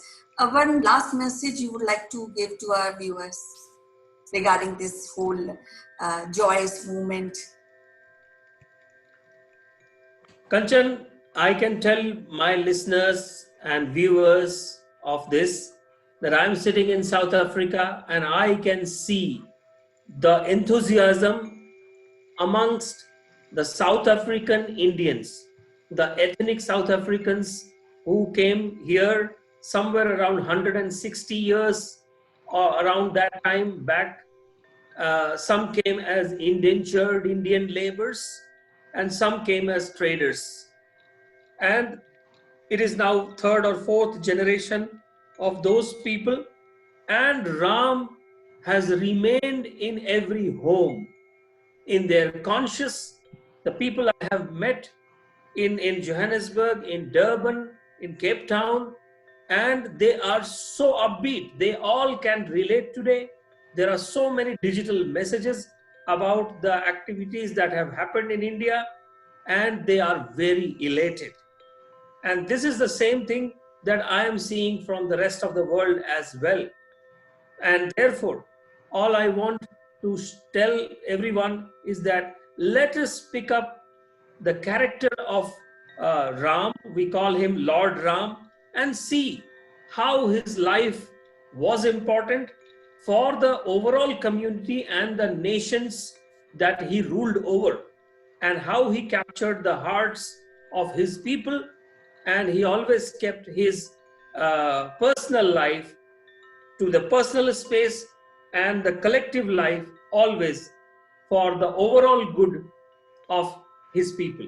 And that is what I would like to share this as a message. Jai Shri Ram. Jai Shri Ram, Jai Marada Pushottam, Jai Shri Ram. So till next time we meet, we'll discuss some other subject. Till then, bye bye. All the best. Take care. Bye, Kanchan.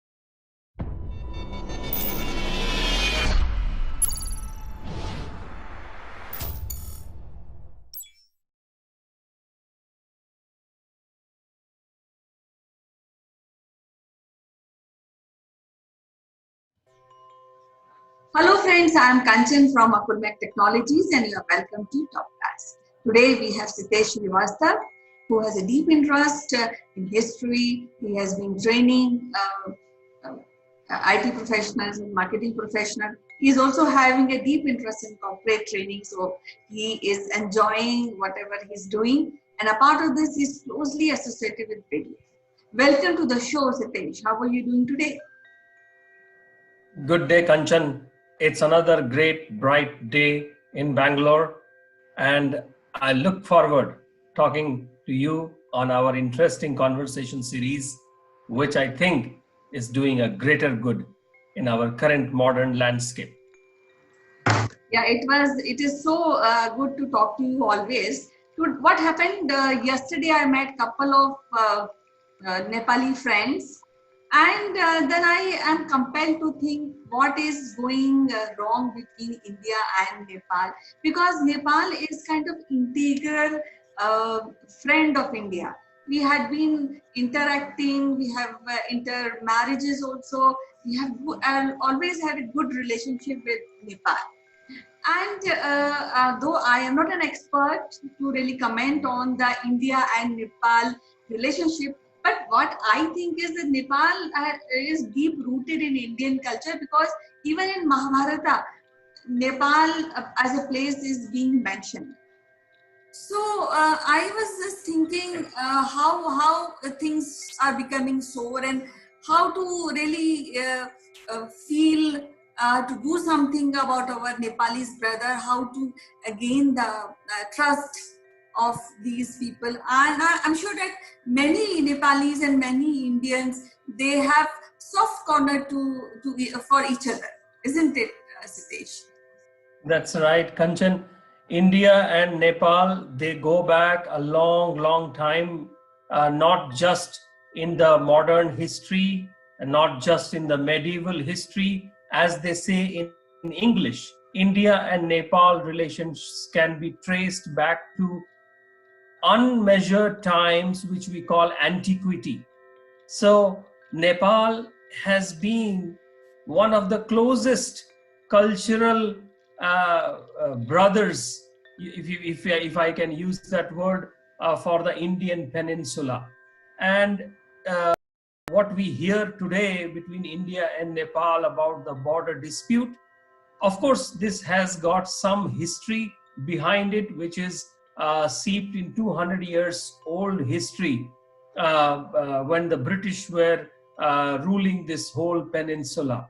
But from the India's independence times, or around 1950s, India and Nepal have coexisted and collaborated on cultural and border ties and economic development of each other, and therefore it becomes more interesting to understand it from today's perspective, and see if there is any political stuff which is involved in this, or there is a genuine concern between the two countries. Of course, as we know, India has never tried to take away any piece of border from any of our neighbors. But it is important to see it in a proper context. Kanchan, I have grown up near the Nepal border towns almost for almost 10 to 12, 13 years. And I have seen, I understand the commoner's perspective between India and Nepal and the trade relationships that we have, the border checks which are very, very minimum between India and Nepal. We have open border policy. That means there is no visa, there is no passport, and only there is a customs checkpoints at various borders. And therefore, it is important for us to maintain and forward this relationship to a greater heights. Yes, it is a time when we should, India and Nepal should have a more stronger ties, and we should act like two brothers, and we should come out with whatever problems we as a nation they are facing. We should come out of it. And when we think about Nepal, we also think about Buddha, the Kapil Vasu, which is at Nepal, and great people have come, have they emerged from this country. And it is said when Buddha became enlightened, he again went to Kapil Vasu and visited Kathmandu Valley. So when these great histories is there in Nepal, and how to tackle this, the modern problems, it is one thing which all of us as a commoner, and of course on government level, everybody should give a thought to it. What do you say? That's right. That's absolutely right.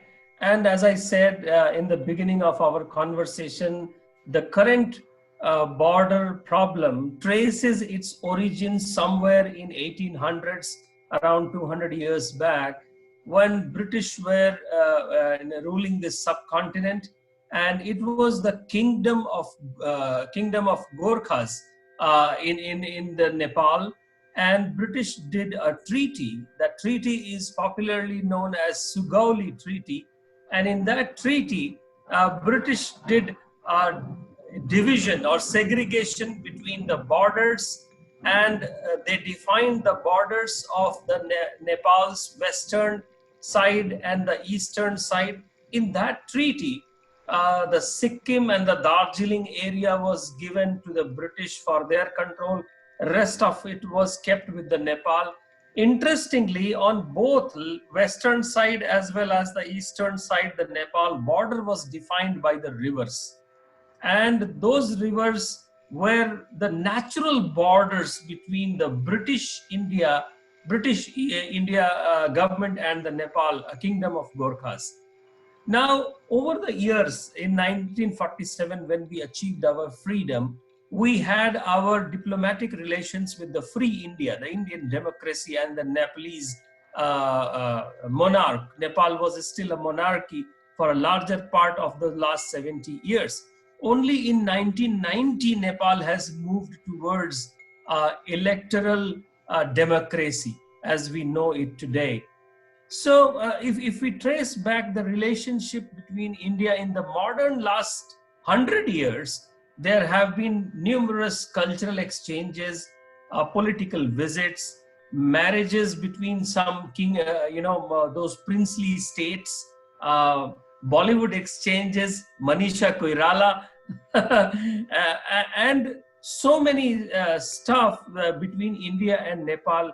Growing up in the 90s and 80s, I have seen when Nepal border was a very prestigious place for all over the India. People used to say, "Oh, you stay near Nepal border. Can you get us some digital things, digital devices?" Because it was easy to get things from that part of the border and not easily available in India in those days. And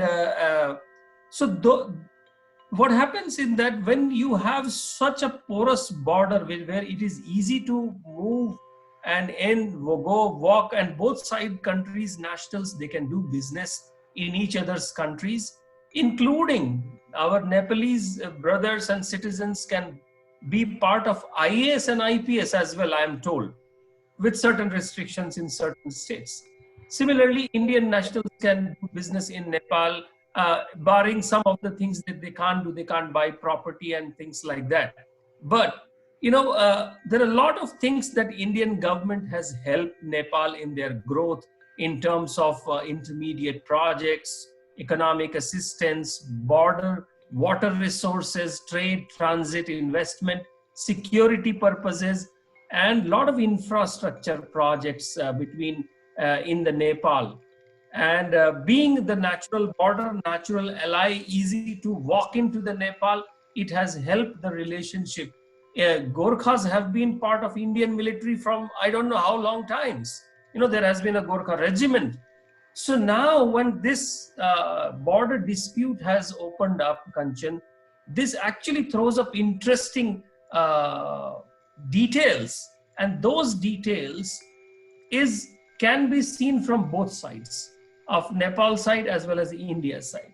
But if we go a little deeper into it, the Indian government's stand is that on the western border, which is the Uttarakhand border, the disputed areas right now are called Lipu Lake Valley as well as the Kalapani area. And those, from the Sugauli Treaty of 200 years back, it was always considered part of the Indian side. The only thing, there was nobody to live in there. It was kind of a no man's land, but it was always considered on the Indian side. Now, recently, when there was a road that was inaugurated, and earlier this year by our defense minister, that actually helped cut short the Mansarovar Kailash Yatra by 50%. But it also opened up a very close and rapid movement towards the Chinese border, which China recently got really alerted on. And then Indian government said that China is unhappy about it. So I feel that then is there any role of China in this dispute? China is playing any role in making two friends enemy? So I would not go up to the level of China trying to bring animosity between India and Nepal, but I understand and agree that China's aggression and aggressive behavior towards our border, since not just now, but from the 1962. But we can keep it for a separate conversation, Kanchan. But yes, there are interests and the border, when the borders become closer and it is easier to maneuver, especially the Himalayan borders, definitely the movement of armies from both the sides can be seen as a threat. And therefore, it is indirect diplomacy that is happening through Nepal towards India. Let's not forget the Nepalese government is a communist government. And therefore, they have a natural ally in their thought process from the China's communist government. So let's not get into that. We are not experts on that, but we are young readers who understand, read, listen, and talk about our national borders. And we try to see it from the international and Asia cooperation dynamics. And therefore, it is important that India and Nepal both should come together on the table, discuss it out by the dialogue. And I'm sure the relationship of 1,000 years will not go away just by few small such incidents. Yes, it cannot be like that, because we have relationships from, as you said, antiquity.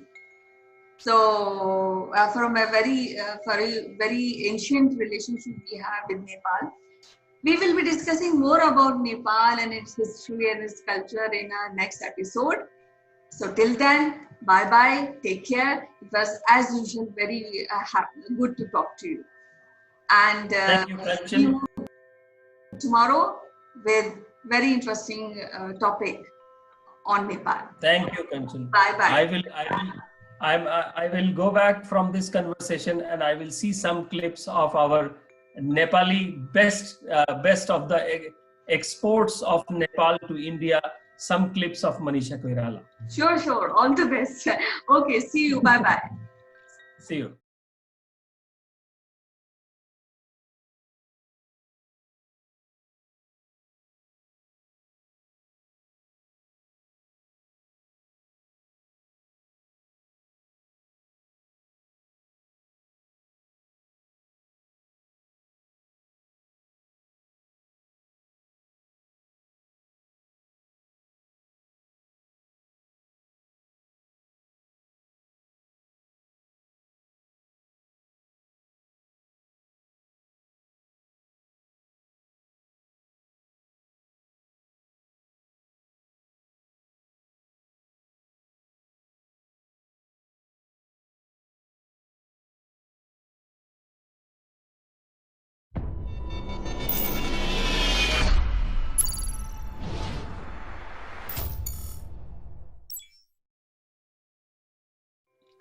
Hello, friends. I'm Kanchan from Akulmach Technologies, and you are welcome to our show, Great Kings of India.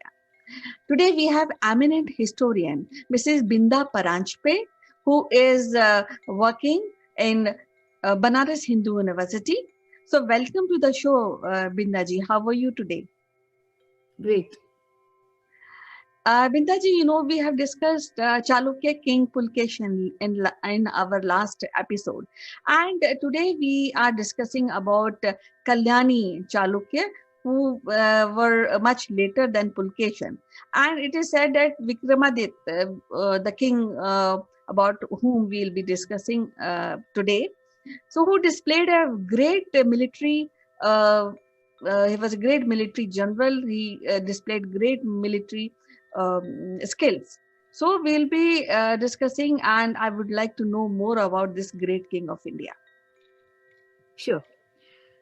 As you have already connected it with the name of the dynasty, the Badami Chalukyas.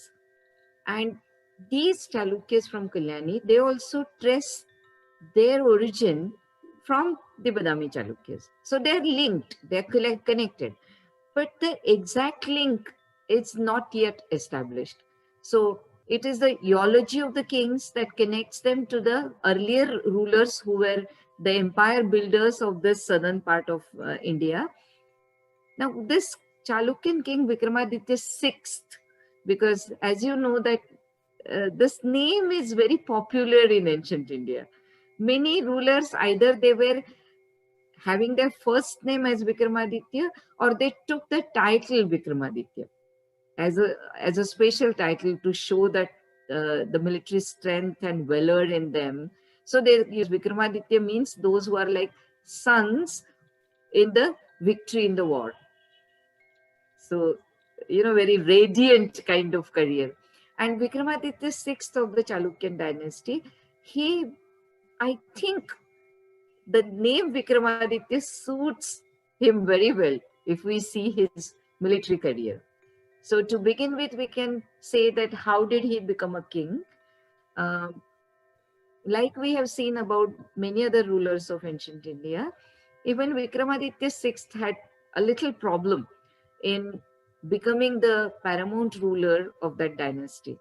It did not come to him very easily. He had to fight against the other claimants and then he could acquire the throne.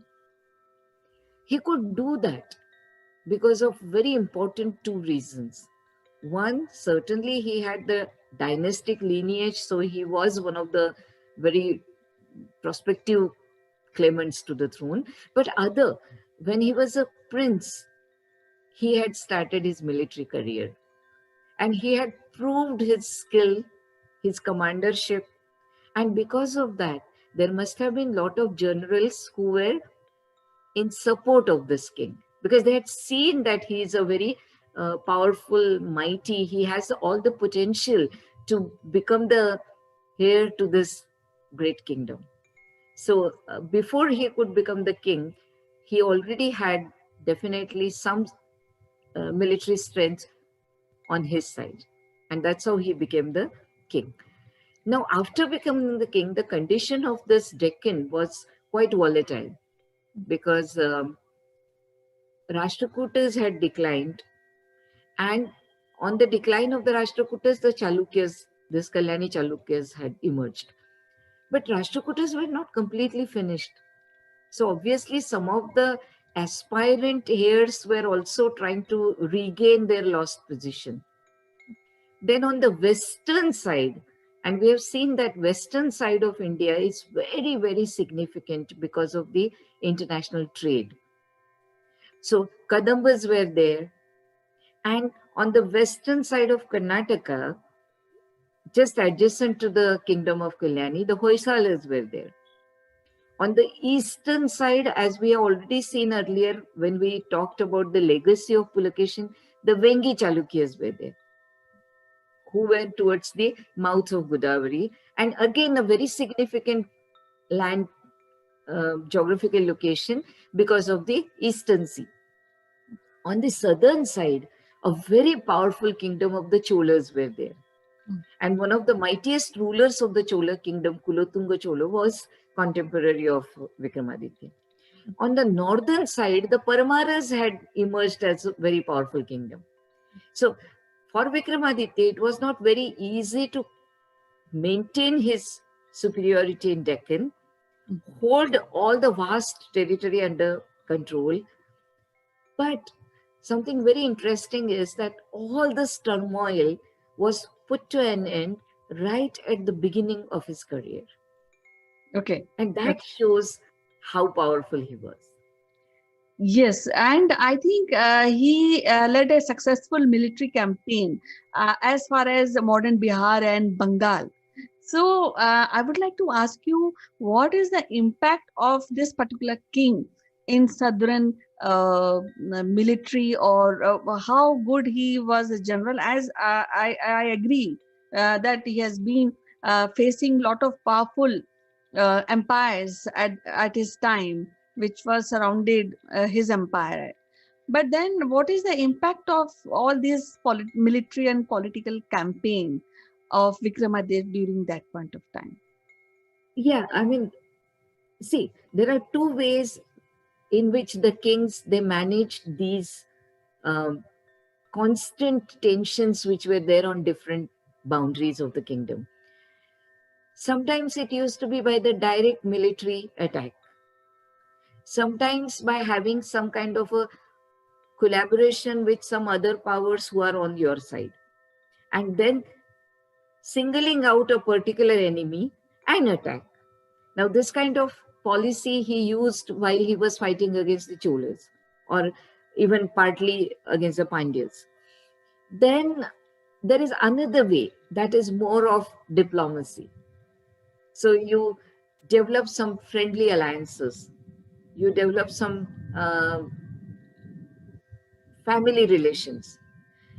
We can see in case of Vikramaditya, he had taken queens from so many kingdoms surrounding his own seat of power.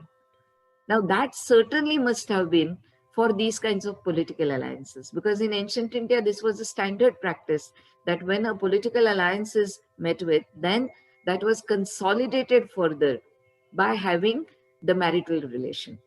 So if we see the queens of Vikramaditya and different locations from there had come to the kingdom of Vikramaditya or to the royal palace of Vikramaditya, we know that he must have been a very good negotiator. And that's how, this is one of the rarest cases in ancient India, that a ruler could rule for a very long time, almost half a century. Really, Right. we do not have much examples of similar kind in ancient India, Right. because the political situation was always so troublesome. Right. Different kingdoms were emerging, and any ambitious ruler, what they used to do is that they used to form alliances with the maybe some weaker rulers, maybe some rulers who are on their side because of the family relation, and then used to try to acquire maximum land under their one umbrella, one control. Right. Vikramaditya succeeded in maintaining it for 50 years. Right. And that definitely shows that for all these years, it must not have been only through the military power. It's not possible. No Yes. king can keep fighting for 50 Yes. years. Right. So fights was one part of it, military conquest was one part of it, but diplomacy must have been very, very effective. Yes. So actually, at this point of time, I would like to ask you that there are two aspects when we are talking about any king. One is one a successful king has to be great general, like we see about Harshvardhan, or we see Bindusar or Ashoka for that matter. Then other side is keeping the kingdom intact, keeping people happy by good administration, looking after of people needs, and becoming popular among subject. So on these parameter, how you would rate Vikramaditya 6 of this Chalukya dynasty? A very good question. If we see what kind of administration this king promoted, the kingdom was very systematically divided into provinces. And something which is very interesting for ancient India, and especially these days when we are talking about the feminist history, when we are talking about the role of women in different historical periods, I think Vikramaditya's period is one of the best periods that we can quote for ancient India, because many of his queens were given the responsibility of different provinces of his kingdom. Now, that is something so worth paying attention to. There are different reasons for that. One, that establishes a more close connect between the king and the ruler. Because king in his physical self cannot be there everywhere in the kingdom.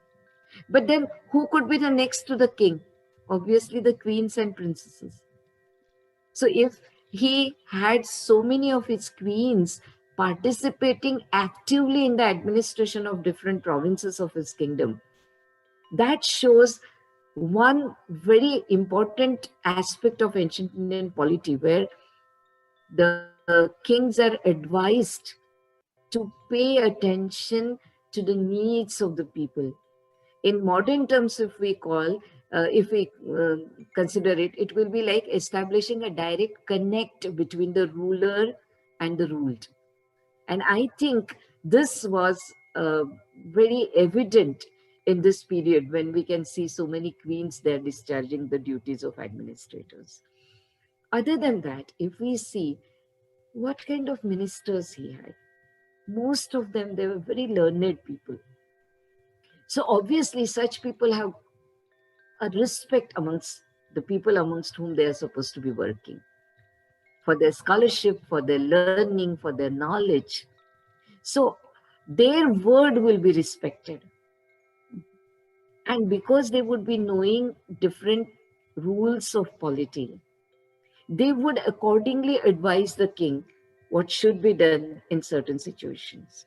So I think this must have been also one of the reasons that he could rule for such a long period of time. And we don't see much unrest from any corner of his kingdom, other than his own brother, who became ambitious and who wanted to usurp the throne. In royal families, such kind of tensions was very common. But amongst the people whom he was ruling, he was trying to establish a good connect through his queens and very worthy, very knowledgeable ministers that he had. Other than that, if we see, now here I would like to quote that we have very nice sources for the study of the rule of this king and different provincial activities which were going on by way of number of inscriptions. We are very lucky to have a huge corpus of inscriptions of the time of the rule of Vikramaditya VI. And those inscriptions tell us how these queens used to discharge their duty, how they used to promote education, how they used to promote learning, how they used to promote scholarship in their regions by giving donations to the temples, to the mathas, to different acharyas, the religious teachers. And in ancient India, we should remember one thing. When we are talking about religious institutions, it is not just for the rituals or some kind of a spiritual activity. That certainly was there, and that was the primary activity. But most of these places used to be places of learning. So when we see that different rulers, when they're promoting religious institutions, giving donations to the learned Brahmins, like in case of Vikramaditya, we have seen that he established 500 or more Tamilian Brahmins in his territory.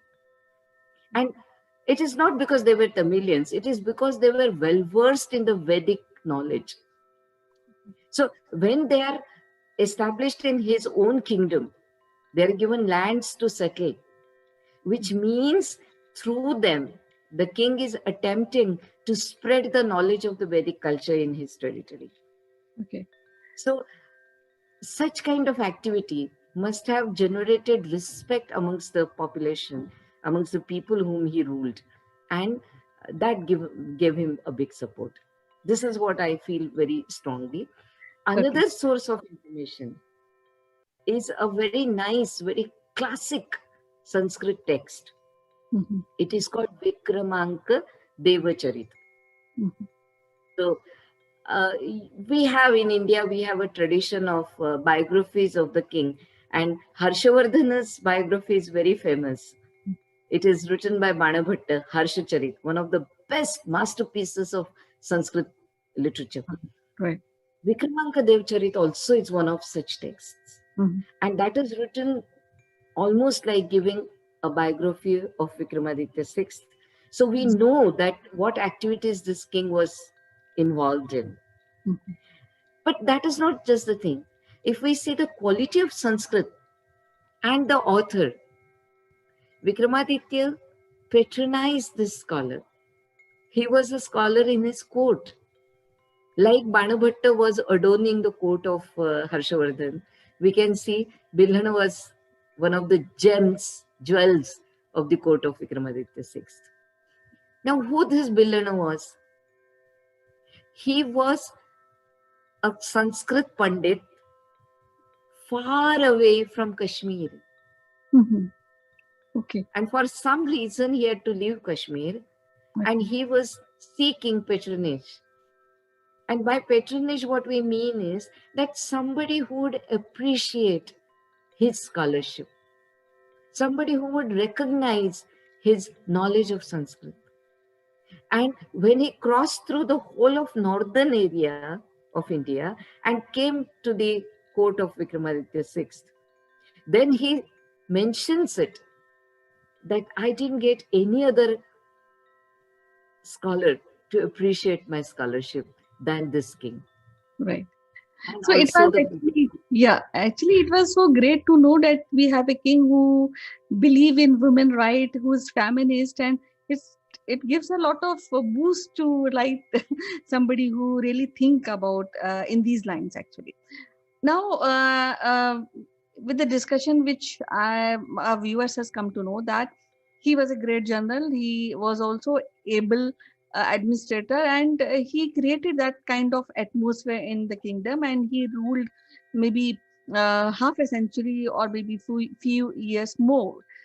Now he patronized the he took care of the uh, uh, cultural aspect of that particular part in India.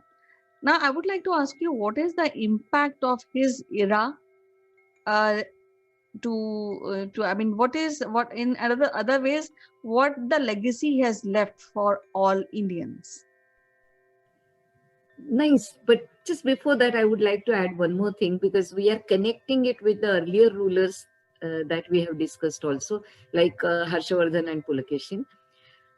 Even Vikramaditya, he went beyond the frontiers of India to establish his relations with the foreign rulers. So he had a very close friendly relationship with the ruler of Sri Lanka. Okay. Now that is so important because for India's trade with Southeast Asia, also the Arab trade, which was by then very prosperous on the western side of India, Sri Lanka was very important. And the Tamil country in which Vikramaditya was trying to penetrate into and have his conquest on the southern side, though he did not succeed much, and Tungabhadra river became the boundary between these two mighty kingdoms, the kingdom of the Cholas and kingdom of Vikramaditya VI. But see the diplomacy, that beyond the Tamil country is Singaladesh, that is Sri Lanka. And a king from the Deccan is establishing a friendly relation with him. So I think this kind of a diplomatic vision that this king has shown is very important. And that also can be seen as a legacy. Right. Because we also have got future kings who were constantly trying to establish contacts with the Southeast Asian islands.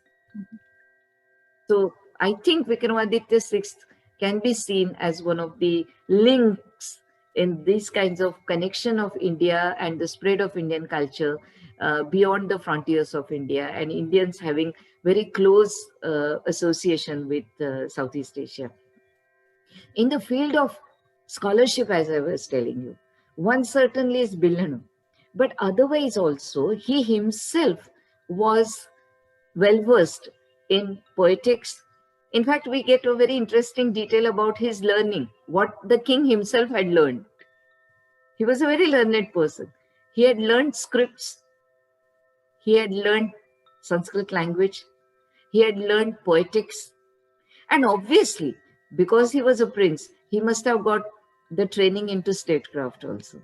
But this is very interesting that he was well versed in reading and writing, because he was well versed in scripts. Now, such kind of data we don't get very often in ancient India. So that can be seen as one of the very important ideal of a king that was followed, that the king being a learned person. In his court, there was another scholar. His name was Vigyaneshwar. And he wrote a commentary called Mitakshara on one of the Smritis, Yagyavalkya Smriti. Now, what is the importance of this? Because Smriti literature, that is the source for law for Indians. Do's and don'ts, privileges and duties of people in different walks of life. Kings, ministers, queens, prince, ordinary people, people of different, like the Kshatriyas will be there, Vaishyas will be there, traders will be there, craftsmen will be there, for all of them. And now look, the king is promoting a scholar to write a commentary. Now, why the commentaries are written? Usually the commentaries are written because there are a lot of legal codes which need to be restated for the times in which those rules are to be applied. Now that also shows the vision of the king, that he is promoting this activity. Vigyaneshwar was his court scholar, and he was writing a text on Yagyavalkya Smriti, Mitakshara. And to tell you further, that today, I mean, when in the British period, when Indians had to form their own laws, Mitakshara was also taken as one of the most important sources, and especially in issues related to women. So that is. Secondly, his building activities. We have got number of towns which came up during this period, and Vikramaditya himself was responsible for making these cities grow. And what we call as present Bijapur, that was Vijayanagar, that was established as a new township by Vikramaditya. Kalyani was one of the most famous town of the period. Vigyaneshwar talks about it, that no capital like Kalyani, no ruler like Vikramaditya exists in contemporary India. That's what boastfully he talks about his patron. But to a large extent, it is true. He constructed reservoirs of water, one of the most important uh, activity for the welfare of the people. Of course, temples were constructed, forts were constructed. So, a lot of construction activity that took place. And that has remained even till today. We can see many of the temples, many of these structures, even today. So, we can say that this is a ruler who has contributed so immensely in so many ways to Indian culture. Yes, when you mentioned that he encouraged to do a commentary or write a commentary of the state proceeding, so that is quite amazing. It is something like proceedings of parliament on daily basis, which is being written. So it's quite amazing, and it is so wonderful to know about this particular king. And I think many people may not be knowing the contribution of Vikramaditya the sixth, who is from Kalyani Chalukya dynasty. So it was so lovely to really listen about Can this. I add just 2, 3 more things Yes, because they're yes, very yes. significant for our viewers? In ancient India, we had different calendar reckonings. And some rulers, they had that reckoning in their name. So we have got Chalukya Vikram era also. And that continued as you were talking about the legacy. The era is a very important legacy because the calendar reckoning in the name of that king. Oh. Or he also created feeding houses, like on the banks of Tungabhadra. To a temple, he gave donation for feeding to the people, the river farers there. Or his queen was assisting him in the capital city where the king himself is administering. Now, this is again a legacy where you are giving so much of importance to the queens who would participate actively in the administration. And we can see that in the Chalukyan dynasty, the further rulers also, they continued with this. And the queens were very important.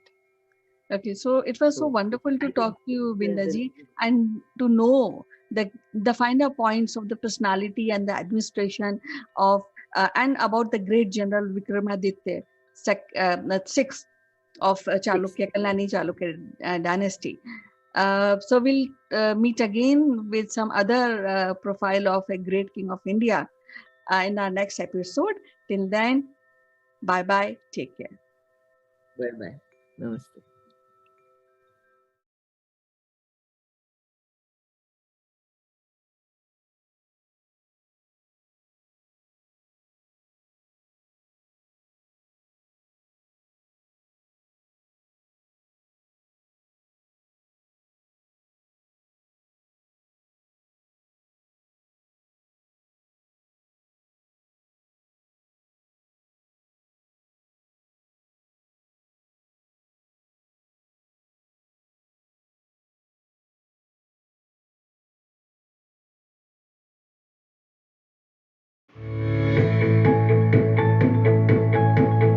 I'm Kanchan from Akulmach Technologies, and you are welcome to Top Brass. Today we have Ritu Gupta, who is the CEO of Four Seasons PR. Welcome to the show, Ritu. Thank you, Kanchan. Okay, Ritu, now as you know, this is the second phase of lockdown, and we call it 2.0, and today is the 7th day. So what is around you in this second phase of lockdown, and how people are reacting, and anything new you observe? Well, this is the second phase of lockdown, and people, I find they're very positive about it. They are like ready to cope up with anything, and they are doing many things to keep themselves away from any kind of tension. People are cooking, they are creating jobs for themselves inside the house, and most of the people I see have become very health conscious. They are doing whatever kind of exercise they can do in the house, and walking and going to the terrace, doing some kind of exercises. And some people, they have their own gym on the terrace. So it is very good. keep the exercise or taking care of your body keeps you away from all kind of anxiety and tension. I think this is something which is very good. People of all ages are into some kind of exercise. So, do you feel is any activity which is a kind of hit in your neighborhood? I think people are talking a lot, and I think it's very good. Healthy gossiping is always good. People are talking, getting to know each other. Or obviously, they are in their balconies or they are calling each other up, and exercising, which is very good. And people have become more conscious and they are reading a lot. I have noticed over the time period of few days that many people known to me, they have started reading a lot. Reading, e-novels or the novels they already had, or books or magazines. But I think it's a very good exercise. It's a very good brain exercise. So Yeah. now coming to you, so how you are managing your days in this 2.0 lockdown? Well, I'm doing lots of household work, which every one of us is doing.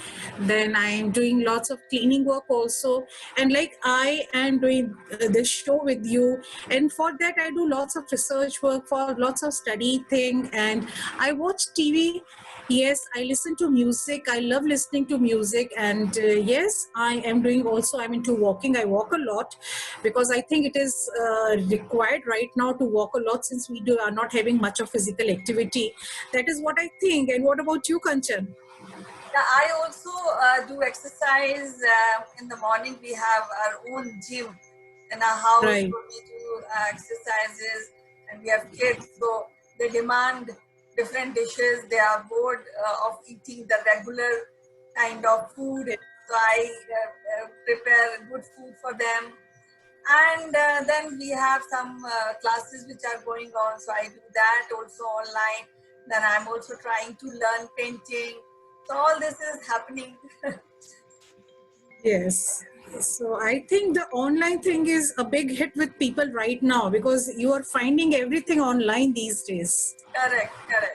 So I Yes. think it'll this kind of arrangement of online will going to stay here for a longer period of time. I think so. Yes, absolutely. Yes. So all the best to you, Ritu, and be healthy, stay safe, and eat healthy. So till then, Yes. with the new topic, we'll meet you again. Thank you, Kanchan.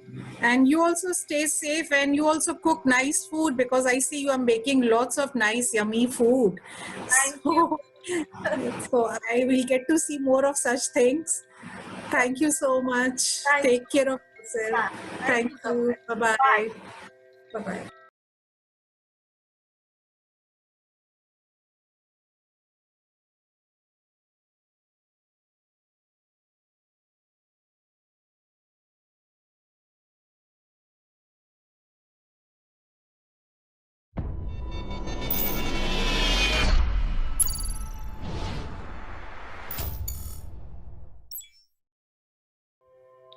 Hello, friends. This is Chandrakant from Akulmach, and welcome to this edition of Legal Matters. In today's edition, we would like to discuss about the case involving Kangana Ranaut, and most of the Indians are aware of this incident where Kangana's property was demolished by giving a 1 hour notice by the BMC in Mumbai, and there were a lot of there were a lot of issues between Kangana and the government of Maharashtra. However, the case was filed by Kangana, and she demanded damages, and she has recently been, she has won the case. To discuss about this, let me invite my friend from Ahmedabad, very eminent lawyer in Ahmedabad High Court, Mr. Jeet Bhatt. Thank you, Chandrakant, for introducing me and using such kind words. Yes, I'm looking forward for this discussion. We'll be discussing on this Kangana Ranaut's judgment delivered by the Bombay High Court. So, Jeet, actually, what happens is, as a individual, we know that when the government deals with you, there is a provision of notices, and then if you don't turn up after 3 notices, then there is a provision of a harsher action. But even though in those cases, when it is involving house of somebody, the harsher measures are not taken usually. But in this case, a notice was issued at 9 a.m. and the demolition started at 10 a.m. And when the owner of the property is far away from her house or from her office, and the entire nation saw that she is boarding a flight to come to Mumbai and explain her situation. But in the meantime, before she landed at the Mumbai airport, her house was demolished. However, I think this has been taken up by the court, and they have awarded that this is a not a great action by the BMC of Mumbai city. So now you can tell us from the legal standpoint what really happened, because the case eventually went to High Court, and then you can then decode this case. Right, absolutely, Chandrakant. You are absolutely right.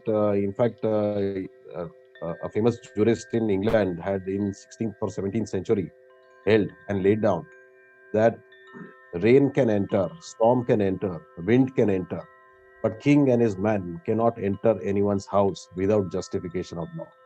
And this has been the age-old prophecy which has continued and has been also accepted by our High Court and Supreme Court. It's a fundamental uh, right to privacy now with the nine-judge bench decision last year, and therefore right to residence and right to not to be disturbed, right to be let alone, absolutely is a fundamental right. And the manner in which the residential house of any person, any individual, if it is demolished in a manner which is not known to law, that action is absolutely unjustified. It is a colorable exercise of powers, and and therefore it has to be dealt upon extremely seriously.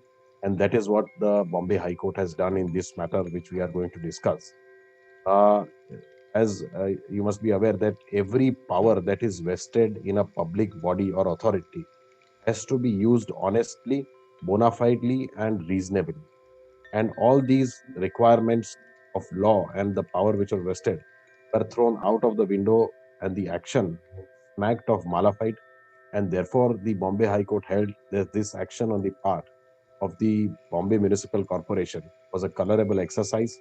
It quashed the notices issued, and I will be speaking on what had happened, how it transpired, and why the Bombay High Court accepted the stand of the actress Kangna that this was done under a malified propaganda by the authority, and therefore it has quashed. So what had happened, I'll just briefly deal with the facts.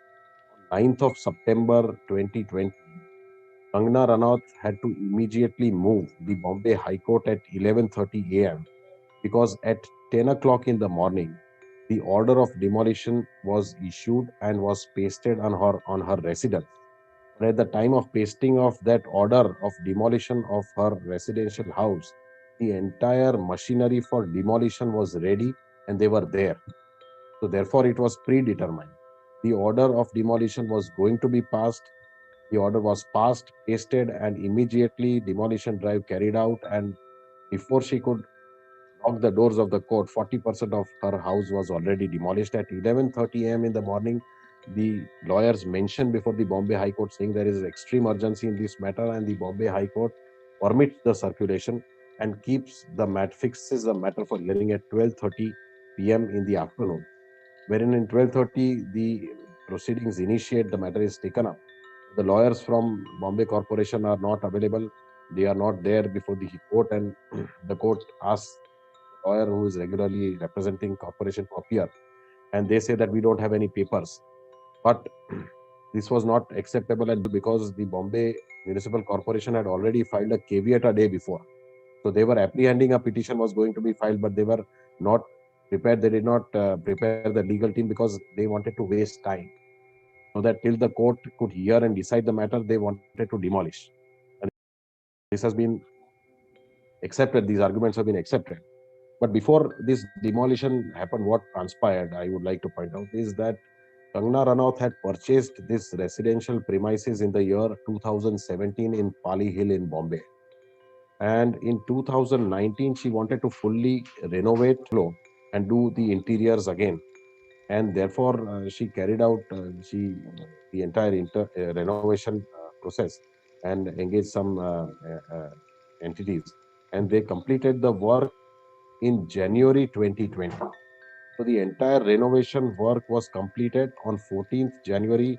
She had a grand opening, which was covered in media. Several magazines had covered it that Kangna's house has been opened for, even a lot of magazines covered it with pictures of her bungalow and how well she had done it. All the interior works was also pictures were shown. And thereafter, till that point of time, the corporation had no problem with her residential house. But in in the in August 2020, there were certain tweets and certain remarks by Kangna Ranaut which irked the Bombay Police Commissioner and the state government. I would just like to briefly point out what were those tweets. On 30th August 2020, she tweeted that, and I quote, "I am more scared of Mumbai police now than the movie mafia goons in Mumbai, and I would need security either from Himachal Pradesh government or directly from the central government. No Mumbai, please." And on 1st September, she again tweeted that instead of condemning public teasing and bullying like this, CP Mumbai police is encouraging. Mumbai police has hit all-time low. Shame. Then again on 2nd September, she tweets, "You are a big sham in the name of police. Don't you forget, not just me, all the people tagged got notifications of CP Mumbai before liking the derogatory tweet, trying to prove a criminal seems your old dhanda. You don't dare to lie, Mumbai police." On 3rd of September, he tweets again that Sanjay Raut, Shiv Sena leader, has given me an open threat and asked me not to come back to Mumbai after Azadi graffitis in Mumbai streets and now open threats. Why Mumbai is feeling like Pakistan occupied Kashmir. This was her tweet that triggered a row, and several remarks were again when in media it had appeared. And on 4th September, again, she tweets that I see many people are threatening me to not come back to Mumbai. So now I have decided to travel to Mumbai this coming week on 9th September. I will post the time when I land at Mumbai airport. किसी के बाप में हिम्मत है तो रोक ले. Now, in pursuance to this tweet, she was being threatened by Shiv Sena and other activists, and also there were threat by Sanjay Rao. And therefore, she was provided a Y plus security. And she was to come to Mumbai on 9th of September. But in between, what transpired is that the Samna, which is the Marathi daily newspaper, on 5th of September, whose executive editor is Sanjay Raut, uh, stated that joining issues with Mumbai will prove costly. Mumbai shi panga padega mehenga. These were the slogans which were being published in this Samna editorial. Then Shiv Sainiks also gave stern warning to Kangna to the effect that if she steps into Mumbai, their ladies will beat her with chappals and shoes. And also, what Sanjay Raut had written is that Mumbai belongs only to forefathers of Marathi people. Those who do not agree with this, they should show who are their fathers. It is a promise that Shiv Sena will perform Shrad of such enemies of Maharashtra. The health department should handle mental cases of such persons also who talk any nonsense about Mumbai. These were the ongoing tweets against Kangna and Kangna against Sanjay Raut and the Mumbai police. On 7th of September, the executive engineer of Mumbai Corporation visits her residence, and he uh, makes a sketch and notes down certain uh, construction activities which were going on, and says that these are unauthorized and illegal. And on 8th of September, he issues a notice and pastes it on the premises of Kangna Ranaut, saying that you bring you stop these construction activities within 24 hours and provide the permissions that you have. Otherwise, in 24 hours, we will demolish and stop all these activities. So on 9th of September, this notice is pasted. His advocates, Kangana's advocate, replies to the said notice saying that there is no activity which is undergoing and there is no construction activity that has been taken because the construction has already completed in January. And since the Kangana actress is not here, you grant 7 days time in order to give a detailed reply, and all the contents and allegations of the notice are wrong and are not accepted, and therefore they sought for 7 days time. But without waiting for that 7 days time, on 9th of September, they issue this order of demolition. And with all the arrangements made, JCB machines, police officers, protection was granted, and they start demolition at 10:30 in the morning. Therefore, this petition was filed, and it was heard by the Bombay High Court for several days. And ultimately, on 27th of November, the judgment is delivered by Bombay High Court, wherein the High Court holds that the entire action of the Bombay Corporation smacks of malafide, and therefore this has to be quashed. The notice was bad in law. In fact, all through conclusive proof, petitioner Kangana Ranaut could prove to the court that all construction activities had already been completed. There was no ongoing construction, and therefore the notice issued by one of the executive engineer who was also a party in those proceedings, Mr. Late, was also joined. And he himself was aware that no construction activity was going on. Despite that, the same day he issues notice saying that these activities are going on. So therefore, it was a wrong notice stating wrong facts. It was a conspiracy created only to ensure that her house is somehow demolished, and she is shown that what is the power of the authority, and if she speaks against the authority, then what the authority can do against her. And therefore, this smacks of malafide, and therefore, this detailed judgment of 166 pages, the Bombay High Court has in detail explained all these facts, that how this happened, what were the factors which came into play by the authorities, and how they mischievously and with oblique motive carried out this demolition process and tried to evade the process of law. And therefore, ultimately, the Bombay High Court has allowed the petition and has appointed a valuer who will carry out the valuation of the demolition and the damage that has been done to her residential premise, and will come out with a figure of damages. And thereafter, on the next date of the matter is 9th of March, when the court will decide how much compensation should be awarded to Kangana for the illegal acts committed by the corporation. The High Court has also said that compensation amount will also be awarded from the personal uh, uh, the officers will be personally held accountable, and the compensation amount will be they will be liable to pay. So therefore, absolutely important decision, and the hearing officers will be taught a lesson when they will themselves have to pay the compensation amount. So therefore, it's a very good judgment. It upholds the constitutional and fundamental rights of citizen, and it also lays down that the state, the machinery, the establishment cannot act in arbitrary, discriminatory, and such malified manner, and therefore this is a welcome judgment, and it lays down some important issues, questions of law. Deep, when I was watching this whole incident taking place on the TV, and I could make out, because I have some knowledge of the structural integrity of the houses. What I noticed is that the purpose of this demolition drive was to actually destroy the entire house, and they were actually selecting the right points, uh, the pivotals of the columns and the beams, and they specifically destroyed those points, in the house. So I think the intention of the demolishers were to basically demolish the entire house. So even if you see the structure standing, but it is of no use because it is going to crumble any day.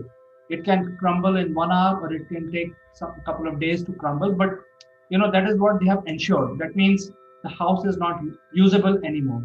Number two, there was a temple in the house, which was also destroyed. The statue of the god was also thrown out. I mean, who would do this kind of work? So I was aghast to see when these kind of things were being shown on TV, and thankfully that High Court has taken the right action, and I'm very happy to know that the people who are actually taking this law in their own hand, even though they are government servants, should be taught a lesson because they should not take, because all of us live in a democratic world and we think that we are living in a democracy. It does not mean that the state can create an anarchy, and whoever that person is, if you're not able to handle the comments, then it shows immaturity, and thus you should not be allowed any creation of anarchy. You have any last word to talk about this judgment? Yes, so exactly that is what the Bombay High Court also observed, that though the statements found to be little irresponsible and asked the actress to exercise some restraint while airing her opinions, but it also said at the same time that it does not mean, or it does not give the state or its machinery any right to act in such a manner, because how much ever irresponsible the statements, or how much ever distasteful or wrong they may be, the best way to deal with them is to ignore them. The state cannot say that you are issuing such distasteful and irresponsible statements, we will do this to you. That arbitrary actions are not permissible under the state, by the state, and that is a fundamental right of every citizen to be treated equally. So therefore, in that manner, these observations are clearly important. And also, as you said, that the manner in which the house is broken is also, you are absolutely right, because if if at all, if some part of the house was unauthorized, she could have applied for regularization of those structure by paying some penalty. But it did not give the Bombay Corporation any right to demolish the house, and there was no illegal construction at that time happening. But they showed in such a manner that illegal construction or unauthorized construction was going on. Therefore, the notice which was issued to her said that you stop this construction or we will demolish. But she said that there is nothing that is going on. The construction is complete. That so therefore this was absolutely misapplication of law, non-application of mind, and only to ensure that the house is. So I think because of this judgment, the Kangana has been given her dues, and I'm sure in the due course of time she would be given the right amount of compensation. Although the compensation can be only quantified by the surveyor, but when you construct a house, you put your soul into it. Those kind of compensation, I don't think anybody can calculate. But I'm sure she would have exerted a lot of her imagination and creativity in building a beautiful office come residence. But I don't think we can do much about it, but we will definitely cover if any new development happens in this case. In the end, I would like to say that there is a freedom of speech to all citizens in India, and that is why, even though Kagna was giving her tweets, but that is all given in the Constitution, by the Constitution of India, to all citizens. So thank you very much, Jeet, for finding time and coming on our show and talking about this very, very important case, which has been watched by almost 1.3 billion people across India.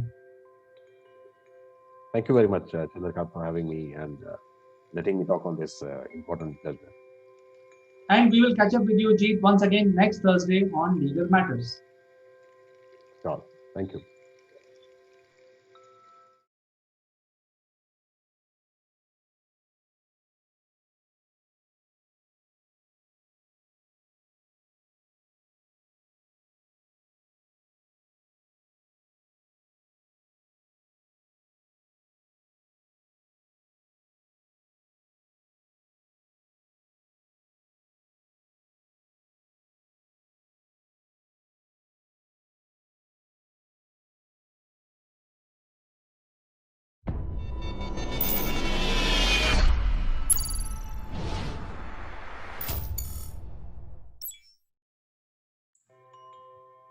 Hello listeners, I'm Kanchan from Akulmach Technologies and you are welcome to Top Brass. Today we have Sitesh Srivastav who has a deep interest in corporate training. He has a vast experience training marketing professional and IT professional.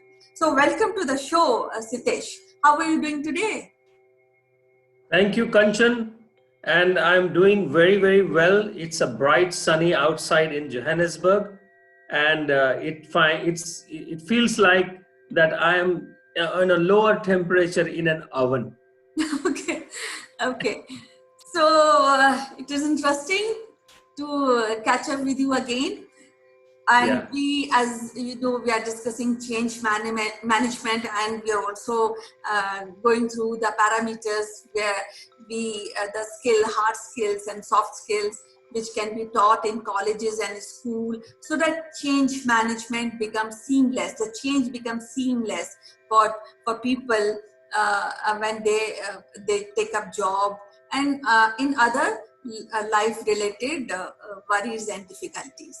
Now, one question which generally sometimes I ask myself, that when we talk about critical thinking, which is very handy when we comes to change management. So, with critical thinking has one aspect of writing and asking the correct questions, so that outcome has to be correct and productive. What do you say about this? So, Kanchan, you are very, very right on this creativity and critical thinking. We have always known in our philosophy that if we don't ask right questions, we will not get right answers. And therefore, right question is something that needs not only to be asked, but it also needs to be framed in that way. We, in the creative field, in the critical thinking field, a single question can give different kind of answers depending on the context that we are into. And therefore, in this kind of a subject where we are trying to develop a solution, a product, or an answer, we are trying to find a clear answer, it is important to ask the right questions. And I think that also needs to be developed to the children, to the youngsters, how to ask a right question. Because sometimes we don't ask the right question and therefore we don't get the right answers. Don't you think so? Yes, definitely. Sometimes we want people to do something else, and the end result is that it came out to be something else. So that is, I think it's a challenge. So I think do you have training to really go through these kind of personality trait to understand the problem or to understand the situation and ask the right questions? I think it is not more about the training part of it, but asking a right question needs a right frame of observation, right frame of mind. Yesterday we were talking about observation and analysis of it.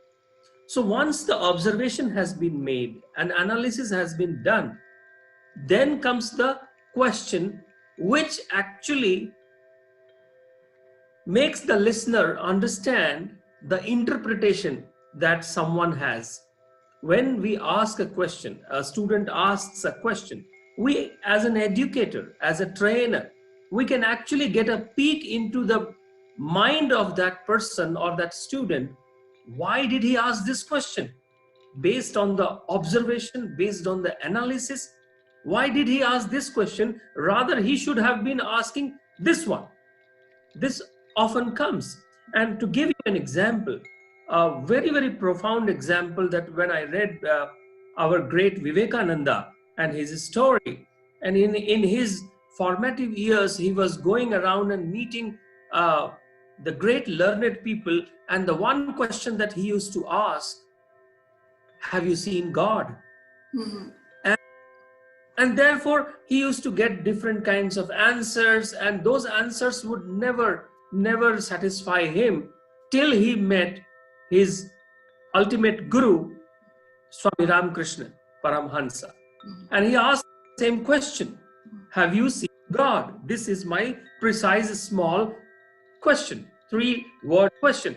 And all that Ramakrishna said, yes, I see in you. I see God in you. And that's what changed the whole perspective.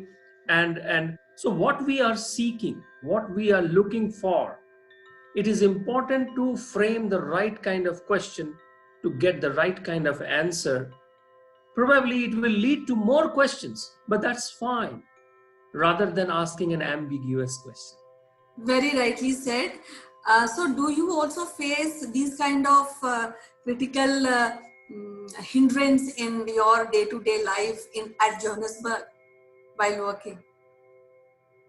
Yes, Kanchan, of course. As you can see, I'm a foreigner sitting in South Africa, and I've been here for a couple of years now.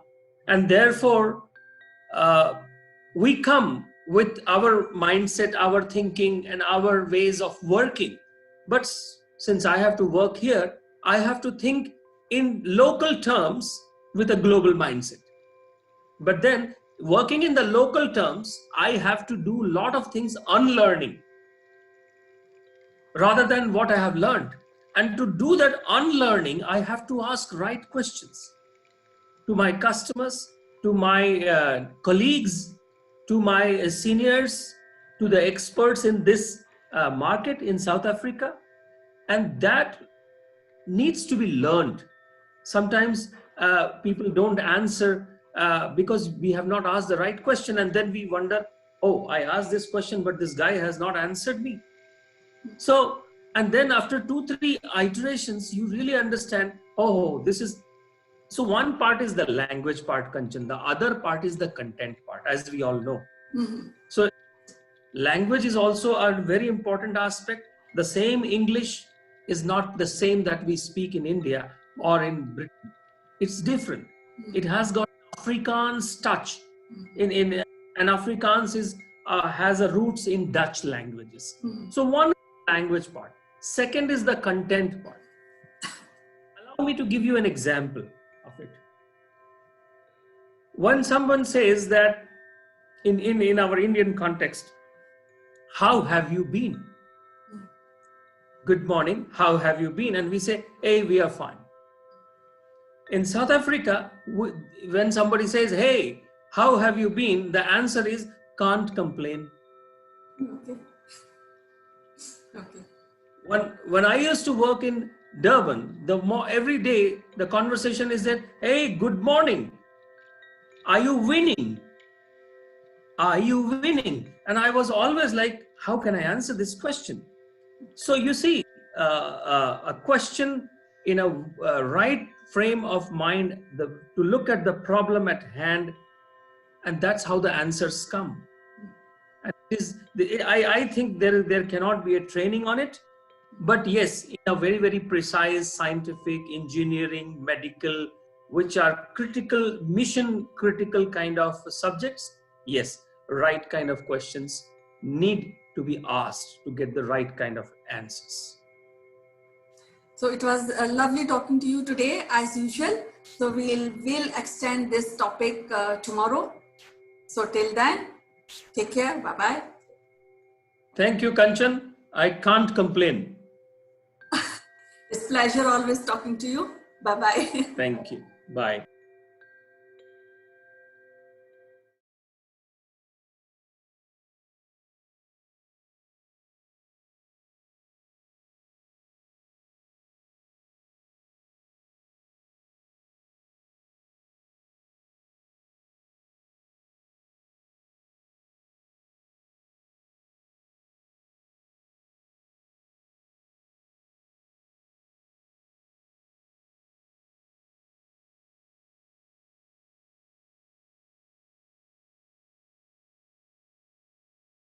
This video is sponsored by Single Point Solution. Single Point is a pioneer in production and distribution of electric vehicles like electric bikes, electric scooters and three-wheelers. Single Point also provide consulting services to small F player.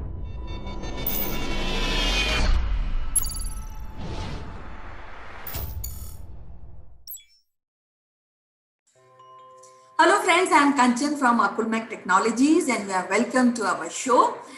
Do you know today is World Food Day and we are celebrating this, and this World Food Day was established on 16th October 1945 by United Nations. And viewers, the theme of today's, 2020's Food World Day is Grow, Sustain, Together. This is the theme of 2020 World Food Day. To discuss more about this, we have Sitesh Srivastava, who has a deep interest in corporate training and education in marketing techniques. So without wasting any time, I would like to welcome Sitesh. Sitesh, welcome to the show. Thank you, Kanchan. It's a great day, and I hope the floods have receded in your city, Hyderabad. And how have you been? Yeah, I'm fine. Weather is a little good, but yes, there are some pockets in Hyderabad where people are suffering due to this heavy rain. We have around few 50 deaths also, which I've heard in the morning, and it is tragic. Yeah. So, Kanchan, it's a sad affairs, and I'm seeing the news updates which are coming in, and the topic that we have selected is actually a very sensitive subject, Kanchan, and despite knowing the fact that our farmers and the food growers can create or can produce food for everybody on this planet. When I say everybody, 7.5 billion people on this planet, the food is there. But somehow, due to the distribution, due to the public distribution system, due to the retail supply chains, due to the government policies, and due to some of the big corporates, the way the things are played out, the trade wars, almost like 800 million people go to bed without a food in the night, and that is something which actually saddens me a lot. So on this food World Food Day, I think it is great discussion to discuss about the way we are progressing. Will we be able to achieve the 2030 goal of zero hunger? What do you think, Kanchan? Yes, actually, government along with people, we are working towards that. And in fact, in our old civilization, we always believe in getting good produce, and we always remained with the farmer, because if you see Indian economy based on agriculture, and when Yes. you may recall that during British time, they have taken lot of taxes from the farmers without any sustainable reform in agriculture, and that has impacted too much, especially when I'm talking about India. But after independence, there are many progress, and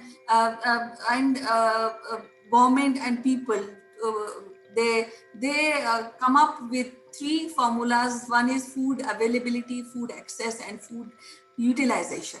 And for that, there's a food corporation which was set up in 1964, which aim at safeguarding the interest of farmers and the distribution throughout the country, which was task of Food Corporation of India.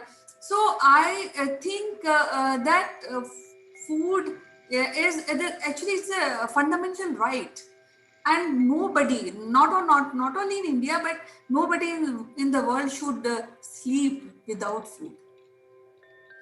Correct, Kanchan. Correct. And as they say, a great saying in Hindi says that "Bhooke pet bhajan nahi hoye Gopala, le teri kanthi le teri mala." So, with a stomach empty with hunger, or with the hunger pangs, there's nothing that can be done. There's nothing that can be achieved. As a society, we have to ensure that everybody has got food to eat. First is that. Second is the nutrition part of it, what the person eats and how nutritious the food is. First, whether the person is fed. So you brought up a very interesting topic about the World Food Organization. At the same time, in India, we have our National Food Security Act. We have midday meal scheme. We have integrated child development service. Akshay Patra is a great example. Apnale in Mumbai is a great example of food being served. I have seen in Japan the leftover food or the excess food in the hotels and the restaurants are collected by the civic authorities and they are distributed to the homeless people in Tokyo streets, and that's a great gesture that I have seen. And food wastage is something that needs to be avoided at every cost. Every single grain is important. As our elders have already told us, it is important for us today to tell our children in schools, in colleges, that food wastage is something that is a cardinal sin. How do you feel about it? Yeah, I feel that children should take this very seriously, and this guidance is to be given not only by schools or teachers, but also by parents. If you recall, in olden days, what I have heard is that if any food which is left, it would be put outside so anybody can come and needy or a person who is hungry, he can take that food. And they used to, I mean, family used to make sure that that food which is served for a needy person who is outside of the family should not be like leftover. It should be kind a little more if it is extra. Before eating the food, it used to be taken out and kept outside, and whatever is left after the eating, it used to be kept outside for animals around in the locality. So I think this is a very good pattern which was set by our ancestors, by our people. They knew the importance of food, and they ensured that no food is wasted. It is said na koi to kha le kam se kam, no wastage. You see, so Correct. I think it's very, very important to understand the importance of food, because we are an agriculture based economy, and now if you see in the Indian economy, around 54.6% employment come from agriculture. And if we don't respect the farmers or agriculture based products, I think that is a sin, what I feel like this. Exactly. Exactly. You couldn't be more right, Kanchan. And therefore, the World Food Day for 2020 has a slogan of grow, nourish, and sustain. Correct. And put together. And therefore, it's a great message. First of all, we need to grow. Right. We need to grow food. We cannot be dependent only on a farmer. Right. And therefore, we need to start growing some of the food as we used to do in our gardens, in our kitchen gardens, in our balcony gardens. We can do. Are we growing it? Because it is not about just feeding. It is also when we grow our own food, right, we realize the value of it. Very right. And the second part is the nourish part. So that nourishment is something which deals with how do we prepare it, how do we cook it. In our Indian way of cooking, we know how much time that it needs to cook, how well then it gets cooked. You know, the way nowadays we all use microwave oven, mixies, and all those stuff. But the food is still, we will always say, what my grandmother used to do was the best. She did not have access to all those gadgets, all those appliances that we have today. So, third part is sustain. And that is sustain part is something that is actually alarming because one, the organic food is still very expensive. Though 50 years back, it was all organic food, if I remember. Yes. Today, organic food is very expensive. And that is something which baffles me. Why? Secondly, the adulteration in the food, that is something is not a sustainable model. And therefore, how do we find out the quality and we sustain it, and how much water is needed? We used to study about the crops of rabi, Right. kharif, and those crops. Right. And we used to call, dalhan, tilhan. Right. I mean, the crops of the dals and the oils. There is a whole commodity market around the agriculture. We need to understand that. We need where we are in terms of food safety, not just food security. And in India, traditionally, we have seen the governments changing on the prices of onion, which is interesting. And now somebody asked me in South Africa, how can a government change on a price rise of onion? And I said, well, this is a very long and story to be told some other day. What do you feel? Yeah, I feel that basic food security has to be there for each and every individual around the world.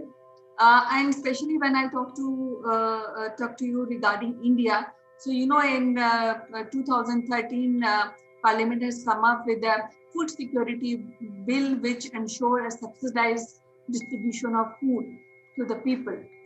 But apart of this, when you raised about the kitchen garden issue, and people should know how this food is being grown. So I would like to add one thing is that in school especially, we have period of PT and games and chess. I think one period of agriculture should be included in this, where where students should literally do their agriculture. They grow something. They should be given a piece of land and every academic year, so that they should learn what is Rabi, what is it's like a practical knowledge about agriculture. And in this process, they will value more regarding farmers, the hard work they undergo in producing these crops, and they also will welcome. They'll think that we should not be wasting about.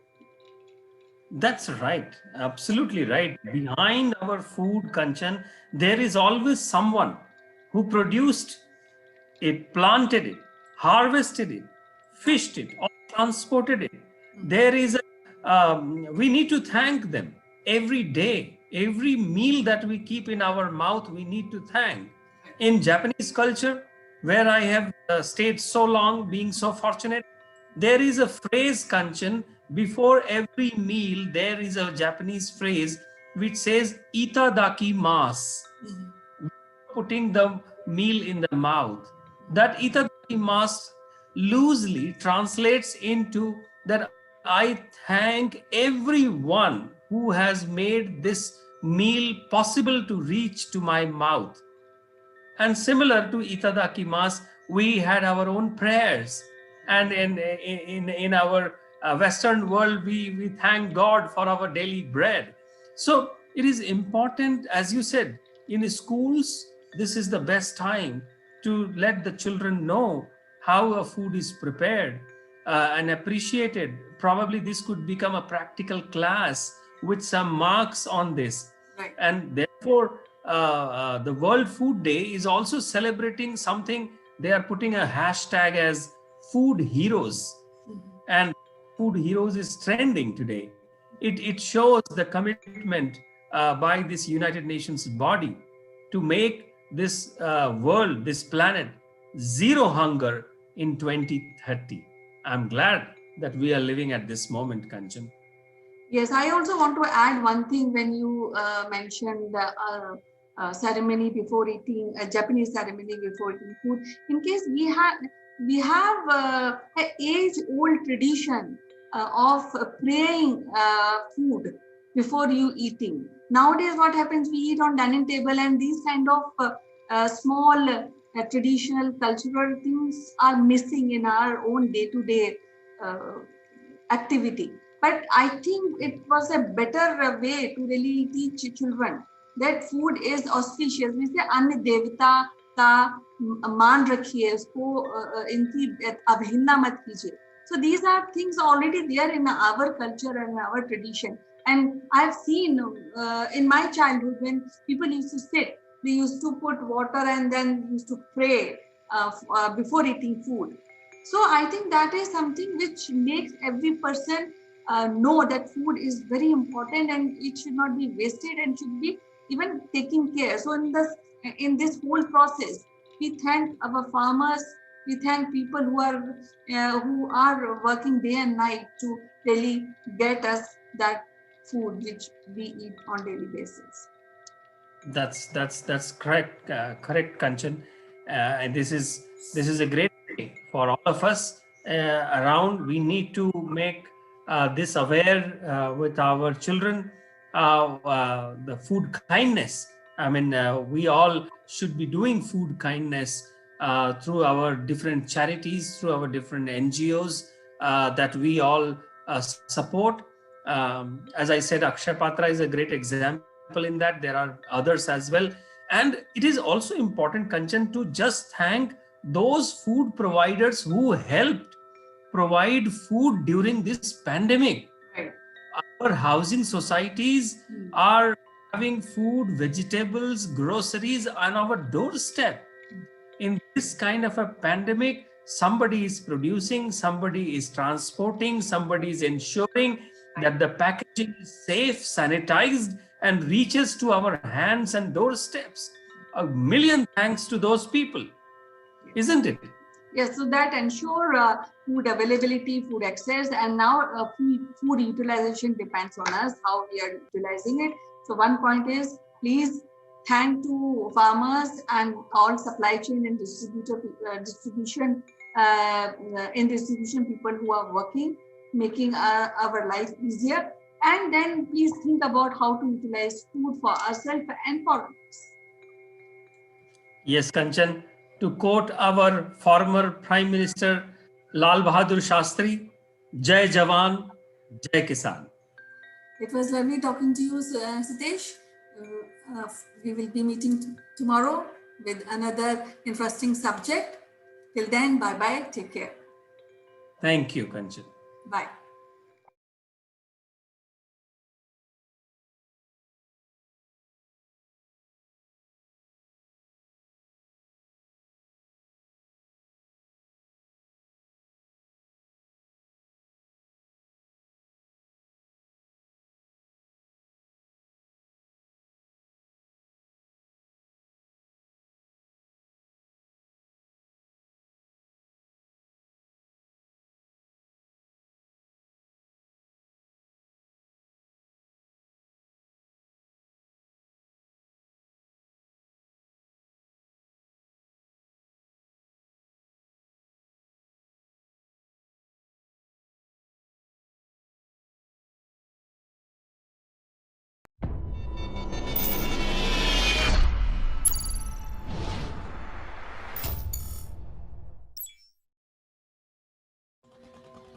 Hello friends, I am Kanchan from Akulmach Technologies and you are welcome to our show. And today we have Sitesh Srivastava, who has a deep interest in corporate training and he's closely associated with radio broadcasting. So welcome to the show, Sitesh. How are you doing today? Thank you, Kanchan. It's a great day, great honor, lot of powerful feeling today. How are you? Yeah, I'm fine and I'm very happy and I'm quite kind of I'm not able to suppress my feeling because today we are celebrating Vijay Divas and Prime Minister Modi lit up the Swarnim Vijay Mashal on this eve. This is the 50th anniversary of 1971 Indo-Pak War. So I think I would like to, before I begin this show, I would like to say greetings on this historical anniversary of Vijay Divas, a day to cherish and celebrate the valor of Indian Army, who made 93,000 Pakistani soldiers to surrender in this war. Yes, Kanchan, it's a great day for our Indian Army. It's also a great day for the morale of Indian citizen, Indian people. After the independence of 1947, this was the biggest morale boosting military event of our times. And I can tell you this was something which it is very important for today's generation to understand the importance of it, the pride it brought to our parents' life and our grandparents' life. And India was still not a superpower in back in those days like we are today economically. And India was still a socialist, a deep-rooted socialist country.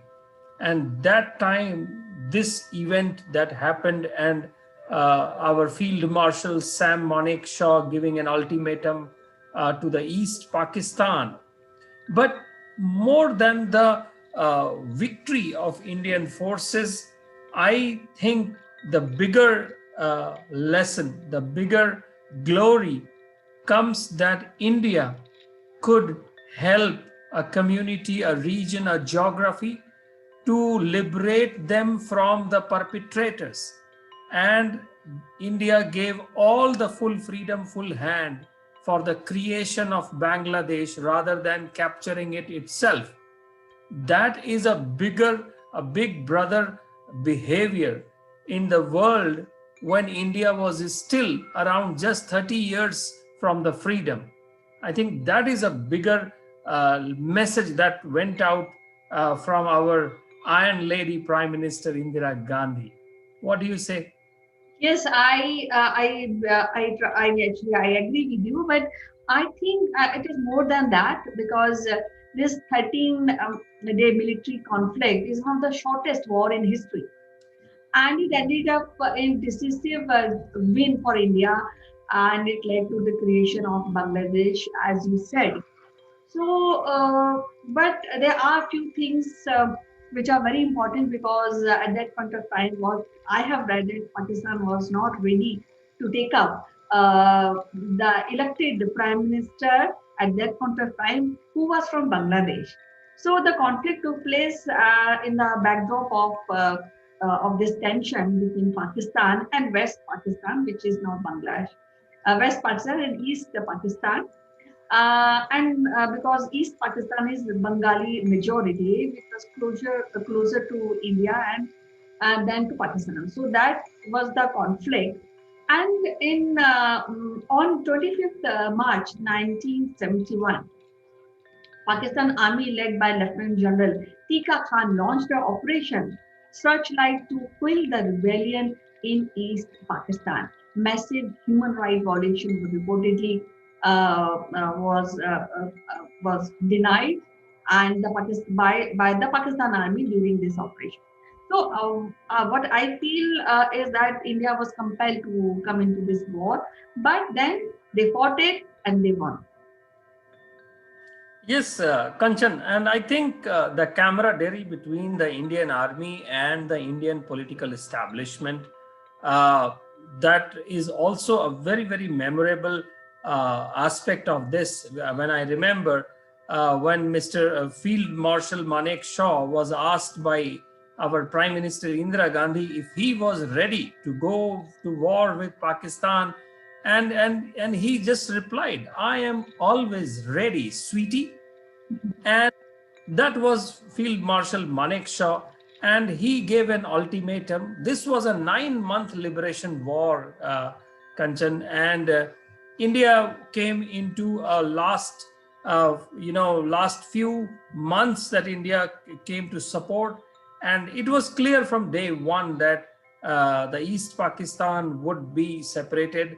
But, we had a great challenge on both the borders. And that was a big challenge for Indian Army. I am not sure how supported they were at that point in time. But what it comes that 93,000 people surrender, and from our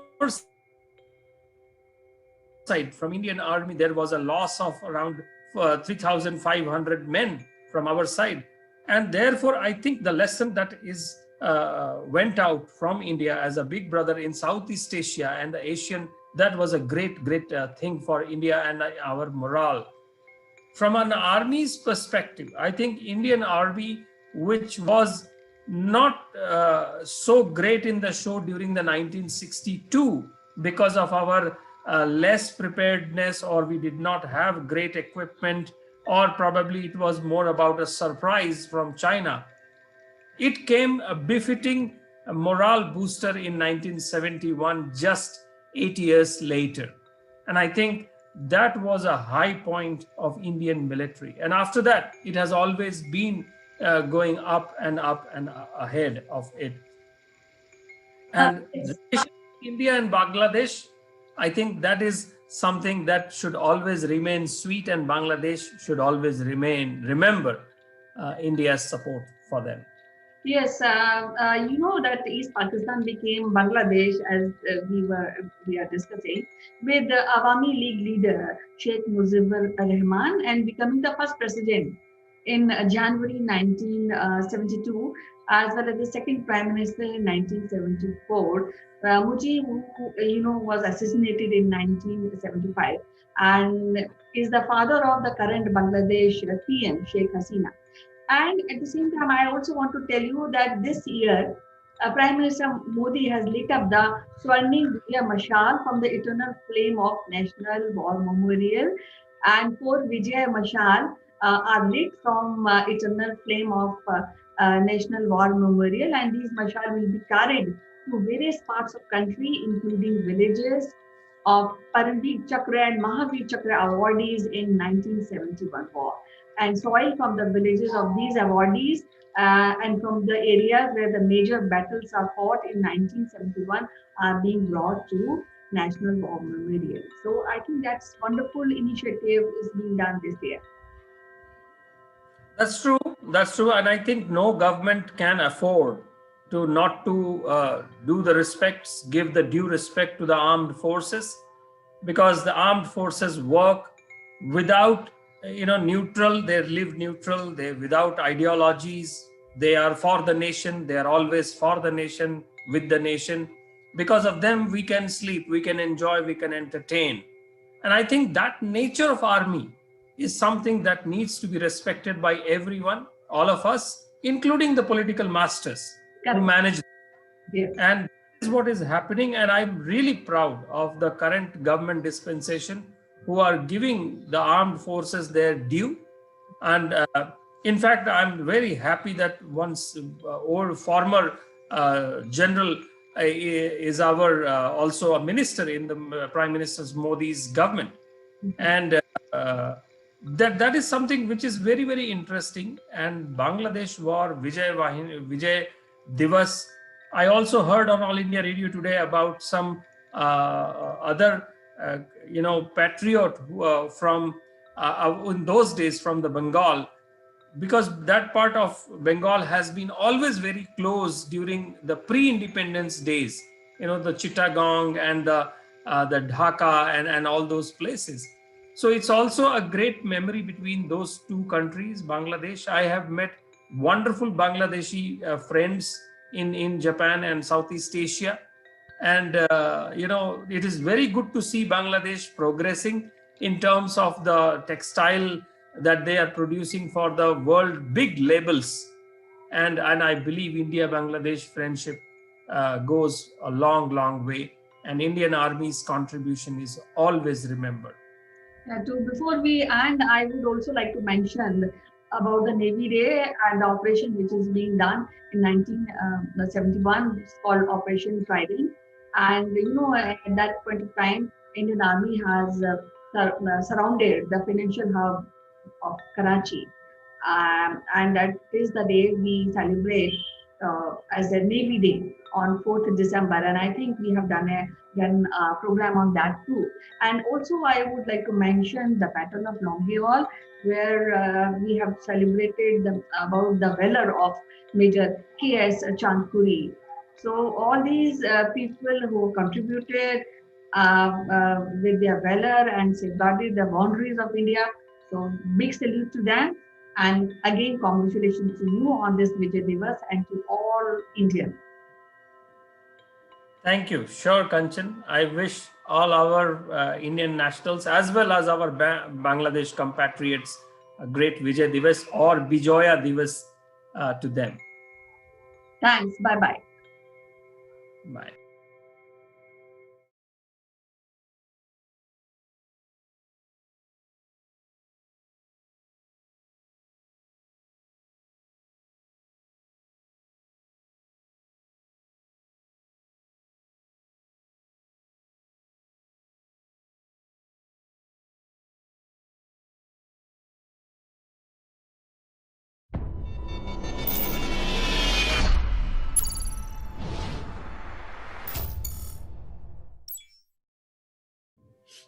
Hello, friends. I'm Kanchan from Akulmach Technologies, and you're welcome to our show Roundtable, and where we have eminent panelists today. Let me introduce all of them to you. Ritu Gupta, who is a CEO of one of the PR agency, Four Seasons. A part of that, she's also teaching media relations and public relations to eminent university in Delhi. We have Sitesh Srivastava, who is closely associated with radio broadcasting. He has a deep interest in corporate training. So, welcome both of you on roundtable discussion today. Thank How are you. How are you, Ritu? Absolutely fine. Thank you. How are you, Sitesh? I'm well, Kanchan. It is always great to talk to you all the time. So I thought it's an interesting discussion that between, we always discuss. So today we have a third panel with us, Ritu. So it would be more interesting. Today's topic is how important is hobbies in the development of children, and can these hobby can be converted into bread earning uh, skill for individuals. So, what is your opinion, Ritu, on this? I feel hobbies are very important for any child and every child to go for, because hobby develop them as a person, which is very important in today's world. And hobbies can be, you can do your hobby in group, you can do your hobby all alone also. So in both the cases, it increases your confidence, and it also allows a child to de-stress himself or herself, which is very important. When the child learns to socialize, and it also enhances your creativity, which is very important, that any person, whether you are going to do some kind of a job, you're going to work in corporate, or going to be some kind of an entrepreneur, you need to be creative, because creativity helps you think out of the box. That's what I feel. Yes, true. You have mentioned valid point, because I also feel that hobbies benefit children in many ways. It gives child an opportunity to express themselves. It allows them to discover themselves and build self-esteem. And also, I think in a process or in a way, we achieve goals like problem solving and make decision by this hobby practicing. So, what are your ideas on this subject, Sitesh? Well, Kanchan, I think that we should all have some hobby to pursue, because that is what satisfies our heart. Everything else is used to bring food to the table. And therefore, hobby is something that makes us what we are in the core. Many times, the hobby needs to be asked or developed, that we try to do with our children. because there are so many distractions in our life today. It is important for today's children to know what they can pursue as a hobby.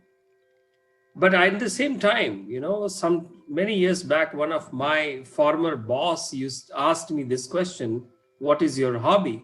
And I told him, and this discussion was happening between the transit time at Tokyo Narita International Airport for a few hours. And I said, my hobby is writing. And he asked me, when did you write last? I said, some 1 month back. And he said, no, that's not a hobby. Hobby is that you do every day, even if it is 10 minutes.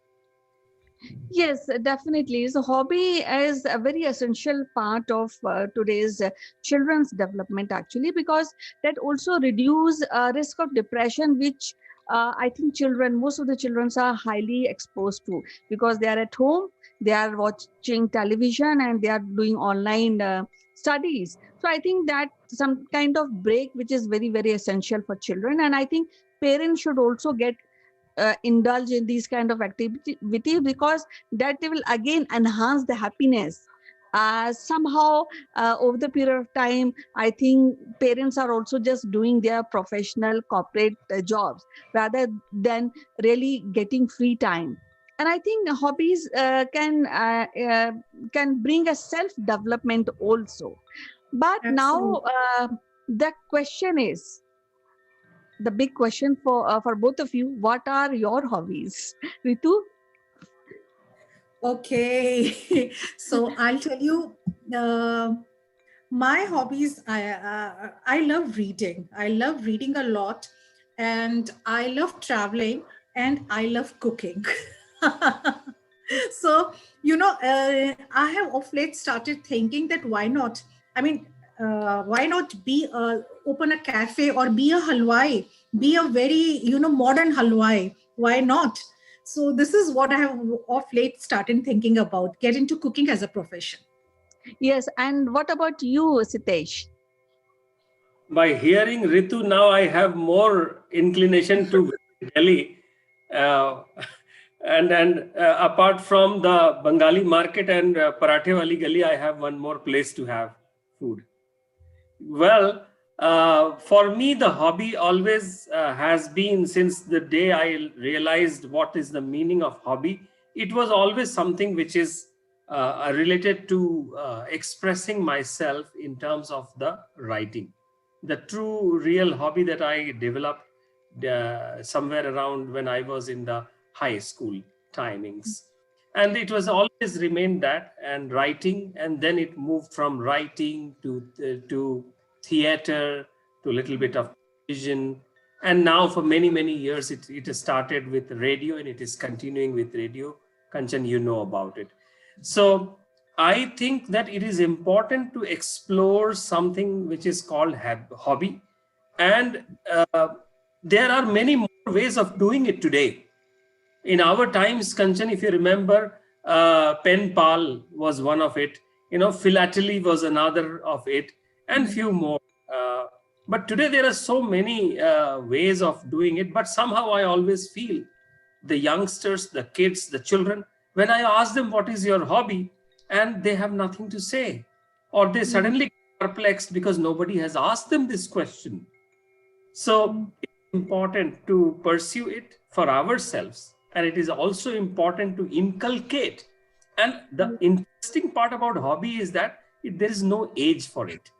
There's no retirement from it, isn't Yes, it? definitely. The hobby brings a sense of fun and freedom of life that can help minimize the impact of chronic stress. Now, the big question is again is that many parents don't encourage because there's academic pressure on children. So, and there are many schools. If you really go counting the school, there are many schools who have cut down the hobbies in terms of the painting is there, and acrylic painting, or water painting, or sometimes making paper craft, and everything is there. But I think a hobby has to be turned into a skill. Now it is an era of a skill. Like you said that writing, Sitesh said that you like writing. So now when we are talking about writing hobby, is there any way in schools from very early age when children can be taught in marketing writing or in copywriting or is news writing? So that is very important aspect, because it is a hobby but it should not go waste. There is probability that a child can pick up that particular hobby and turn into a career or a breadwinner aspect of his life. What do you say, Exactly. Ritu? Yes, you can, and it's very important to do what you love. So basically, most of the people, they love their hobbies. And yes, people are making their hobby their profession.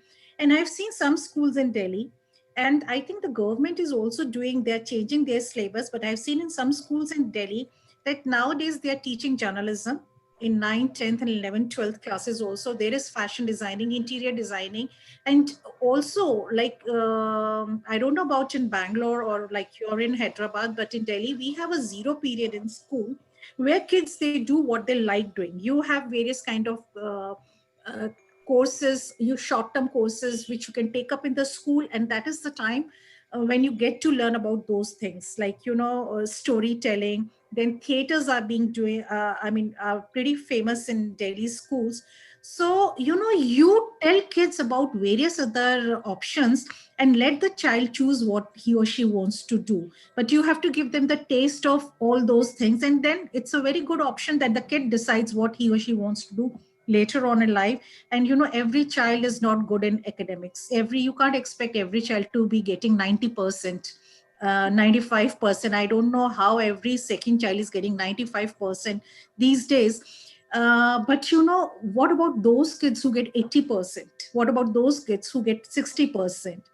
They're also pretty good people. They also have brains. It's just that they cannot mug up physics, chemistry, maths. So there has to be some option for those kids also, which many of the schools are now thinking on. Yes, because I also in new education policy, I think government has a stress on teaching academic with creativity. That the aspect which I've seen in our children currently. In fact, in my children also going through that phase. But again, the question is that are we exposing our children at school level like a carpentry or like something animal and wildlife? Because there is a social studies as a subject where, or for say astronomy, the space we have like children read that these are planets and these are asteroid and all routine education.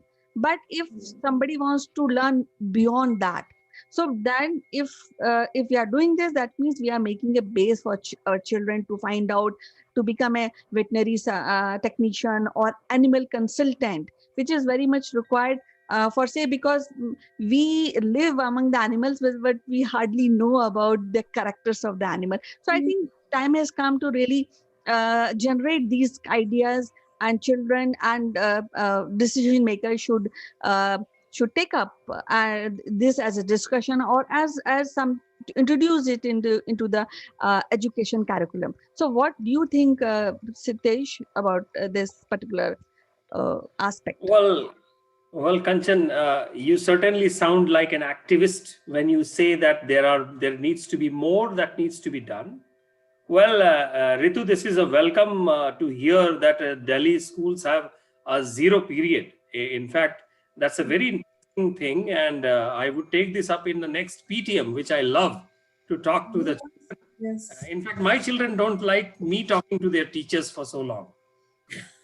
So, so I think this hobby, as per se, as we have seen in the rest of the world, from far east, in what I have seen in Japan, what I have seen in Africa, and for what we know in the Western world, our curriculum, whether it is a state board or it is a CBSE, it is still far in terms of extracurricular as compared to the international baccalaureate, which is IB. So I think when you talk, Kanchan, in terms of carpentry and all those stuff, I think that is still we have a far long way to go. I'm sure it is happening in the international schools, but if this has to enter into our mainstream hobby as a subject, and that needs to be seen getting into the government schools as well as the private schools as well as the funded schools together. At the same time, it is important that we also sensitize the not only our children but also the teachers about teaching the same subject. Why mathematics cannot be a hobby of someone? Why physics chemistry cannot be a hobby of someone, right? So it depends on the teacher, a creative teacher, to get that kind of an interest. At the same time, when it comes to DIY stuff, which is carpentry or electricians or something like that, folk art, calligraphy, all of that. So we all need to create that kind of a curriculum for the teachers training also. Our country has been more about the rote learning to create white collar or blue collar workers, and it has to change. I hope it will change with the kind of data that we have, internet, easy internet that we have. And I think only pandemic is stopping us. Yes, actually, you mentioned maths actually. So it's a very good point that children can have a hobby as a math. But what we Yes. are studying, but what we are giving our children is a NCRT curriculum for maths. Why not a Vedic math? Why not abacus? So these kind of things are missing in school curriculum. Now, when we are talking Yes. about everything has to be there intact in the school curriculum. Now children have, they according to their interest, they can choose what they want to choose as a hobby or maybe extension of that subject. If you recall, I don't know, there used to be SUPW period in our Yes, curriculum long back, yes, and then we were allowed, yes, as you mentioned, Ritu, that it should yes. be zero period. So we were allowed to do things. So all like knitting, making pottery, everything used to be there, and we learn many things. Like I tell Learned you, many I things. learned knitting from that particular period only. So all things has to be there, and it has to be available for children to choose. So that is very very important.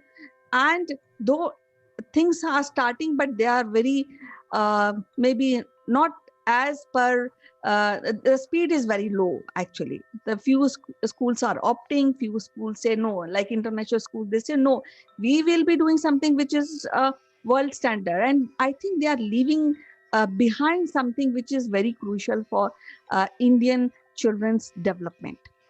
What your idea on this, Kanchan, Ritu? I want to say something. Yeah, I want to say, because what you say, I do completely agree with you. But the parents have to be made aware about it also, because I am middle class parents, the parents, middle class family people, they feel that their kid should be getting above 90%, should be taking up some good career and settle down somewhere. I mean, doing something very great in life, getting good salary. This is all they dream for. But then you have to make parents aware about that. The things are changing, and post pandemic things have changed a lot. People have lost their jobs, and they have started something new. Many of the people, they have become entrepreneur. What they are doing, like I know a lady in my building. Now what she does is, she's only she's created a cloud kitchen. She's lost her job, she's created a cloud kitchen, and now she's doing pretty fine. So why not? So the awareness has to be created among parents, among students also themselves, that there is a life beyond their academics life also, and then they can take it up professionally also. But then for that, you have to really, have a roadmap in your life, a proper roadmap that how you want to do it. And parents and kids and the teacher, all three are very important in it. Yes, I also want to add one thing, because if you are not sound, if you're not happy and hobbies gives you happy, happiness. So if you're not happy, if child is not happy, I doubt that they will not be able to excel in the academics also. Now when we are discussing a hobby, there's a greater part of Kanchan, I skill. really, just one thing I want to, yeah, since you said happy, I have met someone, a teacher who is conducting happiness classes in school. It's a Yes. course of happiness course, and it's Yes. very important, happiness classes. Right, Yeah. right. So So this is actually, what I want. yes, Sorry. actually, I think we are just pursuing the same path, but little slow. Now, Sitesh, you know that skill development is coming up in India, and NCRT and our Prime Minister also stress on skill development. But then, when we talk about skill development, the crucial aspect of development comes of soft skill development. So, are we really taking this again? It's a part of hobby because we do a lot of activities when we do software development as a practical, like time management or listen and recap. So all these the activities. So are we also taking seriously soft skill hobbies along with the hard skills and academics? So, Kanchan, all through my IT life of more than 2 decades, I have always uh, spoken about the soft skills as comparable to the hard skills. And all the time, corporate life has told me that hard skills gets you the money, the soft skills gets you the happiness. And they don't understand that these are not interchangeable. They are exclusively together complementary and supplementary. And therefore, we have an IT company, interestingly, in India called Happiest Minds, which is founded by a former Wipro chairman, Ashok Soota. And it is important for to corporates to understand that a person who joins the company after the college from the campus, his longevity into the company is not only dependent on the hard skills, but also on the platform of the soft skills that is given by the company to the employee. We all know Google gives 20% of its time to its engineers to pursue their own projects. And some of the greatest tools have come from those projects. In India, HCL had got this name of asking, finding out great managers amongst themselves and make them intrapreneurs. And that was a great thing to find out some great companies coming out of the HCL fold.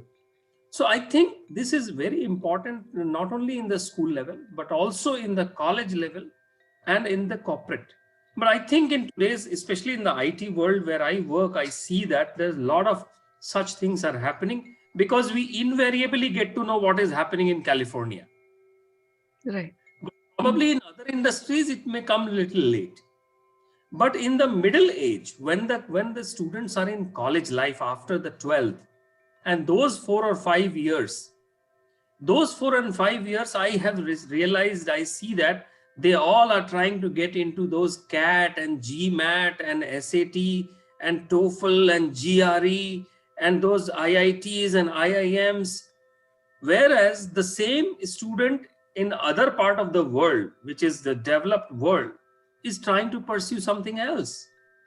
And this side, the student says, why I have to pursue all that, what someone else is telling me? So there has to be a lot of balance around it. I think what we need to tell ourselves as well as our youngsters, when I say youngsters, I don't not only mean our children, I also mean our college going students, that today internet is something which has given us a medium to create something. So television was called an idiot box because it was just one way. But internet is not one way, it's two way. So we should enjoy internet by entertaining ourselves into all those OTT platforms and binge watching. But how much are we creating on that? Are we creating something out of that? If we are not creating, there is a way to find out some knowledge. let us say calligraphy.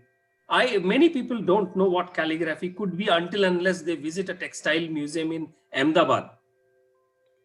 So I think it is important for all of us to, when we go to hiring in the colleges, I ask this question: what is your hobby? That's a very important piece of my judgment of picking up someone, because the person who comes with a hobby, he Right. knows the Right. love of the work that he does. And Right. as we all know, if you love the work, you will never get tired. You will never need a holiday. Right. Yes. So I will summarize like Ritu has mentioned that she loves cooking and you mentioned writing. So all these hobbies should be having a department in the school, maybe very early. Like somebody who wants to really know about astronomy or something, somebody wants to know, become a diver. He must have a knowledge of how deep he can go, the knowledge of sea, which Sitesh, we know only very limited, maybe 10% of our own seas and But oceans. what is your hobby, Kanchan? We never asked Ah, this question.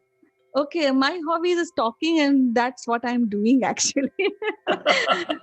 Okay, jokes apart, I like painting, and I have excelled in painting because I do different type of paintings, like acrylic. I also do Tanjavur and some folk painting. So I've developed it over the period of time. So I enjoy it, and I really appreciate somebody who is into these kind of painting, because that is a very good painting and a very good hobby. I mean, and it gives you it de-stress you, and lovely actually. So So you can make a caricature of my face. yes, I can. Great. I am, yes. So as usual, it's lovely to talk to you, both of you, Ritu and Sitesh. And I was summarizing that schools and parents should understand, because it's high time that they should collaborate academics and hobbies and soft skills, because that will result into overall development of a child. So what I really foresee, or I recommend, that every school should have all these hobby departments, and where children can pick, choose, and develop their hobbies along with academics. It was so lovely talk to you, Ritu, and it was so lovely talk to you, Sitesh. We'll meet again Thank you. in a different interesting topic. Till then, bye bye. Yeah, yeah. I will now go and listen to that song, Bye-bye. "Man Ke Sache." Yes. Thank you. Okay, bye bye.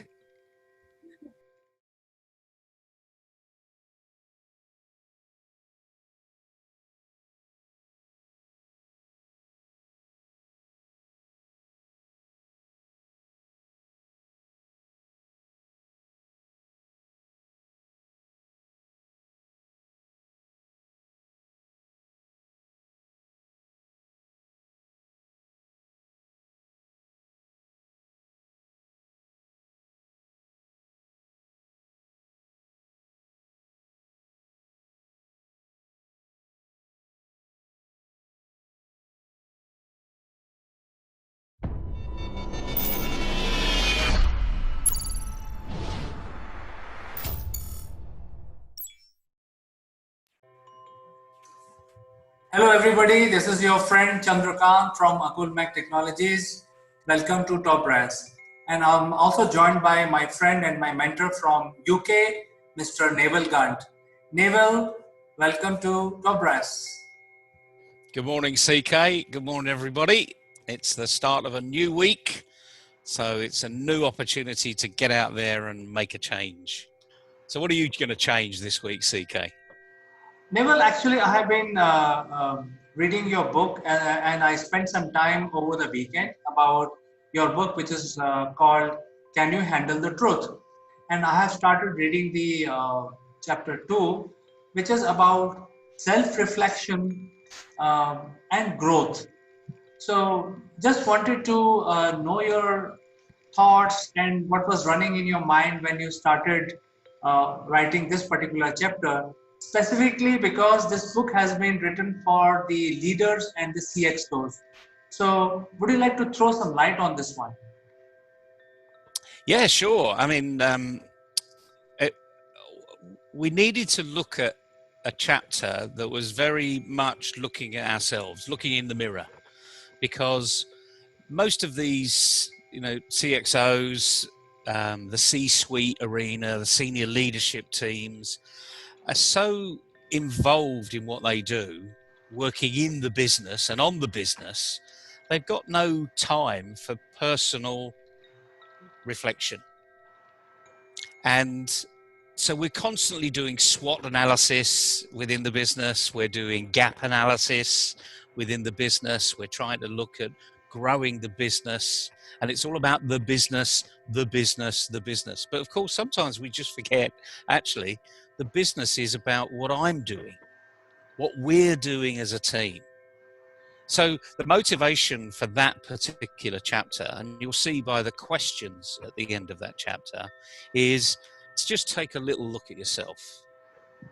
Now, we ask, as you've pointed out in the past, CK, when you get to the end of every chapter, these questions we ask are not easy questions. We really do want you to delve into answering those questions honestly. And again, no one's looking. The only person that's looking is you, because you're reading the book. So you could share it with your colleagues by all means, but in the first instance, nobody else is looking over your shoulder. But I bet what's going on in your mind are three different people. There's a won't do, oh yeah, we didn't do that before, did we? And a can't do, well, we couldn't do that because we didn't have the money. And a can do person is desperately fighting the other two to come to the surface, because and everyone else knows, unless you've got a positive can-do attitude, you won't grow. And it really is as simple as that. So it is all about just taking a bit of time out for yourself, looking at your personality, your responsibility, your accountability in the business.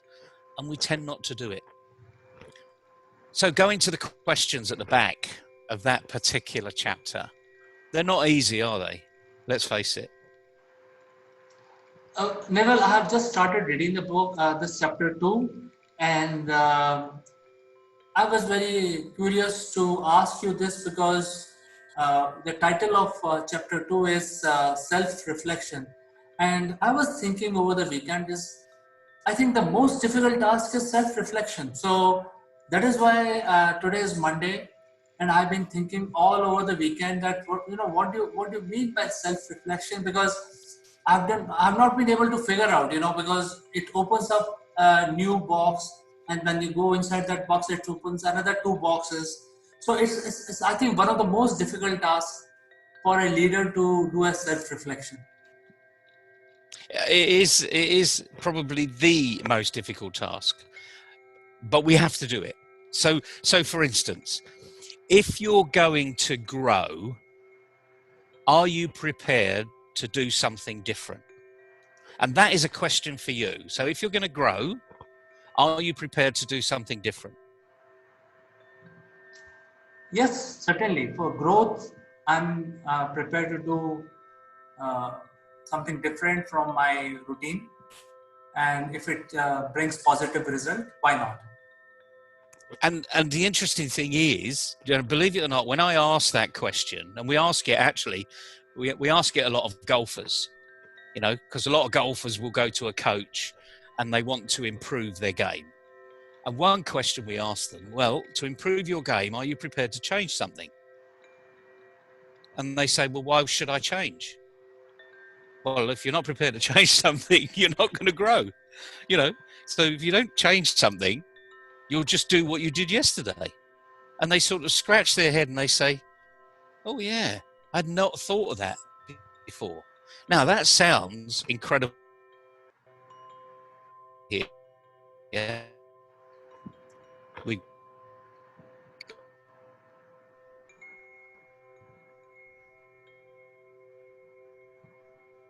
We the depths of things, and when you're really struggling to grow the organization, the last thing you think of is, I need to do something different. You just think, I need to do the same better or smarter, as the phrase goes. But the reality of life is, even if you do it better and smarter, your growth won't be that much improved. You need to do something different. And this is when the fear factor starts to come in. And that chapter really is about handling your fears. Get to know yourself so that you can realize that actually you're pretty resilient. You're quite inspirational. You're fairly empathic rather. So you are a leader that people want to work with.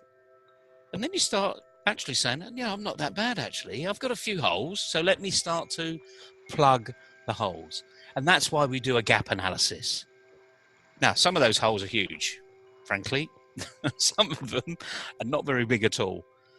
But the interesting thing is, if we start to plug the big holes, you get a better result than plugging the little ones. Because the big holes are the ones that's holding you back. So one of those holes could be you judge people very quickly. But if you continue to judge people very quickly, you're not necessarily getting the best out of them.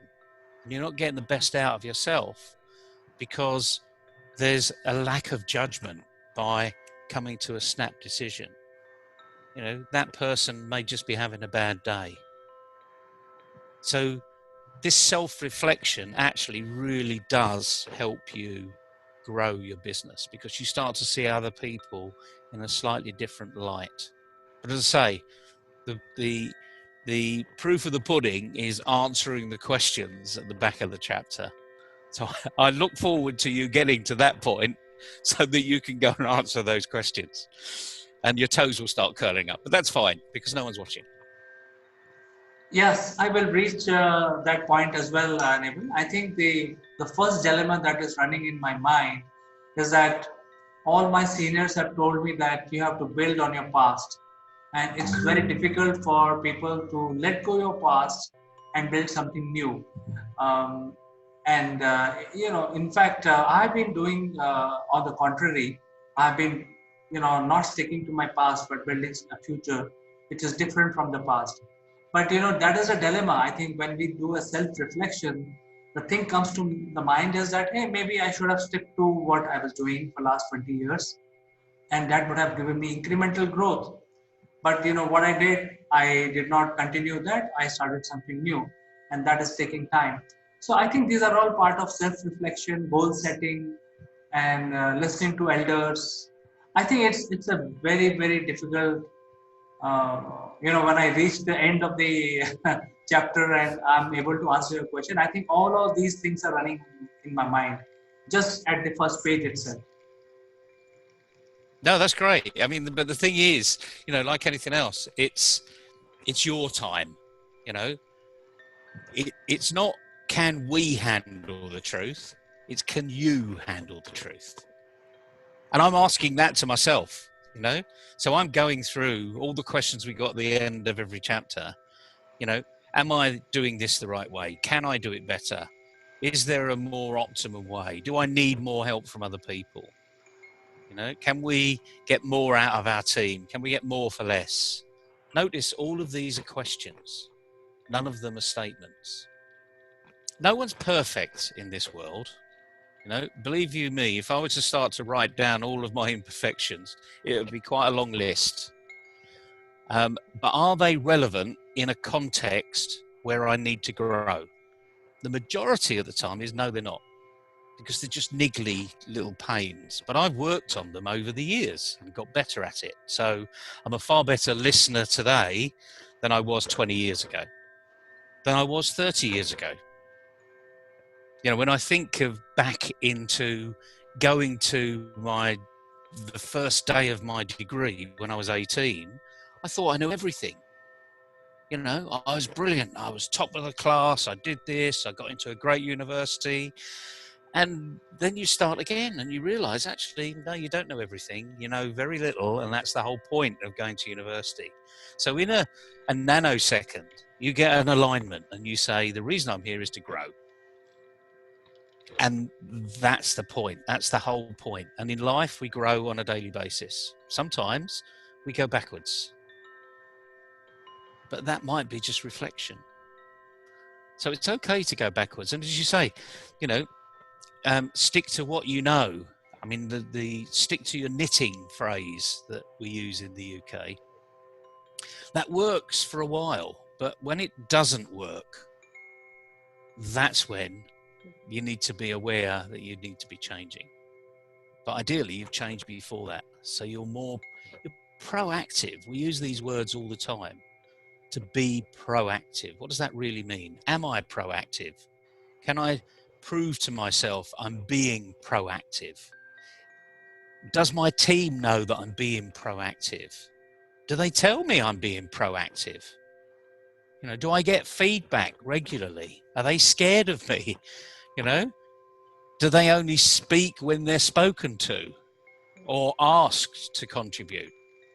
You start to break some of those things down. These are very, very simple questions, but tough, real tough questions to answer. And then you find out whether you can grow, whether you've got the right ingredients to grow. So, yeah, it's a tough chapter. I look forward to hearing in private, perhaps, you telling me some of the answers to the questions. Yes, whether in private or on the show, let me reach the end of the chapter. But I think it's a very interesting, intriguing conversation that we are having. And ladies and gentlemen, I'm now addressing the viewers. If you are a coach or a CXO or a leader, this is a book for you. It is an eye-opener. You can write to me and we will share a free copy with you. Neville, as usual, it was a pleasure talking to you. We'll catch up again tomorrow on some other interesting subject. Always a pleasure, CK. Enjoy the day, everybody, because once the day's over, it's not repeated. Certainly. So, see you. Tata for today. Cheerio.